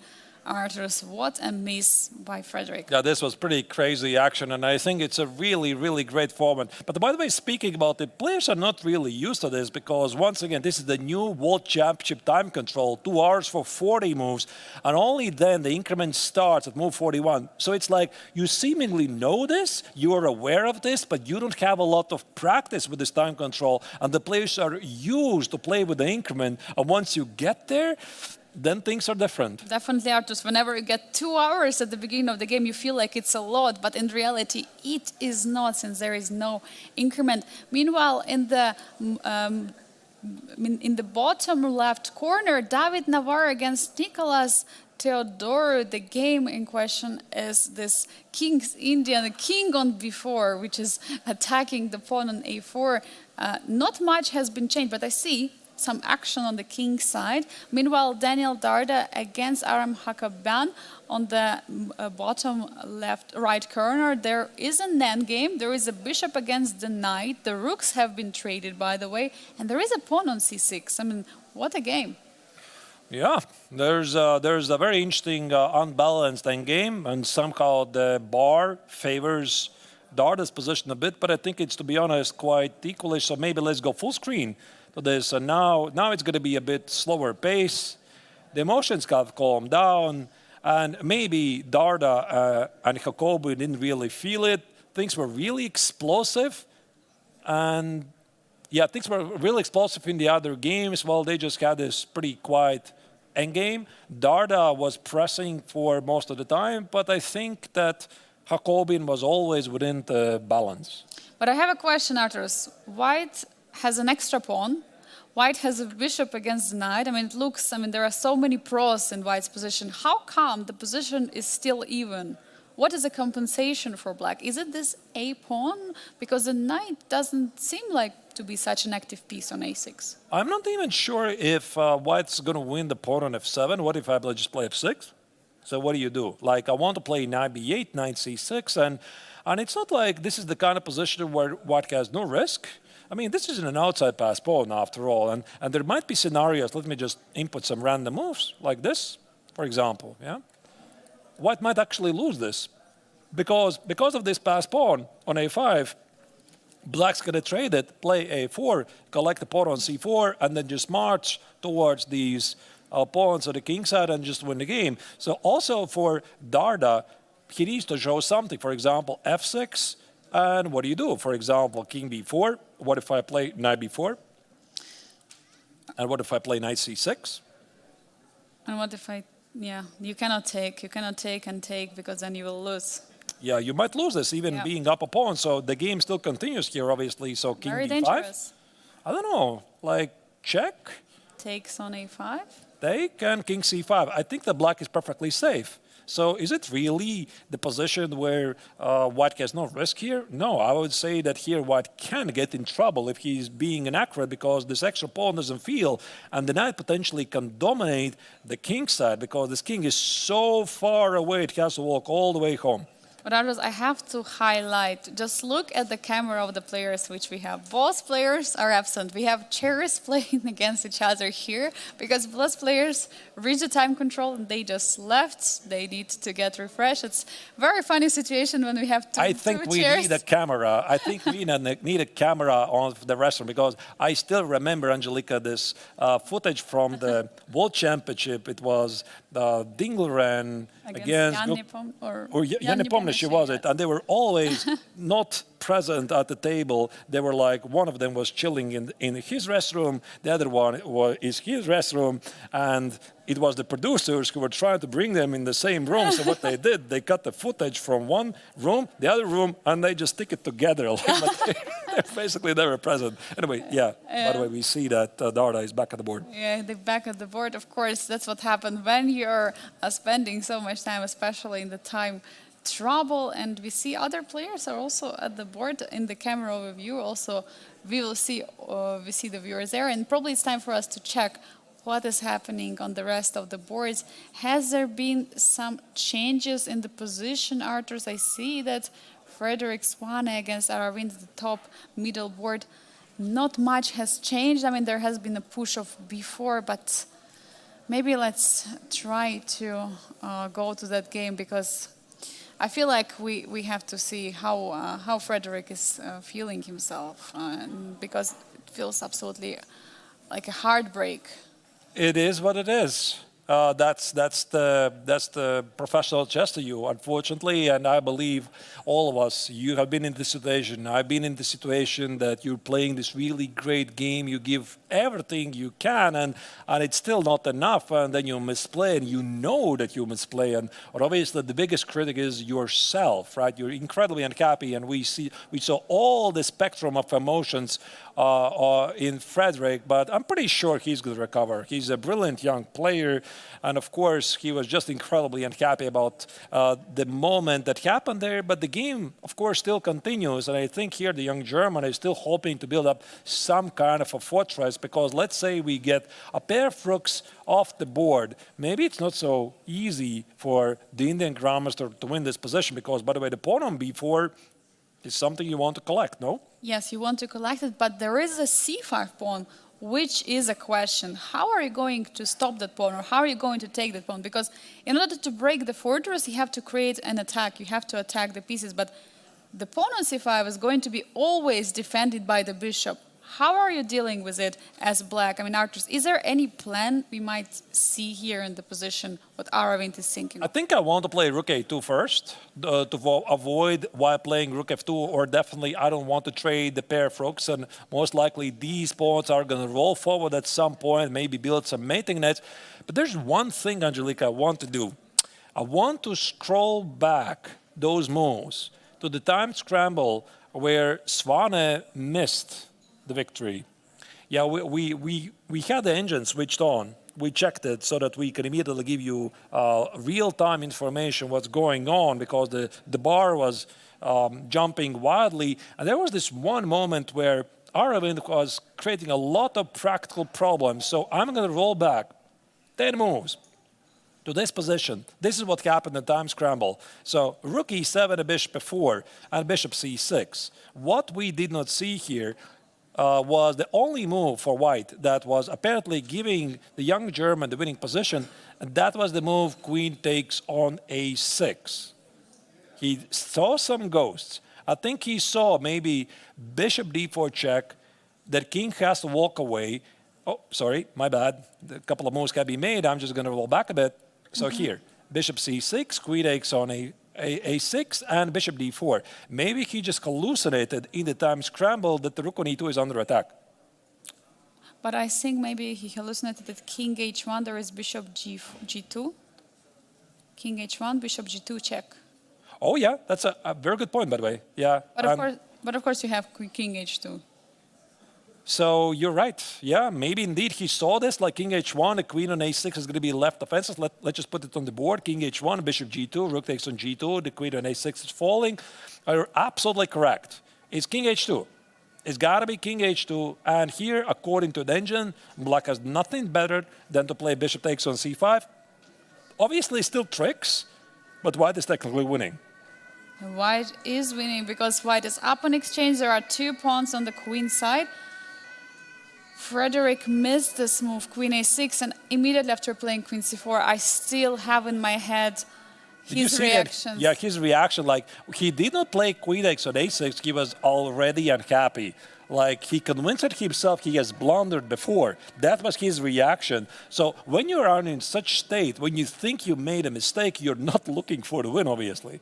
You have to find still the best move, because the time is something what you have to use in that position, and he didn't have enough, so he had to play a faster move, and he had to trust himself, because at one moment I saw that he was reaching for the pawn. He was reaching for queen a6, but then he went for queen c4. And that's crazy action, really. So here we are seeing the only moves by Aravindh. By the way, absolutely the best continuations. The threat is checkmate in one. And according to the evaluation bar, white is completely lost. But we also noticed that black did not take the pawn on b4. So these look really strong connected past pawns, but apparently here there's something more important going on, which is the king's safety. I'm talking about queen g1 check, and if white plays rook f3, there's going to be a check here, rook a2. The pawn on g2 is going to fall, and most likely white is simply losing. Yeah, so that's why there is no way to go now. I think Frederick is realizing it as well himself. We see he's trying to find the best move, but for sure it is very tough, because looks like this line is forcing. I mean, Artus, probably it's good that maybe we show this line on the board shortly, how it may continue, because it looks very forcing. You have to stop the checkmate. You have to move the g-rook. Yeah, so this is a big threat, and if you move the rook somewhere further, the rook at e3 is going to be under attack. So it's got to be this, and check, and here, and rook a2. So the pawn on g2 cannot be defended. There's no rook f2, unfortunately. So maybe instead of this, maybe after rook a1, here white can try to give a check here, and now play some sort of rook g4, but I don't see how it changes. Again, queen g1 check, king goes here, rook a2. These heavy pieces are a deadly combination.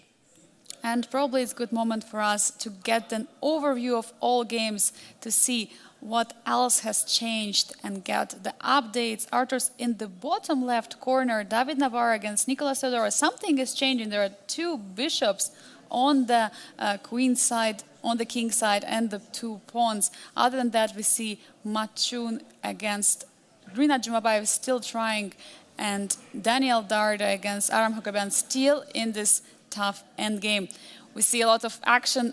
A lot has been changed so far in the time trouble. We've seen a lot of blunders, inaccuracies, and we're going to see more action just in a few moments, just 5 minutes to get refreshments, to get ready for the continuation of the round number 2 of the Grandmaster Triathlon here in Biel.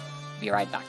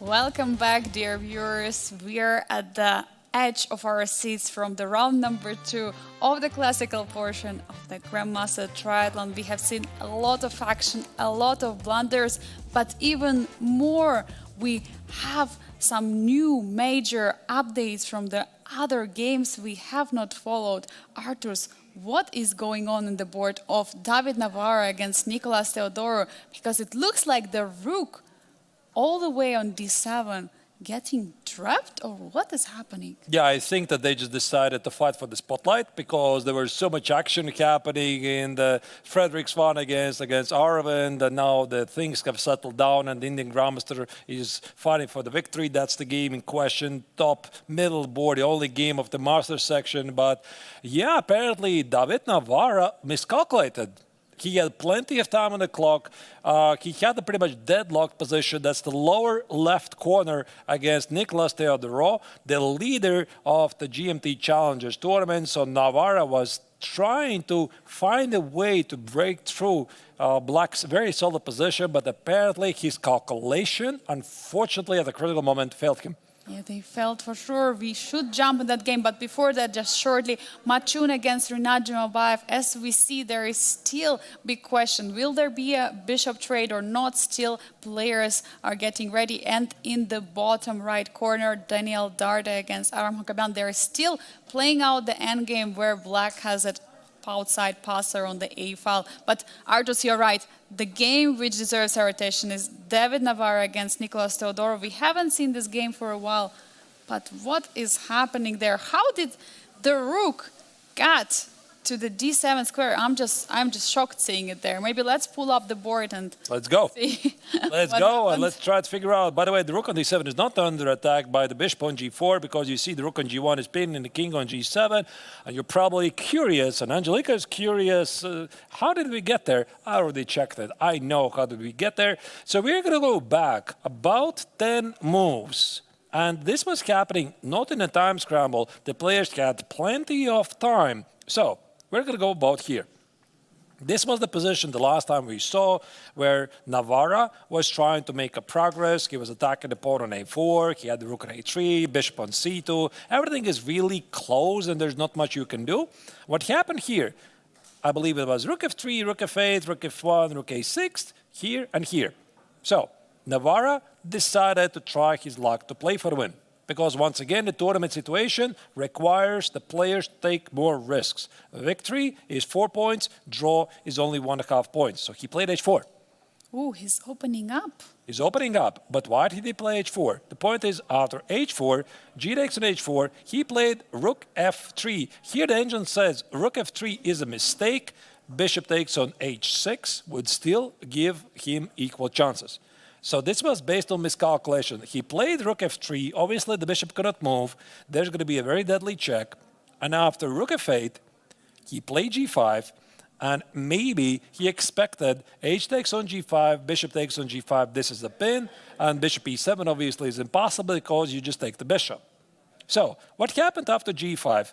Black played double exclam move. Bishop takes on g5, sacrificing the rook at f8. Takes it, bishop takes on d2 check. I'm pretty sure David saw this. Naki played king a3, threatening with rook f7 check, and I think he simply missed bishop f4. Bishop f4 cutting both of the rooks. Now rook cannot get out from f8 and the h-pawn. Arturs, what about the h-pawn which is marching forward to become a queen?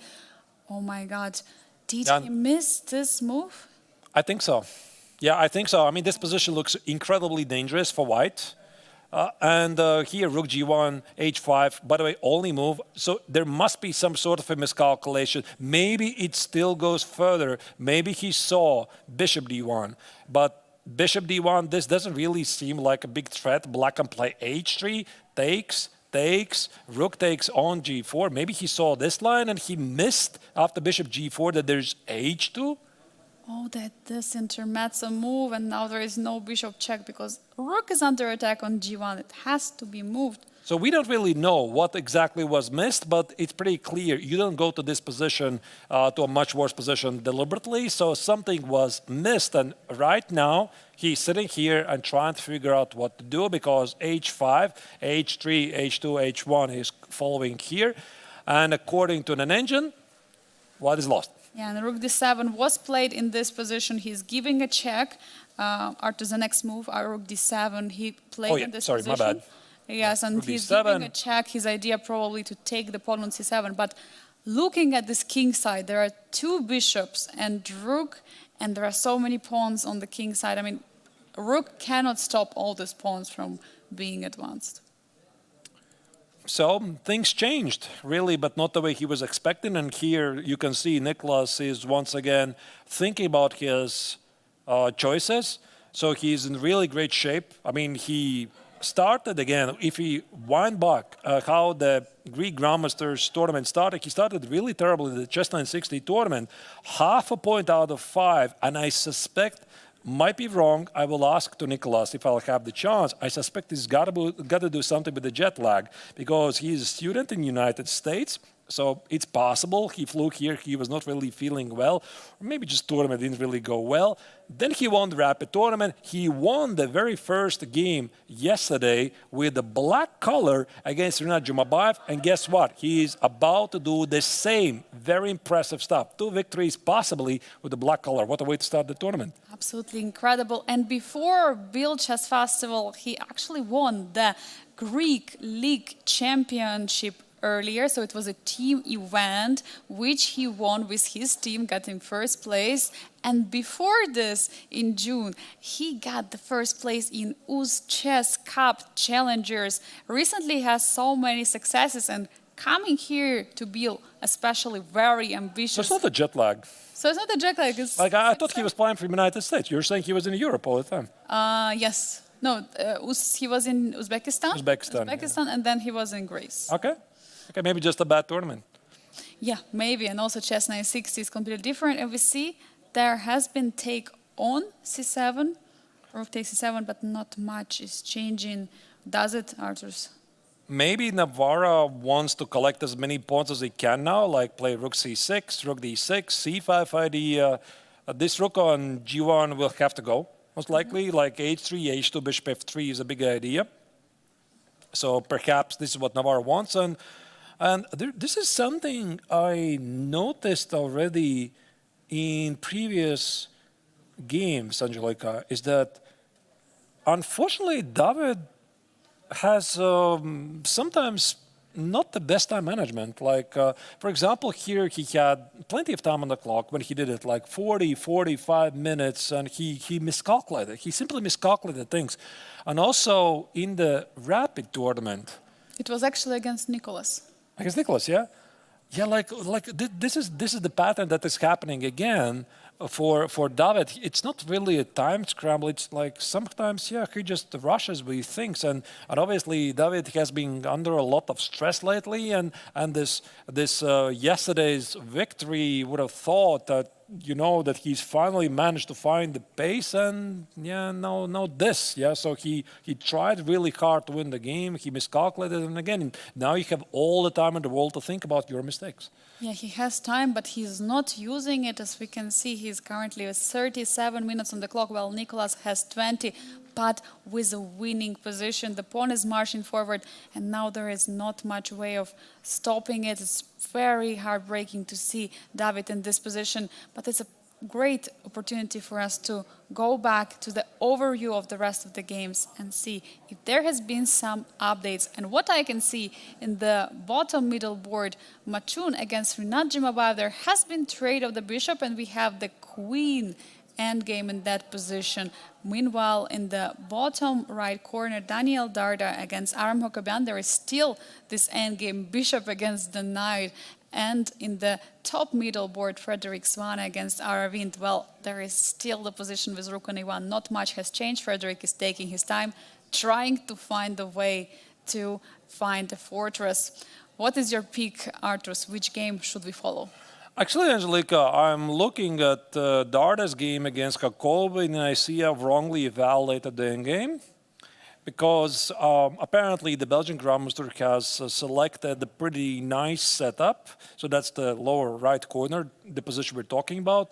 And I think we're going to definitely go in, and I will try to explain why I think that Darda definitely has some chances. But the other game, Matchun against Jumabay, I think it's just fizzling out to a draw. It was a very, very exciting game. It was missed opportunities, mainly from Black's perspective. But here, we go to this position. Why I think it's not really so simple here. Because Darda has managed to rearrange his pieces, and he wants to get the king towards the king side.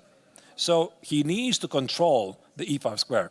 This is basically, Black is attempted to build a fortress, and Black is not ambitious here because he cannot push the a pawn forward. It's well blocked. This knight, I just don't see a way how he can put the knight on b6. That's not possible. Knight on b2, it's also not possible. So you just cannot push the bishop at a4 from the game. So it's only white. And I'm thinking I could be playing moves like something like g4, h4, g5. So I want to push these pawns, potentially fix the pawn on g6. And let's say there's a scenario, I'll just make some couple of moves like this. Maybe not the best moves, but I just want to show the idea. Takes, takes, takes, takes, takes.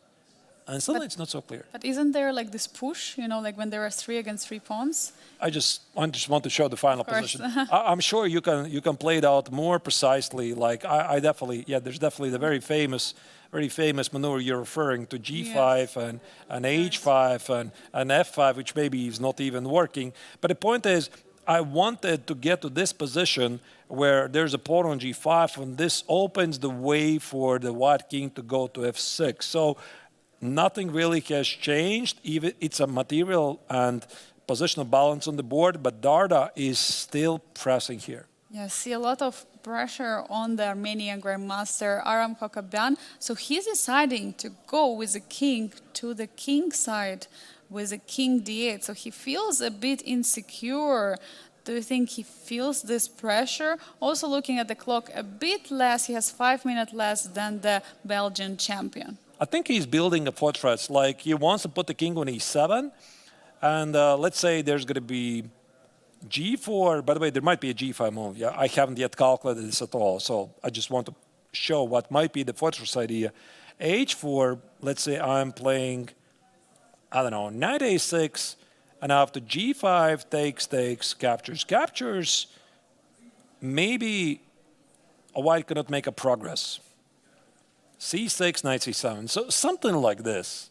But I think this could be still a very interesting endgame where Darda is going to find some resources, maybe. Bishop c2, maybe. Yeah, like king bishop f7, c2, like this. And king d6.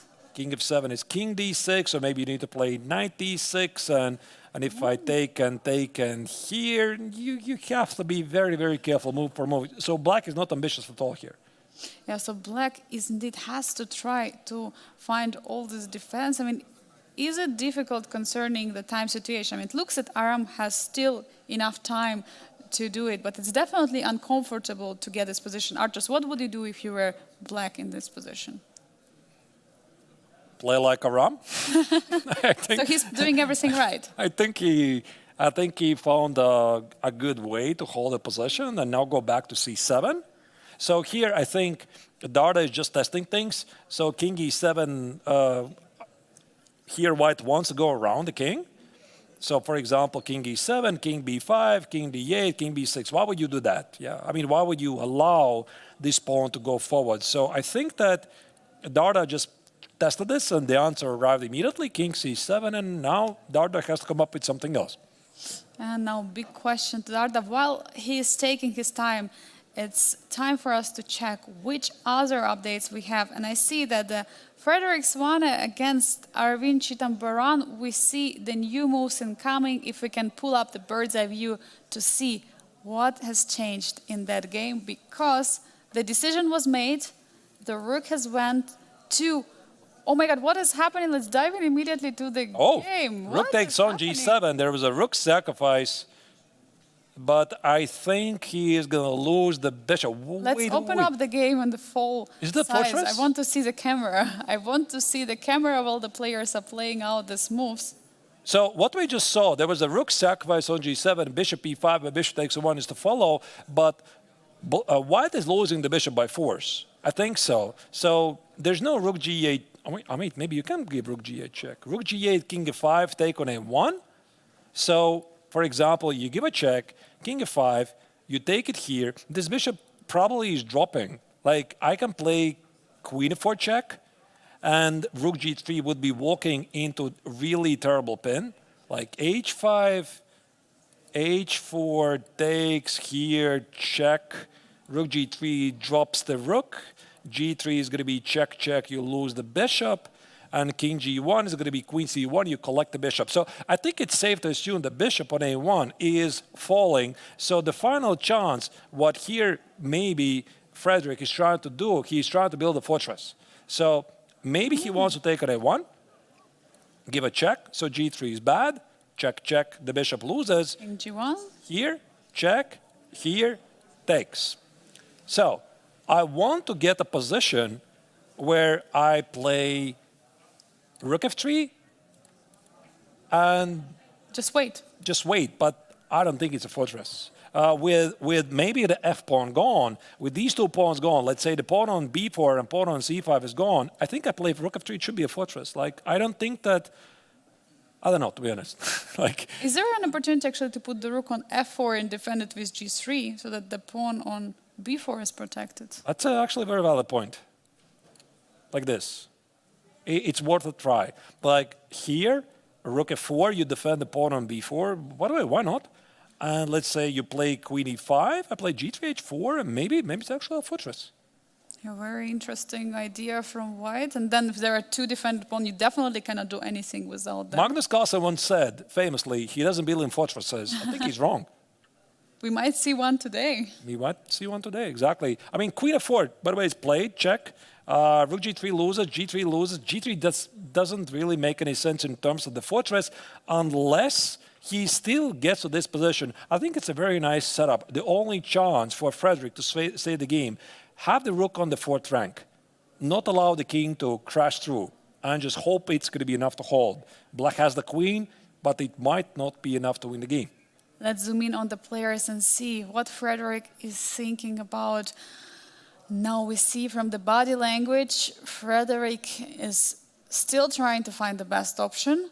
But of course, I still see this heartbreak from the previous position in his mind. But of course, as Artus, you're mentioning, he's a strong player. He is a strong grandmaster from Germany. And he has this ability of overcome. He played his final 40th move with 1 second on the clock to reach the time control. So he will try to keep in the game. And do you think he sees the ideas for fortresses? I mean, if I saw it like in several minutes, I'm pretty sure Frederick saw it like way before me.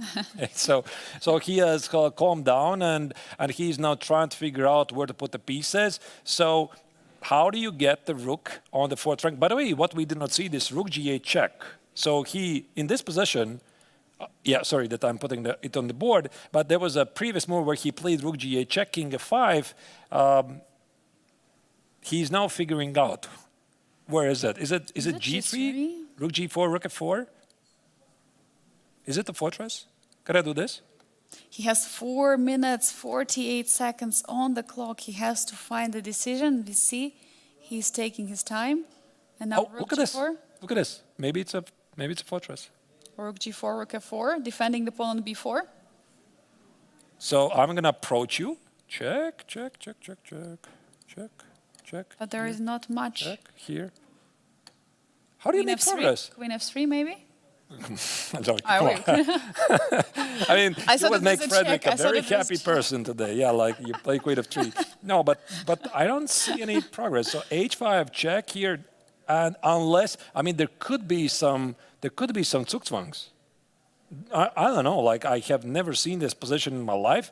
Without B pawns, maybe there could be an idea. G3 is on the board, Artus. We have it. G3 has just been played. We might see this idea of rook g4, rook f4. It might happen. So, I just checked the engine. Can I say it what it says? No. I mean, we do see the relation bar.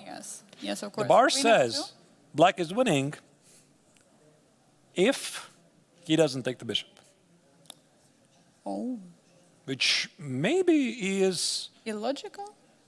illogical, but logical at the same time. Like, I give you a check, and I don't take the bishop, but I play. What do I play, actually? I thought it's king e4. No, not king e4. No, not king e4. Actually, let me check it. So it's h5? Stopping rook coming to g4? Does that make sense? It makes, I mean, Wow, that is whenever really hard. whenever you put it all together, it does make sense, but can you see it from far? I mean, now queen f1, queen e1 is a huge threat of taking the bishop. There is no rook g4, no fortress. Does Aravind see it? What do you think? Wow, it's going to take all the skill for the Indian player to pick this up. Like, I'm pretty sure he is aware that his opponent is setting up a fortress. But are you, for example, let me just put it on the board, like this one. Like, I give you a check here, I give you a check here, I take on a1 and rook g4. First, you want to make sure, is this a fortress or not? And I don't think either of the players is 100% sure. Like, nobody is 100% sure. Yes, it looks like a fortress, but there might be some zugzwang positions, so you want to test this. So Aravind knows. He knows what's happening. He's aware what is the plan for the German Grandmaster. So he's going to look for more. And according to the engine here, the engine says that the correct move is h5 to take away this g4 square, but leave the bishop unattended, leave these pawns rolling forward. This is going to require very serious calculation here. What a practical try from Frederick Svane in this position. While Aravind is taking his time, he still has a lot of it. Let's take a look at the bird's eye view and see what else is happening, because there are major it's a genius defense. Like, I gotta say, he found this after being really unhappy the way he misplayed. He calmed down and he found this continuation, the best practical chance. And Aravind has to find a very, very difficult sequence, which, by the way, I'm not really sure that's so clear. He could have a realistic shot to save the game. There is a big shot now for Frederick, and Aravind has to find the best option. But meanwhile, David Navarre is still struggling against Nicolas Theodore in the bottom left corner. We see the pawn has reached already the second rank. Pawn is on h2, and there is a bishop f3, a huge threat, but also there is a bishop on d1 from white. What is happening in that game, Arturs? All the rest games looks like there has been not so much developed, although the game of Matchun against Matchun-Jumabay in the bottom middle board, that's the one where white has two pawns against one of the black, but it's a queen's endgame and looks like equal. I would say we keep with David Navarre against Nicolas Theodore. What do you think, Arturs?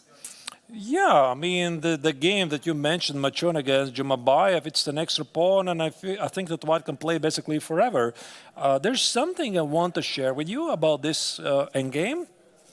I don't think it's a draw. Like, I think it's going to continue for quite a while. Very interesting theoretical position, but you're right. The other game, Dara against Hakobian, is equalish, so let's see if Theodorou can find a clean victory against Navarre, who unfortunately for Navarre's and Czech fans, he miscalculated, having plenty of time on the clock. Oh my God, the pawn has already reached h2. King is also joining the attack on the king side. King is on g5, there are two bishops. I mean, what to do now? All pawns can be taken by the white's rook, but will it help to David? What do you think, Arturs? Will this pawn bring anything? That's a good question. I'm thinking c5. Okay, that's not what I'm thinking. Like, I think c5, his idea is to create a passed pawn in the center. But why like this? He could have also taken the pawn and then created a passer. I mean, I'm not sure I understand. Why do you need to include c5 and then take on d6 if I play b takes on c6? What's the trick? What's the idea? But of course, very interesting way to go, breaking the pawn chain, but quite mysterious for us. And again, played pretty quickly, by the way. But okay, maybe already here David suspects that he's lost. He's been trying to play very quickly. He's doing the best he can. But okay, I mean, let's just put it on the board. Okay, let's stop speculating and just take it. So b takes on c5. What does it change? I quite don't understand. Rook d6. Rook yeah. d6, and I'm just going to march with the king, yeah? Here. Seems to be pretty clear plan. There's got to be something that David wanted to do, like maybe here. But you're not in time yet to defend the rook. King g3. Maybe I am. Take. Now king g2. No. Wait. I think I found it. Ah, too bad. I found I found a silly move. There is unfortunately the square. This will be nice. Yeah, But yeah, the c1 square is unfortunately covered. covered by the bishop. Oh, that would have been very nice. Nice, but it doesn't work. Unfortunately, it doesn't. Yeah, still last tries for Czech Grandmaster David Navarro. After yesterday's victory, I mean, yesterday, such a beautiful game he played and managed to score, to squeeze a win. But today, yeah, it's a different story. Today he made a big mistake in the close position and now suffering. All right, so c5. Can black take and will black take with any move? Also, probably king h4 is still a move, but taking on c5, yeah, right. Why not to take? Because they still have a lot of ideas. By the way, I'm wondering if Nicholas is a poker player. I mean, why I'm asking this? Because so many chess players, they're poker players, and he has the same expression all the time. I just cannot get rid of him. Like, if he's feeling good, if he's feeling stressed, if he's feeling concentrated, he always has the same pose. It's very interesting to see. Because very often when you're watching the players, you can read all the emotions, yeah, how they're feeling right now. And this is the favorite pose of Nicholas, I've noticed. This is how he likes to concentrate. That's how he sees it when he's winning, when he's losing, when he's drawing, whatever is happening, he's the same. And even I recall, after him winning the Rapid tournament and leading the standings, when he was here in the studio with me for an interview, it was like a usual day for him. I mean, from his facial expression and emotions, it was like completely normal situation. Maybe he was expecting it, but after a tough start, like he had, I mean, getting a lead in the event is definitely Nerves of something steel. special. Yeah, Absolutely. amazing. Yeah. So rook takes on d6, by the way, has been played. As you can see it, and now we are full screen. It seems that the position is technically winning. So maybe David is going to find this small trick with king h4, rook c5, king g3, rook takes on c3, king g2, and play rook c1. Because I don't really see any other ideas here to test a d pawn, maybe roll it forward, but how do you do that? Do you play rook c6, d6, d7, and black can always just take it?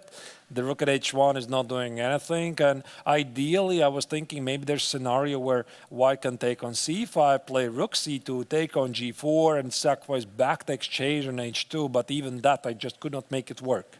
Unfortunately, the king is too close, the bishops are also there on the king side, and the pawn is on the second rank. This is going to be tough to stop for Czech Grandmaster David Navarro. He's in the tough spot right now. Rook is on d6, but it's not helping that much. Probably it's a good point for us to take a look at the other games which are happening right this moment. We see there has been update in the game of Frederick Swane against Aravindh Chitambaran in the top middle board, and the check has been made on d2, and the king went back to h1. Now it's Aravind's turn to find a way. Will he find the h5, or will he take the bishop on a1? I mean, this is a big question right now. Very big question, actually. I don't know, to be honest. I mean, it's so tempting to take the bishop, but even if you play this h5 move, where's the win? Like, I'm not really sure. So that's why the Indian players definitely going to spend plenty of time. So I want to go to the game of Matchun against Matchun-Jumabay. That's the lower middle board. It's been really crazy game, and for most of the part of the game, Jumabay was playing a fantastic chess. So he was defending accurately at the right moment. He took over the game.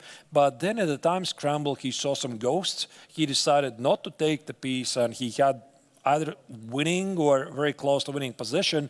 And now he has to defend this position with the position down opponent in the queen endgame. So let's go full screen, Matchun against Jumabay, because there's something I would like to show to you. So this is, according to an engine, it's a draw. But did you know that it's either all of the positions or some of the positions, even without the pawn on c6, engine says it's a draw. Really? Yes. I could be wrong, but if I'm not terribly mistaken, I think I'm not wrong. And engine holds it to a draw. How come? How does engine do it? I mean, I don't know how. So engine knows. Like, I think I would lose most of the time, but yeah, it's a pretty unique position. And this is where we have this pawn on c6. So what does it mean? Of course, it means that Renate is not going to give up the pawn on c6. But how does it change having this pawn present on the board? So if we simplify things, what here white wants to trade queens. Obviously, I mean, the pawn endgame should be winning, but since black is going to say no to that, it's a fair chance that this game might end with some sort of a perpetual check. The king on c3 is pretty exposed, and at some point you're going to have to, I suppose, go back on a2, or maybe Matchun wants to move the king forward, for example, after king a6, find the right moment to secure the pawns and somehow march forward. And maybe because of the pawn on c6, there's no stalemate. I have no idea, to be honest, but it's drawish, but not a draw. But there are still many checks which can be played, and just to remind our viewers, there are many endgames. For example, the rook endgames are the ones which are most drawn, and I think queen endgames are after the rook endgames, which is possible to draw the most because of the possibility of all the time having these perpetual ideas. And for that reason also, in order to have chances, Matchun will have to try to hide with his king or create opportunities for trade of the queens on the board. And I think it's also tough for Rinat because now he has to find the square. Oh, the game finished. The game is finished. We have a result. Aravindh is winning. Frederick Swane is resigning after unfortunate blunder in the time scramble. What a game we witnessed. King on e4 was the last move. No fortress. So Aravindh solved the problem of the fortress pretty impressively, by the way. And the young German resigns, but it was very, very, very interesting game in this time scramble. He didn't find his queen takes on a6. By the way, giving you an update, Aravindh did not take the bishop on a1. He activated the king. There's no more fortress, and Svane had to resign. Let me just show you the final position. This king e4, king f3, queen g2 is too much of a big problem. The bishop on a1 and the pawns on b4, c5 don't matter. So I don't really know. Maybe he should have tried not rook g8, but take on a1 first, and then after queen f4 check, try to play. Can I still try to do the same like queen f4 check here, queen c1, king f2, queen a2, and rook e4. With the same idea of... It was worth a shot. It was definitely worth a shot, but apparently, yeah, here the engine says it's still somehow lost. So apparently it was not fortress. What an amazing game we've witnessed here at the second round of the Grandmaster Triathlon. We have the first decisive game in the Masters tournament. So far we had all the draws yesterday. Today we had 2 draws. Radoslav Wojtaszek played a draw against Vladimir Fedoseev. We had also Murzin against Salem playing the draw. And meanwhile, we have this huge result of Aravindh winning, scoring this huge win. This was a pure heartbreak to witness the time scramble situation. And for now, we are going to see, we are going to try to catch Aravindh for an interview to see his emotions and what he felt during the game. But for now, this is a game in question, Arturs. Matchun against Matchun-Jumabay. Will there be any tricks of trying to trade the queens? I think it's going to be a very long game. This is pretty clear. By the way, here Matchun is in exactly the same position as yesterday. So he's the one having an extra pawn against Matchun-Jumabay, and he has 18 minutes versus Black's 5. The only difference here, the players get extra 30 seconds for the clock. Just to remind you what happened yesterday, Matchun was playing with a black color against Aram Hakobian, who had this crazy endgame rook and two knights against rook and the knight, and he managed to win the game. But it was this time the Chinese grandmaster who was always in a serious time scramble, so time is a big factor. So here Matchun can use the time at his disposal to have some privileges. You can always shuffle the pieces, create some threats, and if you feel you're approaching the 50 move mark, if no trades or no pawns can be moved, you just play b3 and start it from scratch. And you're just trying and pushing and going for it. I mean, there are a lot of chances. And look at the clock, Arthur, 17 minutes for Matchun. Meanwhile, Aravindh has 5 minutes on the clock only. I mean, this is a tough situation to be for a Kazakh grandmaster here with only 5 minutes on the clock. You have to always calculate, is there any check? Is there any queen trade? I mean, it's a tough situation to be mentally. Absolutely. So the longest game potentially, the other games, like I don't really have a lot of updates to show to you. But now we are going for a short break because we have a special guest in the studio. Don't go anywhere. We'll be here just in a few minutes with the interview to Aravindh. So write questions in the comments so we can ask them later. See you in a bit.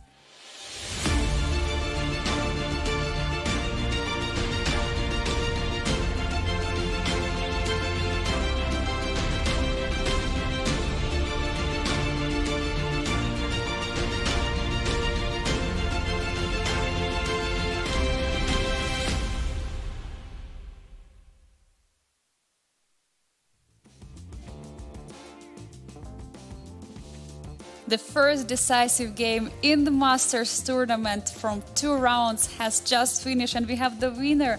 Aravindh has just won against Frederick Svane. Aravindh, first of all, congratulations. What are you feeling right now? Thank you. To be honest, Closer, if you... to be honest, was completely lucky. I got into worst position right out of the opening, and where has got a dream position, as you can see, everything knight coming in, rook af1, but probably he spent so much time in the opening that cost him at the hand. Yeah, and here was the first of the key moments. Maybe you could go through with it and tell us what have you thought in this position, because here there was the attack already starting against your king. Oh yeah, my only hope was his time actually. I was completely busted. White moves are way easier than You can black moves. also push. Yeah, sure. So I had to play a bit faster and put pressure on his clock. So he played rook a1. So yeah, rook d4. I had to complicate things, otherwise I'm It was a very nice find to have this sacrifice of the rook, and yeah. Also he had plenty of good options. Let's say even knight d5 should be good enough. Also he can. I'm not sure he can take on d4.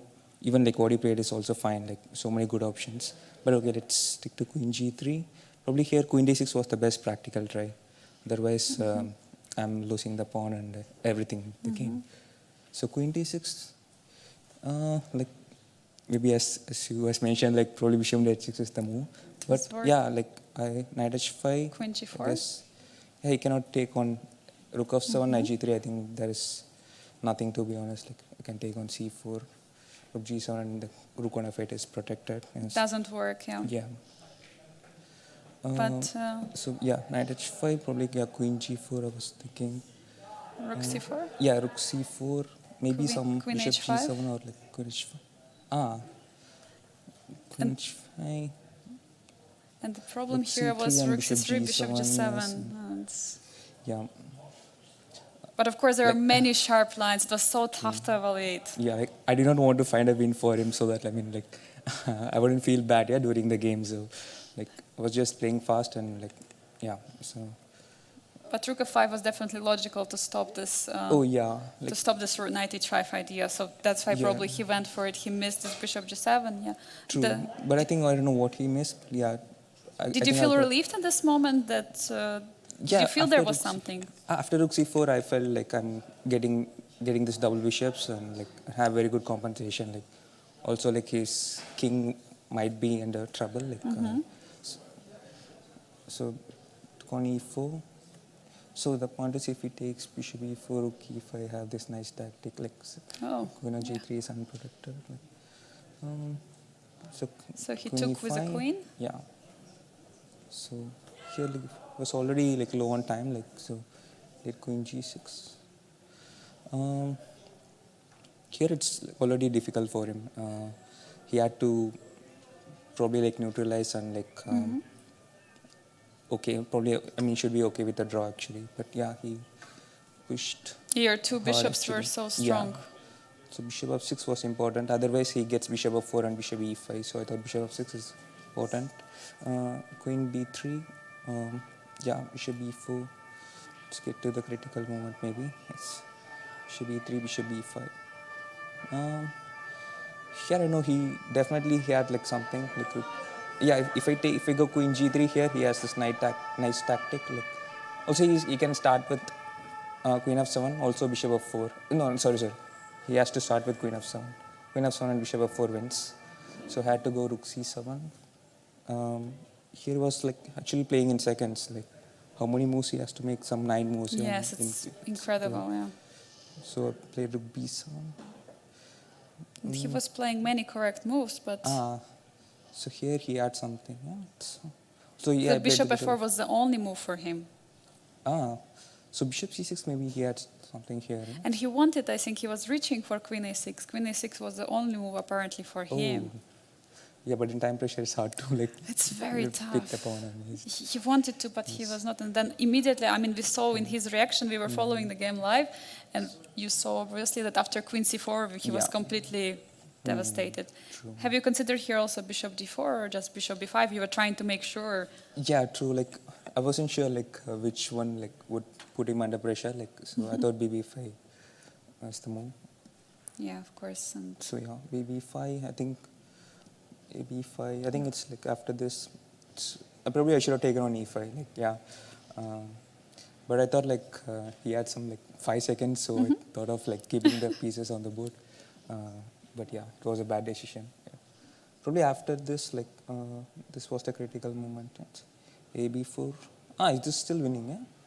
yeah, it was a G3, very queen nice F4. found from you. So I think like also King G6 is important, I guess. Like let's say Rook G8, King H7, Rook G7 takes Bishop E5. Yeah, if F6, I think it should. Even still is winning, yeah. But Somehow probably everything is some winning, computers think. But I thought King G6 is the Precise. best, yes. Yeah, you activate your king. Yeah, so King F5. Bishop A1, yeah, Queen F4, Rook G3. Yeah, if he goes H4, then I take on H4, Rook H3, and Queen F4. Like he loses the bishop. Yeah, I think after this, also I think he missed King G1 was a better try, but yeah, I think he missed King E4, which like loses on the spot. Yeah, and we saw that probably with this G3 move, we had this idea was bringing the rook to G4 to F4 to have some Yeah. kind of fortress. That's So that's why very you important. had to play. It's very important, yes, as you said, yeah. Let's say he goes, let's say, take the bishop. I think here it's a draw, I guess. Like, Rook G4, Yeah. and it's a draw. He goes Rook Unbelievable. F4 and H4. It's What a game, Aravindh. I mean, do you think the format of the event and time control, because you didn't have a time, the increment for each move, helped you in a way in this game? yeah, definitely. Like also, like this is the first time I'm playing in this time control. So like I wanted to play fast, like right from the opening, and thought I can put pressure on the clock. So it worked out. You have played chess 960, also rapid. Currently, you're leading the board in the overall rankings. How do you evaluate your performance so far? Still a long way to go. Not thinking about the standings at the moment. And overall, I'm happy with my play. Like even in 960, I was playing well, but the result did not go as my way. But yeah, like I'm overall happy with my play. How are you enjoying Biel? Because the last time you were playing in Biel, it was 4 years ago, if I'm not mistaken, 2021 around. Yeah, I'm not sure. It's, Yes, but how different is for you this year, and how special is Biel? yeah, like always like PL is one of my favorite events, and I love playing here. It's just that like I love this place. Yeah, it's so quiet and like yeah, like I hope to do well in the remaining rounds. Thank you so much, Aravindh, for your time, and yeah, what a game. Best of luck tomorrow, and we'll hopefully see you for another interview. Thank you. Yeah, dear viewers, it was Aravindh has just won against Frederick Svane. We are going to go for a very short break right now. We'll be back with more action from the Biel Chess Festival. We'll see, will David Navarre manage to escape the tough position, and will Matchun win against Matchun-Jumabay? See you in a bit.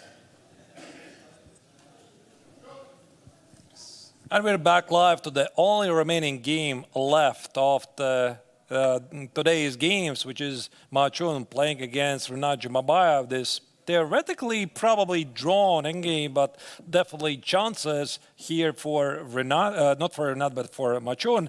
The other game in question already finished while we're conducting the interview.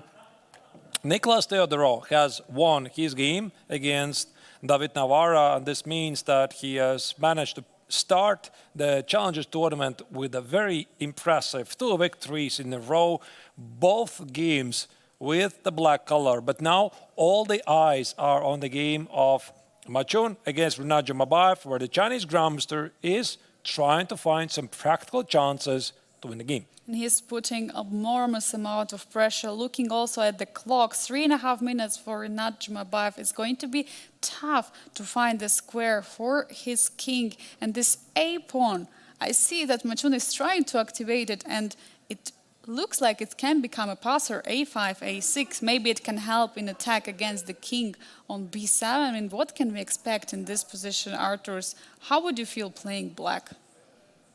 I will be feeling under a lot of stress because I know that my opponent is going to play this basically forever until there's a legal trick. So it's not a very nice situation to be in, but you are dealing with the cards that you are dealt with.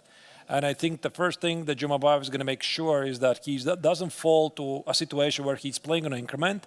He wants to play as quickly as possible. Also, a common trick in these situations is that you mark the moment when the last pawn moved, because this is your start of the countdown. Once again, to refresh your memory, the viewers, about the actual FIDE rules. You can claim a draw if there has not been a single pawn move or a trade for 50 moves in a row. And that's basically the only thing that Jumabay has to keep an eye on. Of course, make sure that White's not making progress, that White cannot trade the queens. By the way, b4 played very quickly. Apparently, Matchun is attempting to speed up things. He's played the b4 in a second. He's not worried. I would be actually worried in this position because at some moment there could be some checks to the king, and this b pawn was a protector of the White's king on a3. Now there might be some ideas of perpetual, but we see that also the pawns are very dangerous for black. I mean, Artus, how to assess this? I mean, nothing really has changed. So he just understood that the pawn will have to be pushed at some point forward. He just saved himself a lot of time, because he could have been playing this position over and over and then play maybe b4 after 30 moves. So he decided, okay, fine, whatever. Listen, let me just play pawn b4. Maybe try to make some progress with a5 and king a4. But ultimately, I think it could run into some sort of a perpetual check. Definitely is, an a5, a6 is another option to go for with the white pieces. It's easy play right now for white, but it's so tough to defend for Jumabay. But he's playing queen e7 very quickly. He's blitzing it out. He's keeping the pawn on a pin to the king on b4 and opening up some ideas in the future with queen checking on the third rank. But now I'm just wondering, if you just push a pawn to a5, just a5, a6, or maybe bringing queen to b6 in some moment, bringing the king, I mean, this is something I would be very scared of from black. Yeah, so there's definitely some practical chances, and Matchun is going to research them. I think that we can also use this opportunity to check what's happening in the MTO, which is one of the largest open tournaments here at the festival, because there's more games. It's not only the GMT Masters and Challengers, it's also the Open tournament. The Open tournament, the Masters Open tournament. I could try to find a live game from the top boards just to give you an update how the top boards have finished. Kartikeyan Murali has won his game against the young talent from USA, Tanya Devumi. I see there's a couple of draws. Top seeded players have dropped half a point. Board number 2 and 3, Benjamin Bok was unable to win with the black color against Christian Gluckler, and also Yilmaz Mustafa, the experienced grandmaster from Turkey, was held at a draw by Aditya Bagus Arfan. But the game we see right now is a game of Pranav Anand against Vincent Latorre, and we see the brilliant move on the board, by the way, has been played by white. Rook d7. We see an endgame with very interesting material imbalance. You want to hear more? There was more brilliant moves. What? Look at this. Like, I'm going to scroll back to this position. I know you have no reference point. I just find this to be amazing. Look at this. So this is a really big mistake. Why play bishop d4? Great move. Great move. Why play the great move? Why play the brilliant move? Knight takes on c7. Rook takes on c7 is going to be rook g7 check. Why play the great move? Great move again. And why play the double exclam move? Pretty impressive. Yeah, leaving the bishop hanging on d4, which is not possible to take due to the fork on e6. Maybe we can actually show it on the board. Rook takes on d4, knight e6 would be a fork, and then the other rook is hanging. Oh my God. This should be easily winning. That's why here black played a rook g5. And now white has sacrificed an exchange for 2 connected passed pawns. Actually, it's 3, because the other one is on c5. The black pawn on d5 is not going anywhere. So here, Pranav is a very, very creative young talent from India, is looking for ways to wrap these things up and possibly secure his lead in the Open tournament. Yeah, one more time reminding to our viewers here at International Biel Chess Festival, it's not only about the Grandmaster Triathlon, there are all kinds of tournaments. Overall, actually, over 15 events during this 2 weeks. Artus, can you imagine so much chess, so many events happening? There is an MTO tournament, Masters Open tournament. There is Amateurs Open tournament, ATO. There is also in the morning a Fischer Random, the freestyle chess tournament. I mean, so many events as well as Rapid, Blitz, all kinds of events. There is a youth tournament which is also taking place, and all the rest. I mean, this is absolutely a place for every chess lover, because you can find a tournament according to your rating, according to your age, and maybe even profession, because we used to have a tournament for doctors, if I'm not mistaken, earlier. I'm not sure if it's happening this year, but yeah, definitely a lot of fun and great events here. If I didn't have to comment it, I would be playing. 100%, yeah, in MTO. 100%, yeah. So unfortunately, or fortunately, I have to do the commentary.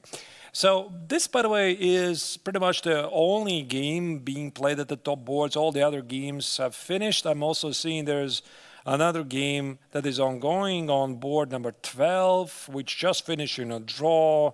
Then I'm scrolling back. Move number 23 at MTO is continuing, but apart from that, yeah, that's the only remaining game. So maybe we can sit here for a while. As we can see, also we have a live camera from Matchun's game against Matchun-Jumabay, and as soon as something's going to change there, we're just going to jump straight back.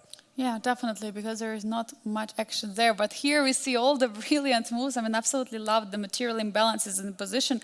White is down in exchange, but these pawns on the queen side, those are the ones who are going to decide the game. The pawn on c6 is coming all the way through. I mean, Artus, is there a way to save this as black? Short answer, no. The long answer, probably no. No, I mean, here black is looking for some ideas like get to the pawn on b3, bishop d1, rook b3, something, but no, I think the c6 pawn, these are incredibly strong pawns. King g8, knight x on d5. Now another fork is threatening here. c7, c8 is incoming. No, this game is, it's just over. Safe to say this is almost over. We're going to see the final moves in the game. It's also a huge time pressure, only 2 minutes for black in this position. There is no way to stop the c-pawn. Let's go back. Yeah, let's go back to Matchun's game against Jumabay. This game is wrapping up, and here we see, by the way, yours idea, Angelika, a5 was played.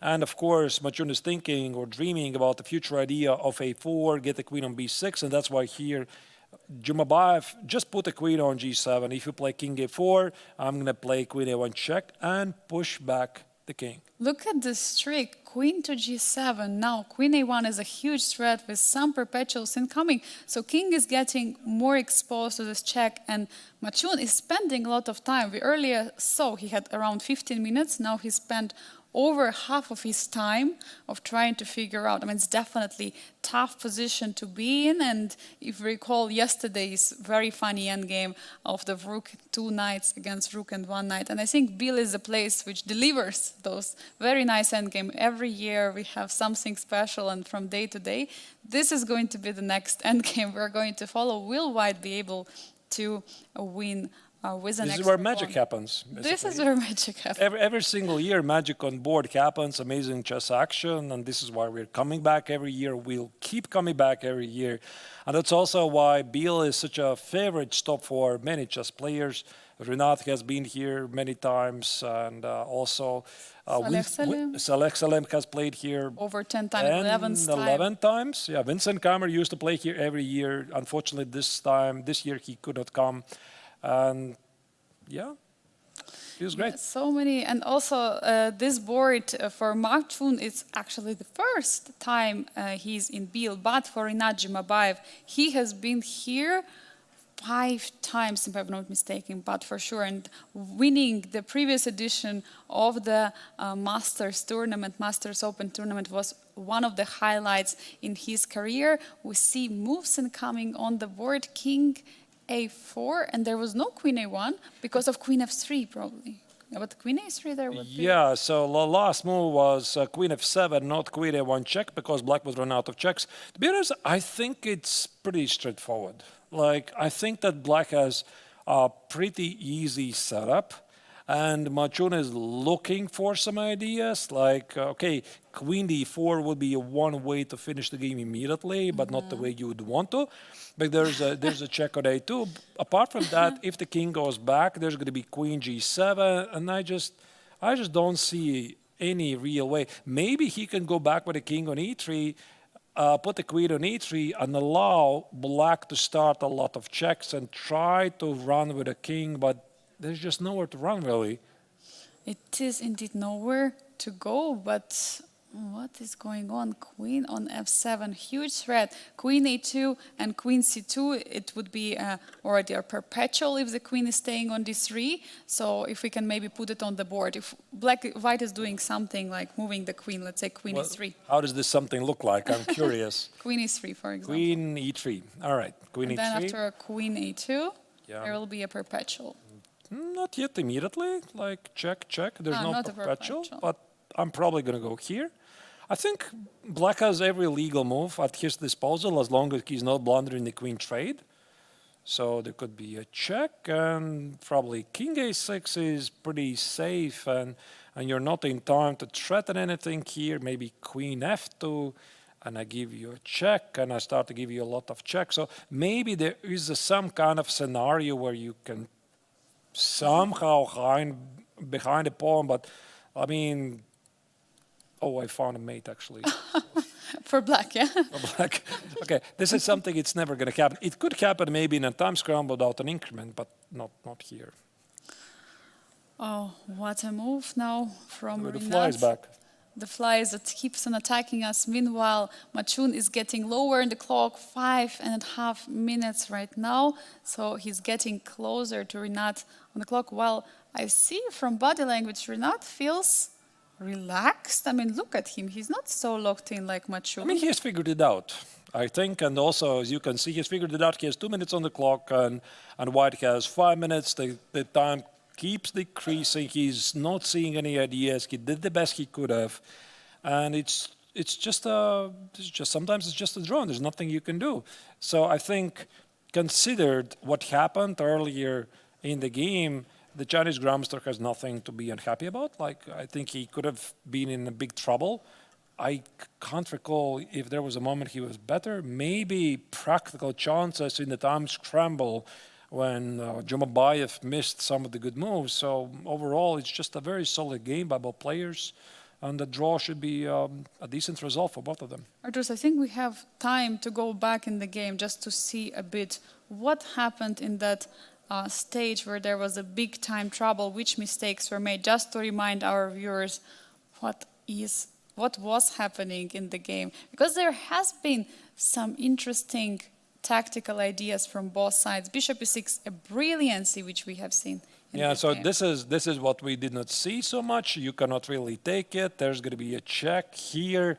There's going to be a check here, rook c7, and oh no, my queen. So it's losing. So king b6 drops the queen. That's a discovered check, or maybe there's even a mate, so I'm not going to look for it. So this is what did not happen. Bishop takes on e6 was a brilliant move.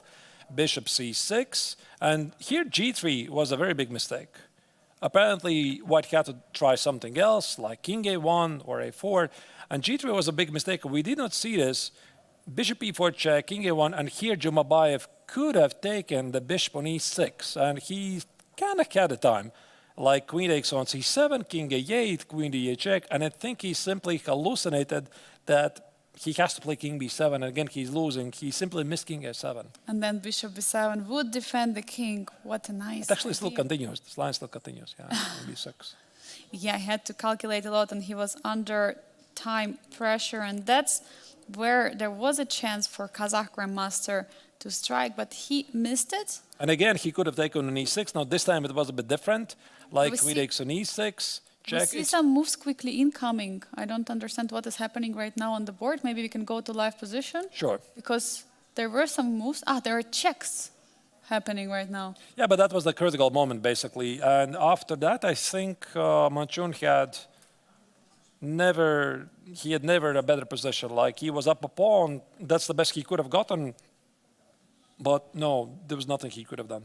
Yeah, the boss players are thinking now Matchun's turn to go with the king, finding the right way, and he will probably try your plan. Artur's coming with the king somewhere closer to the king of black, maybe, but...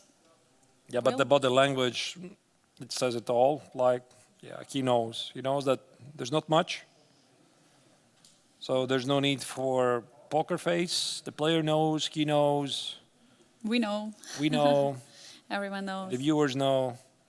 But of course, like we always had some blunders, right? Sometimes even Of course. positions, so there could be still a blunder from black. You always fight it out. I mean, that's the rule. You always fight it out. You never know. Maybe there's going to be something. Maybe the opponent miscalculates something. Maybe he misses something. Okay, I have a question, Artur, to you. So you have this position with white pieces, and you play it against Magnus. Will you play it out, or will you agree on a draw? I will definitely play it out. Like, Even against Magnus. of course. I mean, I would definitely play it at least 10, 20 moves, just to give it a try. Of course, he would easily defend 100 out of 100, but I would definitely try to play it out, because that's the rule. When you have no risk and you're playing from the position of strength, you have to try. Like, you never know. Maybe the unthinkable happens. Your opponent just misses something, and if you don't give it a try, then you're never going to win a single game. Like maybe these theoretical drawn endgames, rook and knight versus rook. You always have to try. Or let's say rook versus the knight and king each, obviously, right? You always have to try. Just play a couple of moves and see if the opponent knows what he is doing, and then you agree to draw. Maybe not all the 50 moves, but at least some moves. Absolutely, Artur. But I have a second question to you. And if you have this position with black against Magnus, how many games do you think he will be able to win against you? Is there a chance? That Oh, that's you a will very tricky question, I'm afraid. Like, I want to say I would save most of the games, but probably, like, there would be some moment when I would just blunder something or get too nervous that I'm making a draw against Magnus himself. So, and this is exactly what Matchun is hoping for. Yeah, that this odd scenario is going to happen. So he tries to move the king towards the king's side and somehow cover the queen. Maybe he wants to go for the moment where the king is on d8 and queen d7 check. You know, maybe there's some scenario. It never hurts to try. Obviously, it's never hurts, and boss players are getting lower in the clock. We see 2 minutes for Rinat. He's playing fast. He's giving a check. Queen f6, and Jumabay denies. He says you're not going to get to d7. He also recognizes the only idea that white had. Queen f6 is just shutting the door. Maybe it's a draw anyway, but white tested. so now queen e5 would not help. But the question is, what is going on after king c5? Is it queen f8 check?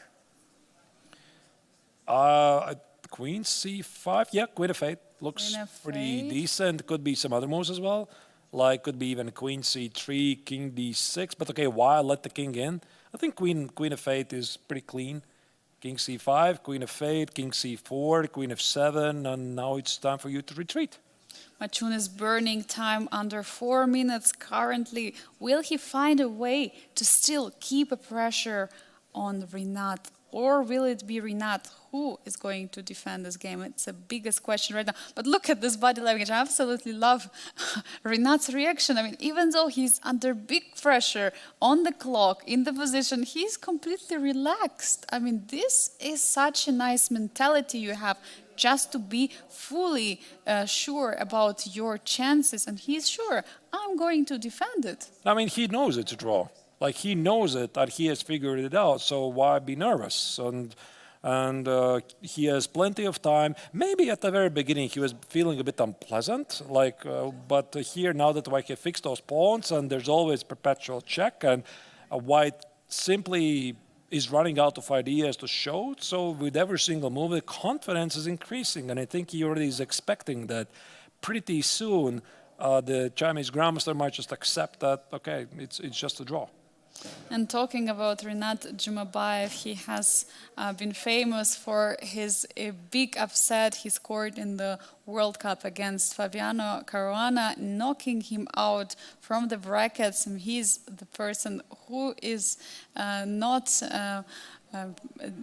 who knows how to score these big upsets, and we've seen him being the last according to the ratings in the field and winning the Chess 960 tournament in the first day, getting the biggest and the best tie breaks. And we see Queen f2 check has been played. Now, Queen e3, will we see Queen f6 coming back? The players can still legally play 41 moves until Jumabay can claim a draw. Queen f6 is on the board, King d3. Yeah, there's not really much happening. I think. What about Queen d6 targeting the king and the pawn on b4? No, I mean, here, as long as... So, okay, this is Matchun's idea, to get the queen on b6. As long as black is not going to run out of checks, like check here. I mean, I can always even play queen c7 or queen d8. But there is a pawn on b4 hanging. Queen d6 is double attack. Oh, I didn't even see that. I think you can even just put the queen on c7 and not For allow the safety. check on b6. There's no need to test things. You could leave a lot of checks, check. The king goes somewhere here, and then you put the queen on c7. So it's a fortress. Yeah, so the to check say. on b6 no longer works. But I mean, of course, White has to try. He has to try these things, and I would say there's like an unwritten rule for how long you try. Like, I would say 25, 30 moves. You test the opponent knows, and this is it. But some people try to till the last move, so it's completely fine as well. Absolutely, but here in this particular case, opponents and players have the score sheets, so they know for sure when it starts. It's more tricky when it's a blitz game or a rapid game, but you don't know the count of the moves. There, the arbiters are coming only at move 70 or 75, if I'm not mistaken, and then they can come and say, all right, it's a draw, you have already played for so many moves, but the arbiters cannot intervene at move 50. It should be the player who is claiming a draw, so it should be Jumabay who knows at which moment we will see the draw. Let's use the opportunity also to check the ending of the game of Navarre against Nicolas Theodorou, because that's the thing we did not see finishing on the screen while this game slowly gets most likely to the logical outcome. So this is the final position of the game, and I'll just replay you the final moves after the moment where we last checked it. So c5, this was Navarre's last attempt. B takes on c5, rook d6, king h4. Black has, as we expected, marching with the king forward to promote the h-pawn. Navarre played rook g6, king h3, d6, king g2, rook e1, and bishop d2. So what was the idea? Actually, I think h1, of course, was easily winning as well. Yeah, so here, look at this. Here, Theodorou was actually getting a bit fancy because he hit the rook on e1, and now Navarre had nothing better to do than to give a check here and just promote a queen. A couple of checks later, this is where Navarre resigned. This was a tough game for David, getting the rook all the way to the 7th rank, missing this opportunity. I mean, that was a nice idea of him to open up the king side, but in the end, he was the one to whom it backfired, unfortunately. And also, I want to show the final moves of the game of Darda against Jacobian. This is also what we did not see wrap up. We just announced that it's a draw, and I think we left it somewhere here, where Black was building up a fortress, and ultimately he was successful. So White tried this, played g4, bishop d1, bishop f3, bishop e4 takes, and White was looking for ways to make a progress. And by the way, he did win the pawn on a5, so you would think it's a progress, but the pawn on h3 is, as you can see, falling. So Darda was advancing, knight f4, all the pawns are getting traded, knight f4, check, the pawn on c5 is eaten, And finally, black The just last kills. pawns. Oh, what is What that, is by that? the way? Brilliant. What on earth is going on? Really? King takes on g5 is double exclam move. And Wait a second, can you go back? Is there any other move? Is there bishop e2? Here, is there bishop e2? come on, what is this? Sacrificing the bishop. Okay. But if we play bishop e2, why is not a brilliant move instead of king g5? Yeah, but okay, black decided to take on g4. No, but I mean, if instead of king g5, I'm just wondering, bishop e2? But do you take on g4, yeah? Yeah, but why is it not the brilliant? But then it's a double exclamation. Okay, it doesn't really matter. All of this is completely pointless. So here, this is the built-in engine of Chess.com having some fun. And yeah, there was not much to see. Let's go back to the only remaining game. But this is how the game's finished. And this is where Matchun is still pressing a bit. Queen g3 check is on the board. Matchun is trying to find the way. By the way, he is having just 2 minutes on the clock. Meanwhile, for Aravindh, it's 1 minute and 18 seconds. So both players are very low on time, but we see Matchun is locked in, trying to find the best moves, while Aravindh is pretty relaxed. As you were mentioning, Arturus, he figured it all out. For him, it's a draw. He found the way to defend. I think also Jumabayev can be very thankful to the tournament organizers because starting with this year, the time control is shorter. The last year, I tried to recall, what was it? It was something like at least 1 hour more. Oh, yeah, there were 3 controls we had. We got 50 minutes after second time control, no, 60 minutes after second time control, and after 60th move there was 15 more minutes, and every move there was also a 30 seconds increment. This was insane. Right, so he would be playing this much longer. Okay, now I think that it feels at least shorter. Can we, by the way, say that longer time controls, they make more quality games? What do you think, Angelica? Or they just extend Prolong them? suffering.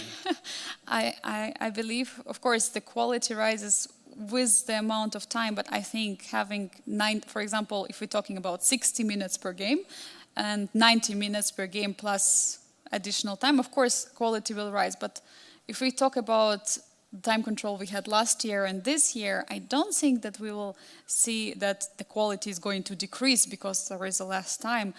On contrary, I think there will be, not on contrary, but of course there is going to be the same amount of quality which was in the previous game. Because even though it feels like these 2 hours which players are getting now, there is no increment. What do you think yourself? It's a great choice. I really like it because you need to somehow spice up things, and players are used to this extra plus 30 seconds. By the way, today this was the critical difference in Swane's game against Aravindh, because if he had those extra 30 seconds, I'm pretty sure he would have figured it out. He did not figure it out. But again, everyone has the same rules. This is the new World Championship format. I really like it, but I just don't think that these very long time controls, they make the game quality somehow better. I think it's already pretty great, like what we're having here. And also FIDE and other organizers have been researching what is the best possible time control, and this sounds pretty good to me. We had Aravindh here with us in the studio, and he was mentioning, obviously, he was very liking the game, and definitely one of the points of his success in today's game was the time control, because Frederick didn't have any increment at those critical moments, and he was saying he was playing this time control for the first time because this is a World Championship time control. It's a very special one where there is no increment till the move 41. I cannot understand how I would feel if I'm playing this time control, because it does sound very special, and it's so unusual not to have this. Sorry, Angelica, sorry to interrupt you here. Jumabayev is down on 30 seconds here, so he does need to be. Oh. I don't know what he was thinking for so long here. So here, Matchun found a setup where he put the king on a3 and queen on e3 to threaten with this queen b6. But okay, so Jumabayev was just checking until the last minute. Can he play queen c7? And he did. I think this is something originally he did not want to do, but he's still safe. He still is safe, and there is also d8 square for a queen to go back, and then there would be maybe opportunities to give some checks. So queen has some squares. Does it mean that there is more pressure? And I see Rinat is actually coming closer to the board finally. He's trying to figure everything out. Also, you have to be a bit careful, like we mentioned a couple of times that he's feeling relaxed, he has figured it out, etc. But you have to be concentrated until the last moment. I mean, things can go really sour when you lose concentration. You think things are done. This is, by the way, something I can definitely relate to myself, especially when playing like in online games. You have a completely winning position. I'm just completely, I start not to care. Like, that's it. I think I'm winning and that's it. And then I miss things. Anyway, this is completely different. This is a classical game, but you still have to concentrate. And even in these, like, you think it's a dead, drawish, boring position, we have seen it from time to time that players keep missing things. And one of the reasons is they relax too early. Both players are locked in the position, trying to find all the ways. Now it's Matchun's turn. Will he be able to find any progress in the position? 1 minute, 16 seconds on the clock for now. And he's going for Queen d4, not allowing Queen d8, but now Queen g3 is a check, which is allowed. Yeah, now the queen goes back and White still cannot make any progress. So even with such a passive queen on c7, White has made no change. Maybe here, again, Matchun could try to run with the king around. So this is move 84. And the last time the pawn move was move 67. So 17 moves have been made, 33 moves to go. So still, I think the Chinese Grandmaster should try some moves. We're in for a lot of fun in this endgame. Maybe meanwhile we can use this opportunity to discuss. I mean, Arturs, how much do you enjoy personally Biel? Which year are you already here commentating, and how do you enjoy the city? Maybe what's your favorite peak for a restaurant or some hidden gem? Oh, there's so many questions. Just a second. Let's Let's take one question at a time. So, how many years I'm here in Biel? 4 years, starting 22 and 23. By the way, Darius, you don't know that. The first 2 years, I was doing here the commentary. I was also the producer. It was like a semi-pro level. And I was asking the tournament organizer to provide us with a producer. And for the second year in a row, we have the best possible producer. His name is Bick. You can hear him. He is in the corner. He makes all of this broadcast possible. He's really, really incredible. And it's been fantastic. So we've been working together for 2 years in a row, and I'm relieved. I'm really, really relieved, because I remember how this was back in 2022 and 23. It was huge stress. I had to run the commentary. You were the co-host. You remember it. Like, yes. We had to run like all the scenes, all the updates, manage the interviews, etc. All the scores. All the scores. We were having mistakes. Inter was losing at some point. This was year 2020, I don't remember. 2 and 23. 23. Yeah, we had some problems with connection, and this year and the last year we finally have a professional producer, and I hope that we are gonna keep this team together. It's been really, really a fun ride, and I think it's like a very gigantic answer. I enjoy my time here, and for me, it's every single year. It's basically the event of the year. What about you? For me, it's also a highlight of the year. I've been here in 2021 when you were doing commentary remotely. You were in Riga, I remember that. And here I was taking interviews from the players. I still remember how I was in the touch with you by the Discord. I was trying to hear the questions. Ah, that's the one. That's the year when I did the online commentary. Yes. The first year. Yeah, I've been here 4 years on site, and in 2021 we did like from distance. We decided to give it a try because of, what was it? What was the reason? Because of COVID or something? The year after COVID, and there were many restrictions here. Yeah, now people already have forgotten everything, because look at this. The life continues. Everybody is like happy, and everything continues the normal pace. And it's like, it seems like a very distant and bad memory. Like it never happened, this COVID. Yeah. Yeah, it feels like it has happened 100 years ago, but it has been just so recent. And yeah, for me, it was also, it's definitely a highlight of the year, being here in Switzerland in the middle of the summer, I mean, for a nice weather, for a nice food, and for a beautiful chess games at the Grandmaster Triathlon, a unique event, which does, I mean, there is not a single event like this in the world. So I'm really happy to be part of the broadcast and to be working with you and the Big together on this nice tournament. Right. Yes. All right, so the game still continues, obviously. There's not much happening, and the players are like below 1 minute. Here you see Matchun has 40 seconds, but he's still looking for some chances. He has all the rights to do it, and he should. Now again, he tries to play King B3. And also, by the way, Jumabay perfectly understands it. I mean, this is what he would have done. And I know that I can play myself, obviously, at professional chess for many, many years. And some players, they try to influence you. Like, they make their boring faces, like, come on, let's just wrap it up. And I know this, etc. But it's, of course, the right of the dominating player just always try it until the very end. And of course, Jumabay would have done exactly the same if he was playing with the white color.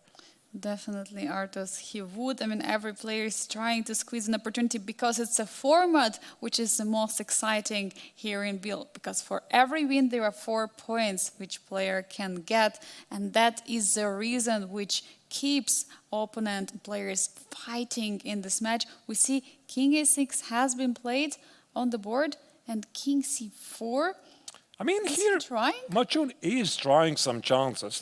So, by the way, a move ago, there was this one moment when Jumabay had to be a bit careful. Maybe according to an engine, like it doesn't really matter, but this King A6 move he played, this is very accurate here, and Matchun is attempting to press a bit on the clock. So the position I'm talking about was right here. So if he would have played, for example, Queen D6, then you know after Queen E3 check, you have some problems, and you cannot go here. Here there's going to be Queen B6, even though I think you can allow this check on B6, so it shouldn't be a big deal. You just play King A8. It just creates some chances for white, so why would you do that?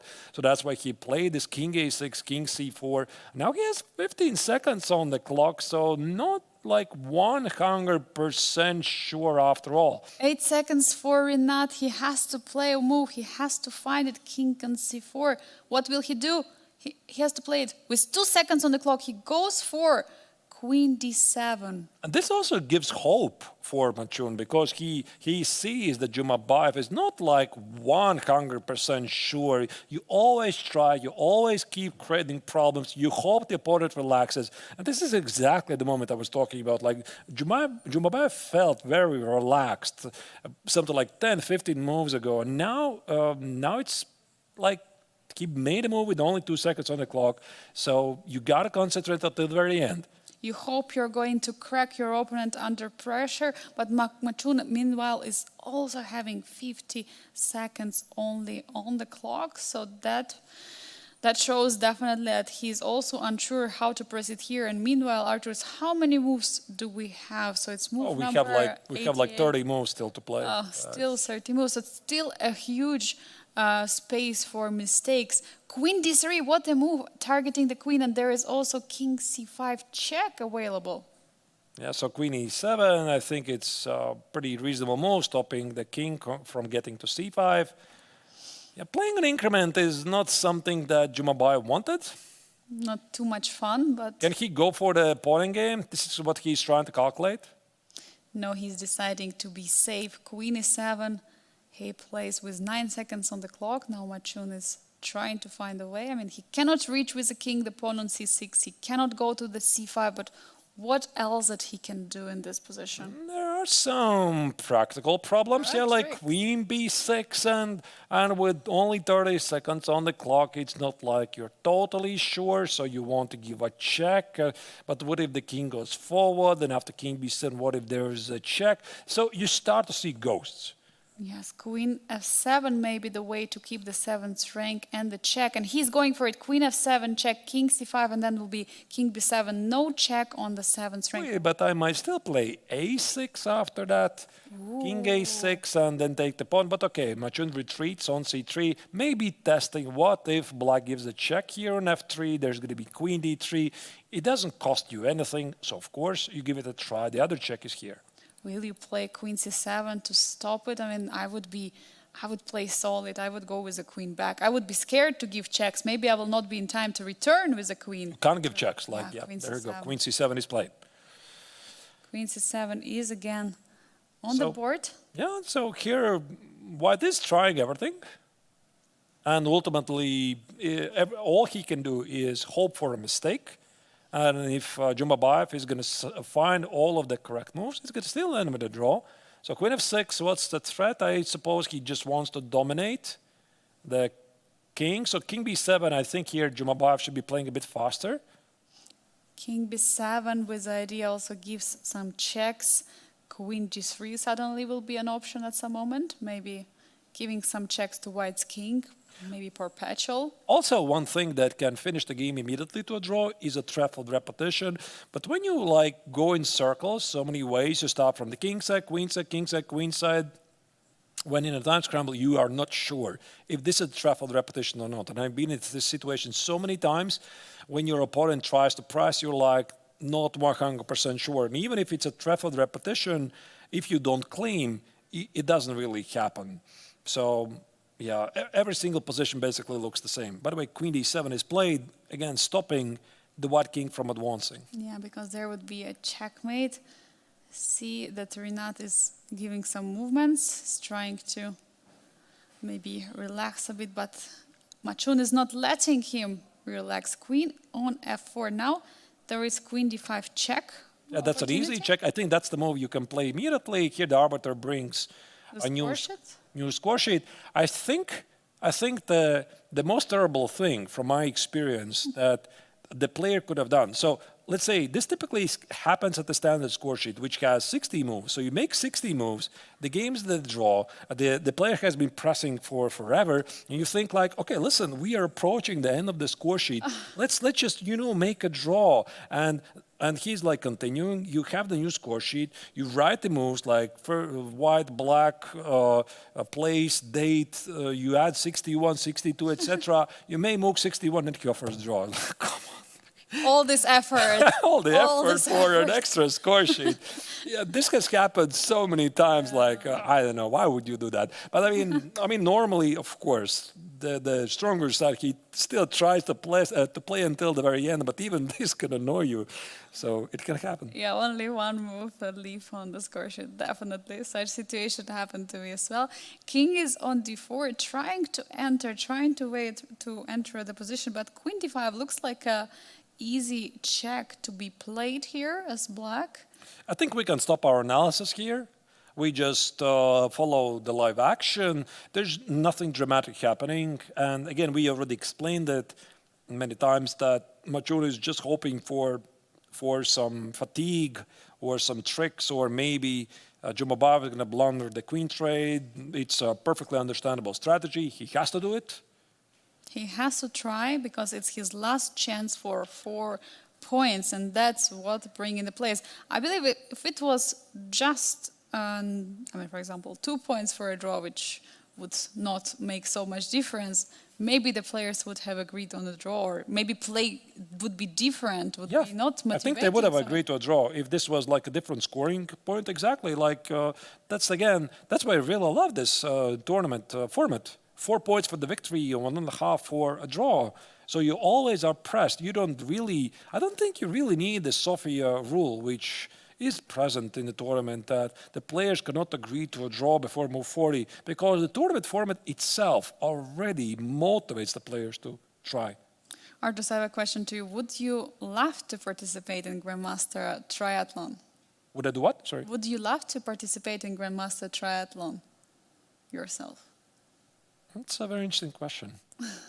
Yeah, but then I could not do the commentary. Yeah, that's a big disadvantage. So if I could not do the commentary, yeah, I would love to play. Yeah. Or you would need to find a substitution. No, but I would better do the commentary. Like if I would have to, if they would ask me, do you do the commentary or play in the GMT? I would do the commentary. Like now I would definitely do the commentary. 10 years ago, I would agree maybe to play the triathlon myself. And so, but no. I love the commentary. Yeah, I do enjoy it as well a lot. This is move, by the way, 96. 4 moves until move 100. Oh, we're going to see probably one of the longest game here at Biel. And one more time, Biel delivers always these endgames. And Queen A2, the last move which was played on the board. And the Queen is ready to deliver some checks. And Matchun has to find a way not to get into perpetual, which is not so easy anymore. There's a question. So I have to choose. Either play in the GMT or do the commentary and produce as well. Oh my God, this is so unfair. I don't know. I would still do the commentary and do the producing. Oh, really? Yeah, I think I love it so much. Yeah. Or maybe I just don't want to play so much. I don't know. No, I mean, I enjoy playing still, but on a limited basis. But you have recently won the Latvian championship. Yeah. But there was a different reason, so let's not really go into that. And I won it. But yeah, I see our producer is trying to kick me off balance. And now he's playing all kinds of scenarios that maybe I play in GMT, but I do the commentary. And did I have to do the producing as well? And not Angelica as the co-commentator. And then they're going to add something in. And I am doing producing. My stance is firm. And you have to do commentary alone. Here we go again. I knew it. And it always continues. Actually, doing alone, I have done this. The commentary alone, but it's very difficult. Like, I can do it, but it's very stressful. So I'm very, very happy that you're here. Oh, I'm very happy that you are. I mean, I couldn't do it without you, but I'm happy that you are happy that I'm here. So we're mutually happy. Very good. They know that, we know that they know. All right. Queen B2 was played. This already checks. gives a lot of checks. I think here Matchun wants to, again, give this last shot to get the king on D8. And then somehow cover from checks or force the queen trade or something. So the game still continues. Queen C1 as king is going to go further.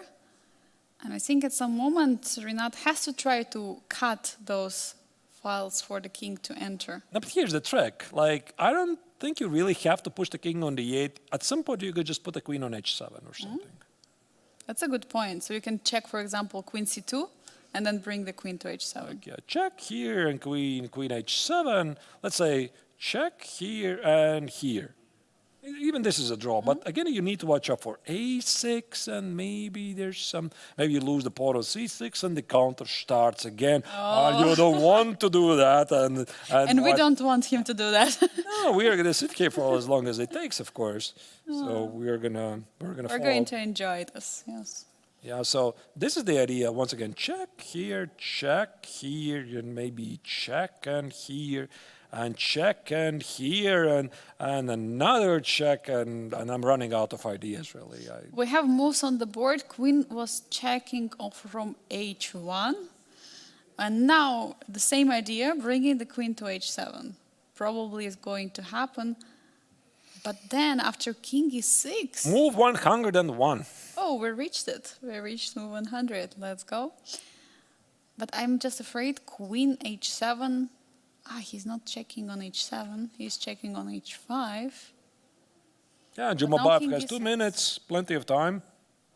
But now king E6, and there is no opportunity for queen to come to the 7th rank due to the queen check and trade of the queens. You have to be careful. Absolutely. So now queen H7 would not work. I mean, of course, Matchun is going to test if Jumabay is not going to miss the queen trade, and then Jumabay is going to show that he knows how to give diagonal checks, and with that, I think it's going to be it. But where does he want to put the king? Like king E7, king E8, so that there's queen F8. I think he wants to get a king on E8 because king on D8 is going to be a check on H8 and king on D7 is going to be a check on H3. Queen E6, yeah.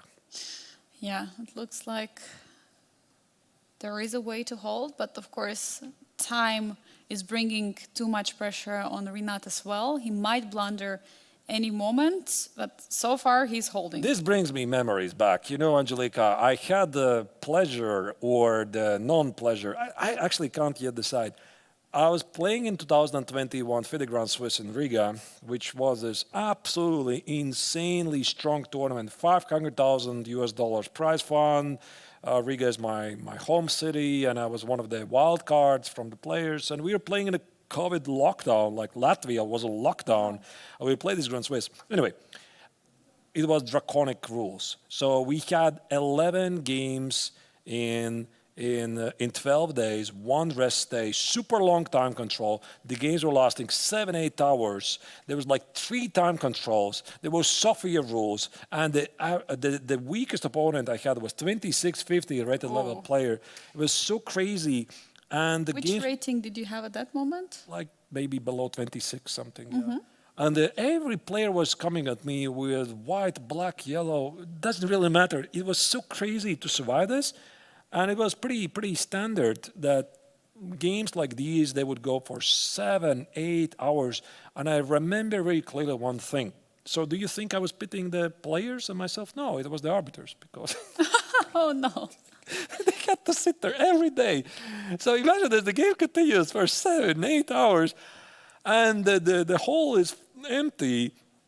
And there's one guy who's trying to it was every single day. There was always somebody, and the arbiter had to sit there until the very end, and he had to sit there 7-8 hours. I still remember it. So this is really hard, and let's appreciate also the amazing arbiters doing this job and keep the fair play and everything they're following, because they have to be present there. Yeah. So. Yeah. Sometimes, I think the arbiters could say, like, listen, you guys, you just leave the score sheets. See you at the restaurants. Just finish the game, yeah. Just bring us the score sheet. Yeah, but they have to sit there. They have to sit and be there, and we have had also many moments here at Biel when the games were so long that the arbiters couldn't even get the dinner because some of the restaurants are closing earlier, and they had to sit there at the boards. We had the chief arbiter of the Grandmaster Triathlon, Laurent Freud, and also the arbiter of the open tournaments. They wanted the kebabs, yeah? I think. Yeah, this was the only place open. Yes, the only place open was, and they would get this, but obviously the arbiters many times are not happy. But sometimes there are short days. I think yesterday was one of those days with a short opportunity. But today we're having a very long game. Yep. And we'll see, will we get till the 50 moves? Move 106, and the last time the pawn moved, let me check, 67. Yeah, we are very close, like it's 10 moves. It's 10 moves, and I think that Matchun is going to try until the very end. Okay, he has decided.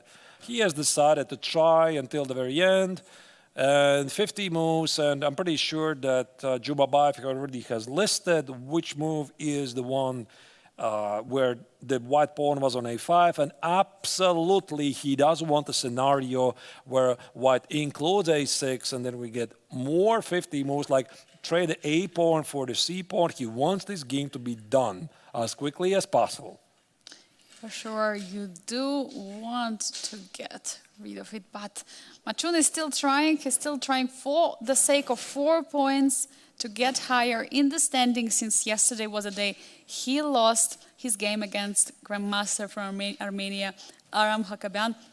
And Rinat-Jumabay lost to Nicolas Theodore yesterday, so both of the players are trying. Of course, Rinat has to try to save a draw, and he's defending, he's trying his best, but I don't see any checks any longer. He ran out of checks.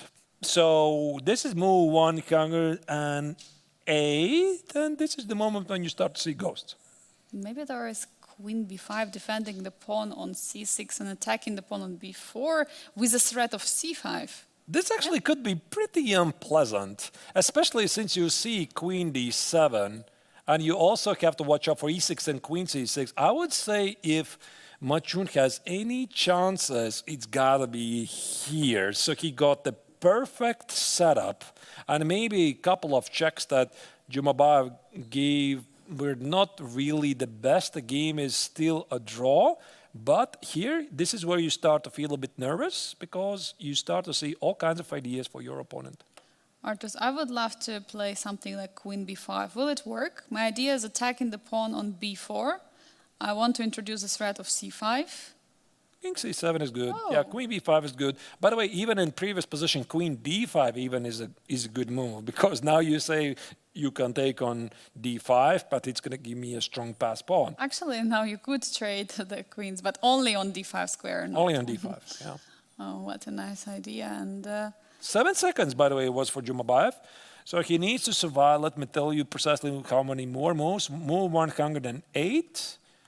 And so the game is going to be a draw on move 117. I'm pretty sure that Jumabayev already has like marked at the score sheet 117. Thank goodness it's not 121 because it would be the third score sheet. So 117, there should be like a big red line. This is where I call the arbiter, or not one move later.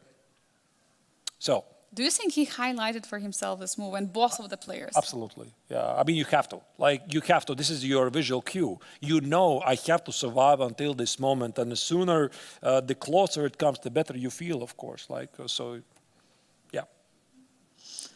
So, yeah, both players are trying their best. I mean, Matchun is trying not to reach those 50 moves without pushing any pawns or winning any pawns or trading the queens.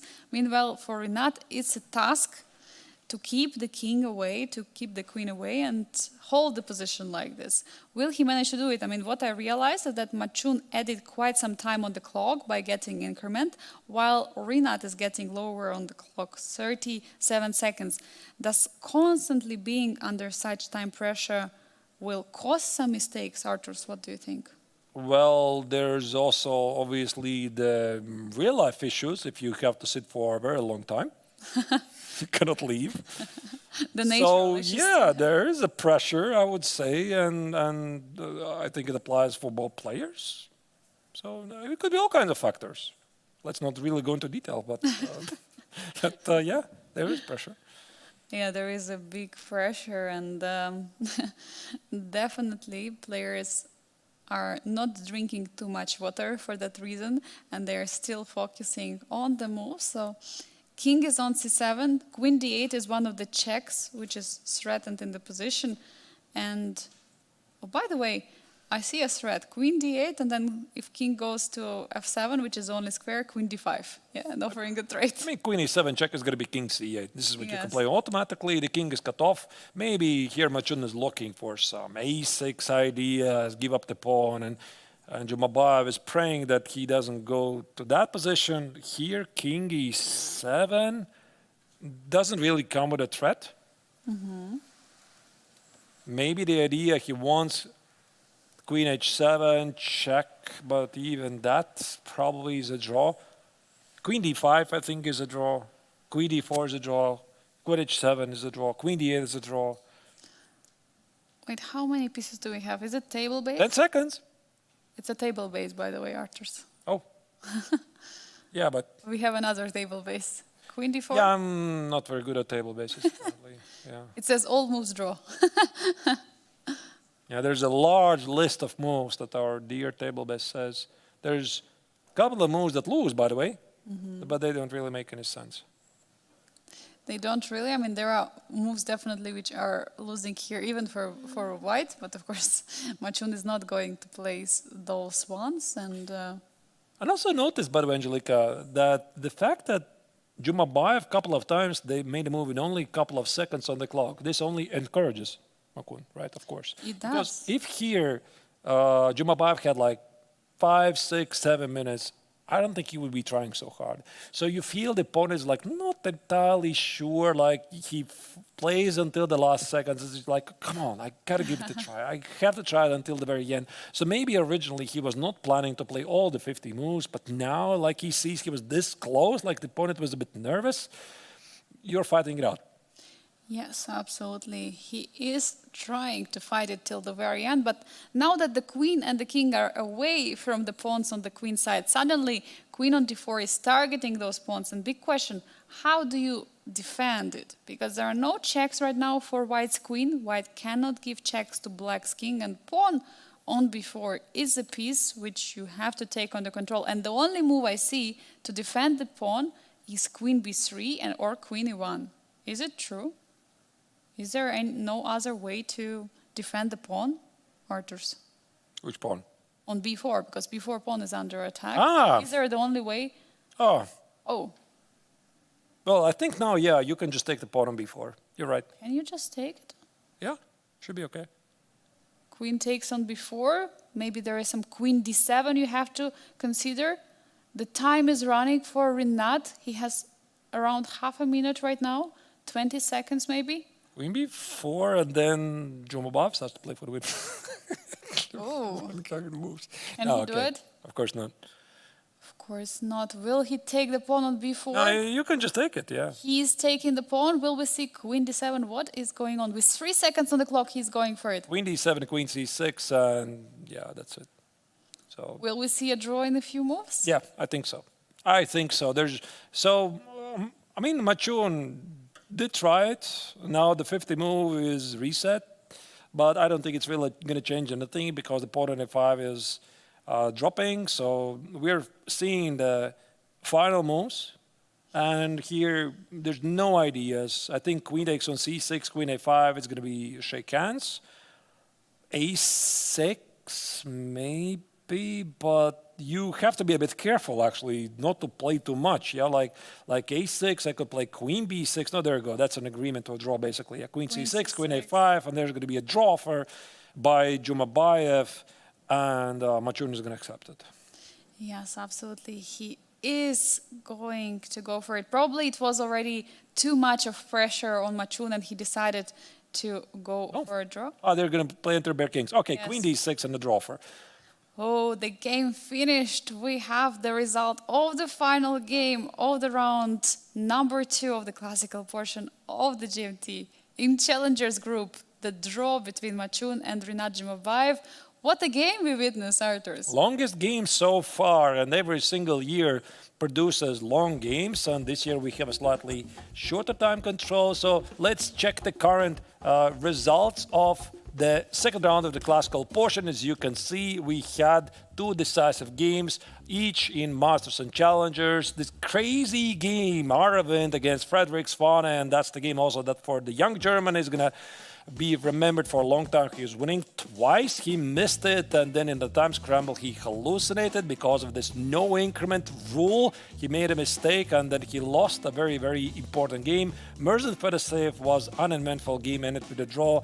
The same for Wojtaszek versus Salem, which finished with a theoretical repetition. Meanwhile, in Challengers, Nicolas Theodor managed to score a second victory in a row and get all the way up in the standings. All the rest game finished in a draw. We have just witnessed Matchun against Rinat-Jumabay, such a long game where Matchun was trying to go for it. And Daniel Darde against Aram Hakabian was also pretty interesting games, which ended up peacefully. So it's time for us to check what are the standings after round number 2. And we see in the Masters, Aravindh has 12.5 points, 2.5 points in front of Vladimir Fedoseev, getting up in the standings after today's victory. In the Challengers, Nicolas Theodor with 16 points. It's 3.5 points in front of Aram Hakabian. I mean, Arturs, do we see a clear leaders already after round number 2? Or everything will change? Really impressive, because also notice that the third place, Matchun, is now behind the leader 9.5 points. And if we calculate what would be in classical,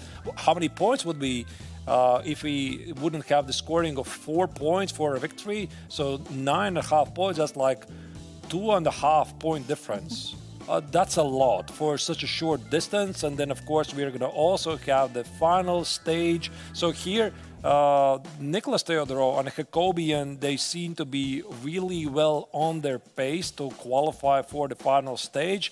And it might as well happen that nobody else is going to make it, but probably still too early to tell because this is only round 2 and there's 3 more classical rounds to be played. What a day, Arturs, we had today here in the studio. Incredible games in the Masters and Challengers of the Grandmaster Triathlon. Tomorrow, round number 3 is going to continue and more action is to come. We are going to wait you here in Biel at the same time, at the same place, at 2 p.m. Central European Summer Time. We wish you have a pleasant evening and see you tomorrow. Bye-bye.